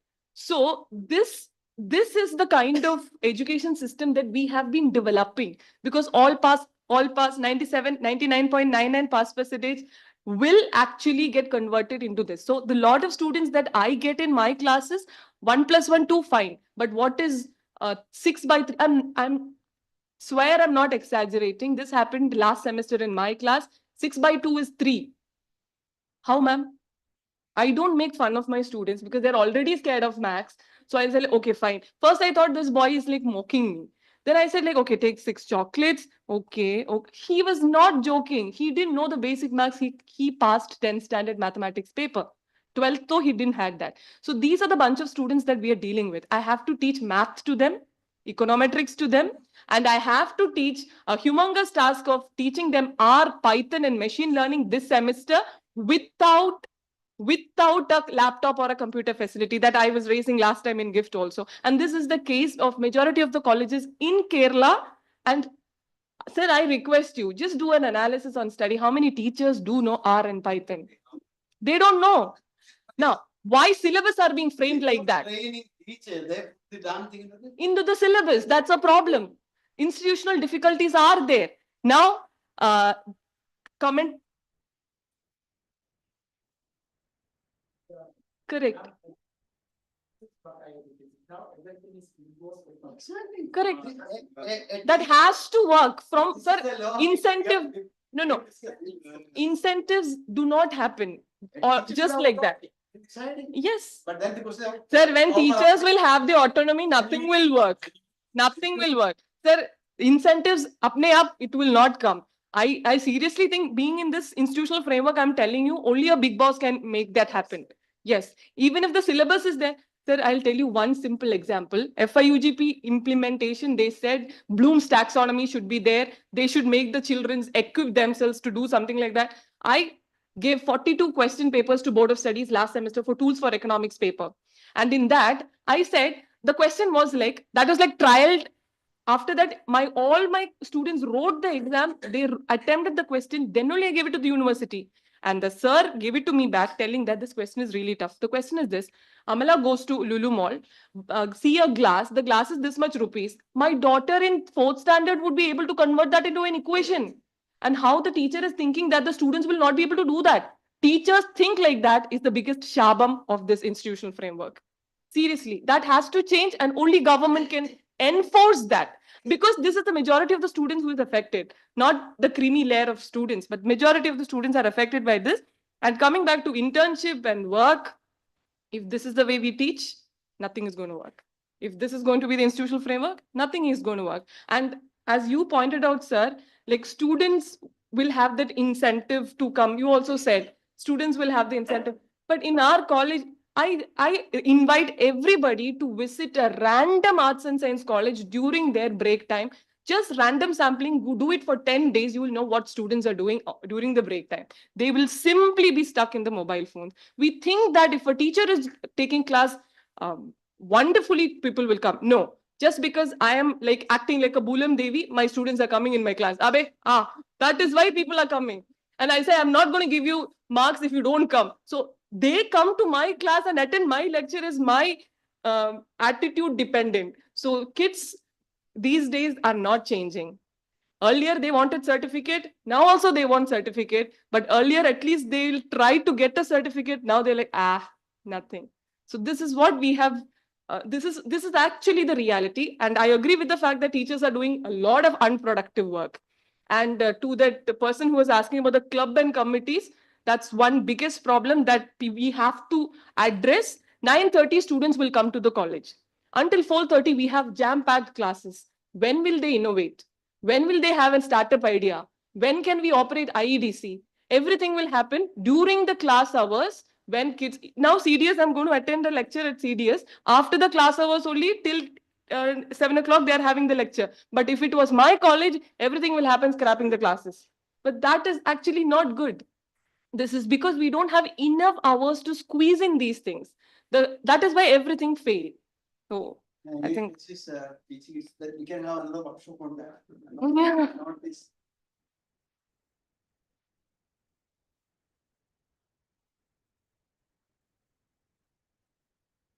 Sorry, I forgot to mention that during, we have an internship program as a part of curriculum. As Harilal sir was telling, as Joseph sir was telling, as sir was also telling, if we are going to link these industry and local governments together, if the government can ask these local bodies to do a compulsory internship with these local bodies, then something can change. Because students should be made, compulsory internship with the local bodies money, then they'll have to go and work with them.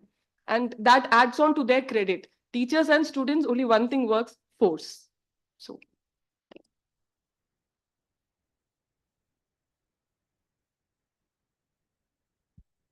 Please sit down. Past 1 month, I had 3 exposures. One, I was speaking in Bardwan University. I was talking with a group of students from UP. And just yesterday, I talked with a group of students from Ashoka University. Okay. Why I'm telling this one, these 3 are different places. And all of them are interested what Kerala is doing. What Kerala is doing. So we look towards Kerala because they do something different, something innovative. And that's why they have this trajectory. It's very seriously they are looking. These 4 students yesterday with whom I am there from Ashoka University, they are their master students and doing their project work.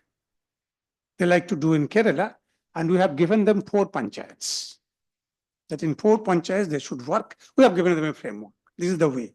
Now, why I raise this issue is, see that Kerala actually generates a lot of interest in the national level. So we have a double responsibility. That's what I'm telling. Okay, now you can go. Yesterday, CDS, and when I was raising these concerns, he was shocked because when his friends from Delhi University have a different picture of Kerala, because that is a perceived picture. This is the ground reality I'm talking about from my personal experience. Whatever I said, you can verify it will be correct only. So, yes, sir. It is very bad, sir. Seriously, it is very bad. I think she can vouch for. No. Everywhere. So see, the thing is. No, there are motivated students. There are kids to work, but this is not a. This is majority, ma'am. If the course is organized like this, with all these things in such a anarchic way, then. Ma'am, but I want to add one point to it. Another problem is with the evaluation system. That is, 4-year undergraduate program was established, NEP came, but still the evaluation system is same. So we are generating outcomes, and at the end, the student has to write like 3-hour exam, and the outcome will be mapped to the marks a particular student has achieved after the examination. So whatever we are doing, whatever holistic education that we are planning, ultimately a student will be judged by his or her marks. no change. So unless the system is being changed, the quality of higher education will always be in loss. Compulsory change. Otherwise, sir, autonomous institutions will change, teachers will change. No, they are in that passive couch potato framework. Nobody will. And like she said, majority of the educated unemployment comes from the normal arts and science colleges in Kerala.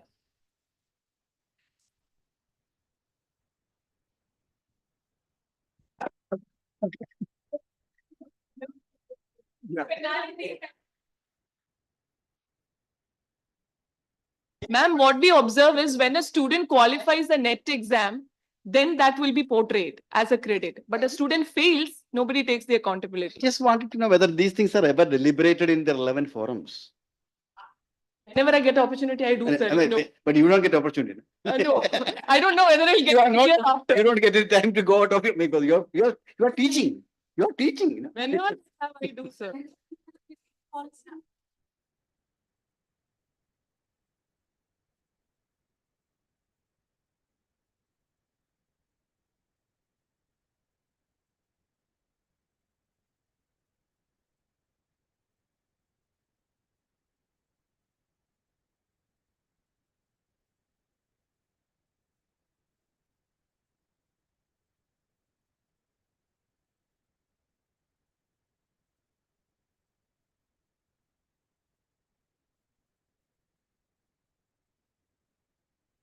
Anita ma'am parnya oru point എന്താന്ന് വെച്ചാല് that we said, is it just one particular thing or is it a generalized thing? Now the measurement scale would be how many Malayali students, just economics only I know, how many Malayali students pass out from our social science discipline like economics, how many of them are able to qualify the CUET entrance exam for PG? How many of them get into CDS? How many of them get into esteemed institutions? Why are they not able to do that? How many of them get jobs? Jobs. So especially entrance exam, I would say, because students with 85% marks in degree will not be able to clear their CUET entrance, means the system is failure. That economics degree is useless. Seriously, that is what, this is a broader phenomenon. This has been happening. I have been telling this everywhere possible, but.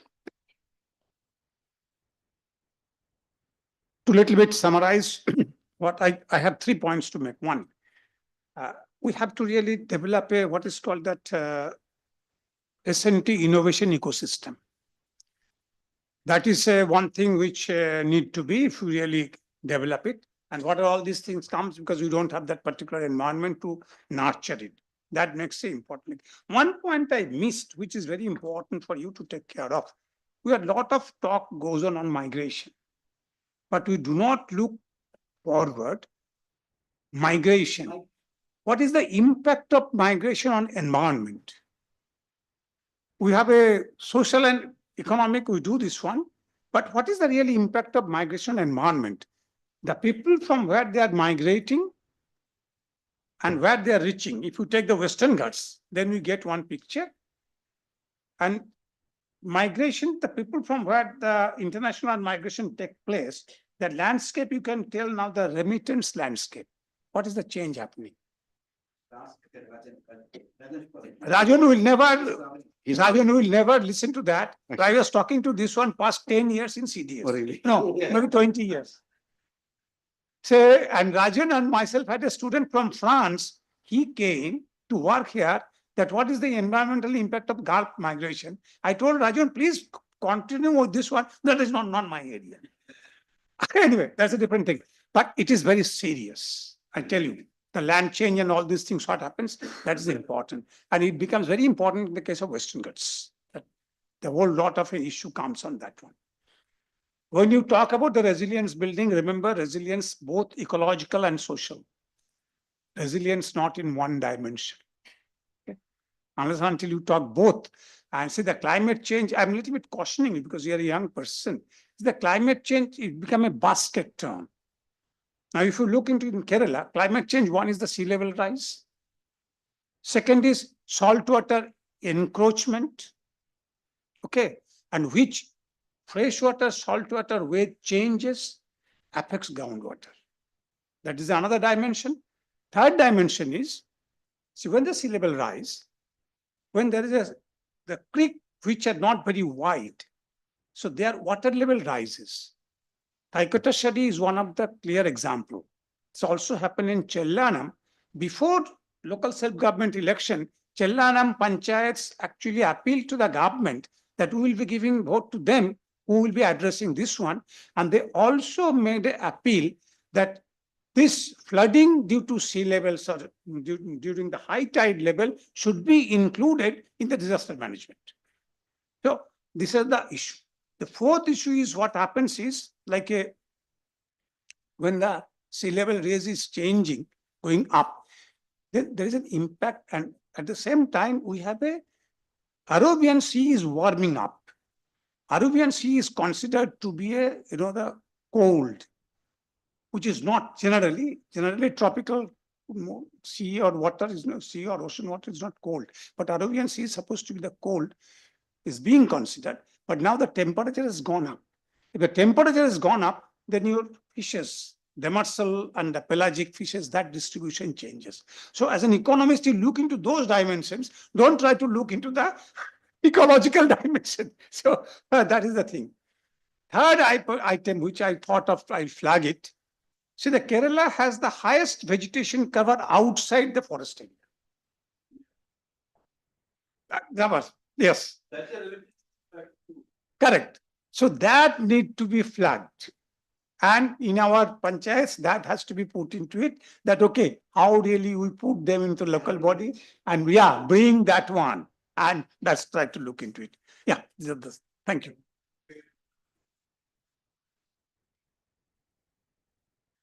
I think I would like to add that point. We need old age homes in every panchayat like Anganwadis, maybe Pagal Veed like that. I supported that view. Thank you. I mean, the question from Askar regarding the revenue and expenditure impact on of aging. Yeah, of course, in the, Western countries cases, there are studies showing that aging can contribute negatively towards revenue expenditure, because you see, guy is not working, he may not build house, he may not be provision tax, he may not be taxes at all. And once he becomes retired, then his spending, the geriatric spending, the care and all will shoot up. So that is there, very much there. And some of the success stories in the Kerala's case, for example, from something from Kottayam, where lonely aged couples are being kind of provided care by people, and the younger, being spent by the local governments are also coming up in a big way. The palliative care, I think some of the issues of the care request are being flagged off in the, budget itself, the increased spending on palliative care and all. Okay, that's all I think. That's the major thing that is. Santosh, are you there? Professor Santosh. One point about the elderly budget. An autonomous elderly budget entirely meant for. I am online, sir. Another thing is. Hello, I am online, sir. Santosh is there. Yeah, Santosh. Yeah, I am online, sir. Would you like to say, respond to the discussion here? Would you like to respond to the discussion here on any particular? Sir, no, sir. Actually, I would like to. Hello, sir. Can you hear me? Yeah, actually, yeah. I want to respond to the points raised by Joseph sir and the teacher who spoke on the issues of transacting the syllabus content with respect to the 4-year degree program. In fact, whatever be the issue cited by Joseph sir and I cannot gather the name of the teacher. These issues are very important, and these issues are often being sidelined at the altar of implementing reforms in higher education, but they are the crucial ones. Lot of shadow work is there with respect to the transaction of the curriculum and the program, especially the 4-year degree program. Even though the curricular framework of the 4-year degree program is a salutary one, is matching eminently with the educational programs running in the centers of national importance and in the foreign universities. But still, there is a problem with respect to the adaptation of that curricular framework in the current scenario in colleges. It was actually that problem of adaptation is creating issues at the pragmatic level, at the practical level, and is being pointed out by the teacher. Actually, she raised a very important point. What would be the proportion of the students who pass out of the degree program but get admission into the central university or in the centers of excellence in our country for post-graduation? That's a crucial issue. The problem is that the undergraduate education in economics in Kerala is actually a total disconnect with what is being what is the manner in which it is conducted in Delhi University or at the centers of foreign countries.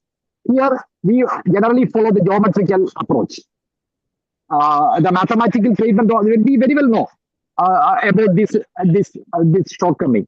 The mathematical approach is eminently lacking with respect to the curricular framework of economics in Kerala.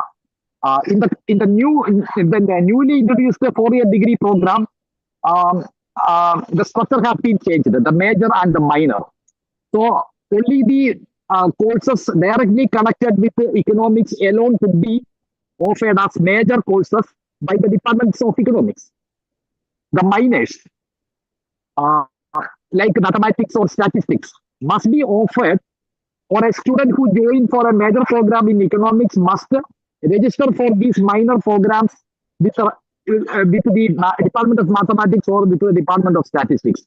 But unfortunately, I have gone through the syllabuses of many of the autonomous colleges and universities and find that these minor courses are offered by the Department of Economics itself. See, what happens when a mathematics course is offered by a faculty member of economics? Then the nuances and the rigorous manner in which the subject should be taught may not be in that manner if the course is being taught by a faculty member of economics. But unfortunately, that is being taking place. But in major centers of excellence, it is not in that manner. Okay, so that's a crucial issue. That's a crucial issue. So, yeah, okay, sir. This is the point. We will Okay, sir. Thank you so much. This issue needs to be discussed later. In the KEA seminar, we will have opportunity to discuss these things in detail. Now, finally, if you want to add, anything, Amala. Yes. Okay. So, is there a formal vote of thanks? Okay. So good afternoon, everyone. So respected dignitaries on the dais, esteemed speakers and dear participants, it is my privilege to propose vote of thanks at the conclusion of this post-budget discussion. At the outset, I express our sincere gratitude to Sri K.N. Balagopal, Honorable Finance Minister of Kerala, for his support and setting the stage for today's discussion based on his budget. We are deeply thankful to Professor K.J. Joseph, our beloved director, for his leadership in organizing these kind of policy dialogues. I extend our heartfelt appreciation to Professor K.N. Harilal for expertly steering the panel discussion. Thank you, sir. Our sincere thanks to all the distinguished panelists from academy and public institutions who shared their valuable insights and diverse thoughts on the budget. And we gratefully acknowledge the joint organizers, the Trivandrum Management Association and Kerala Economic Association, for the collaborative efforts in making this program success. I also wish to thank the coordinators and the organizing team for meticulous planning and excellent execution. Then a special mention to those who have joined offline as well as online and to make this event a grand success. Thank you. I think Geeta and Kiran, they did a lot of legwork Thank you very much. It's much appreciated. ഞാൻ library work ചെയ്യുന്നില്ല. കുറച്ച് women labour എന്നൊക്കെ പറഞ്ഞ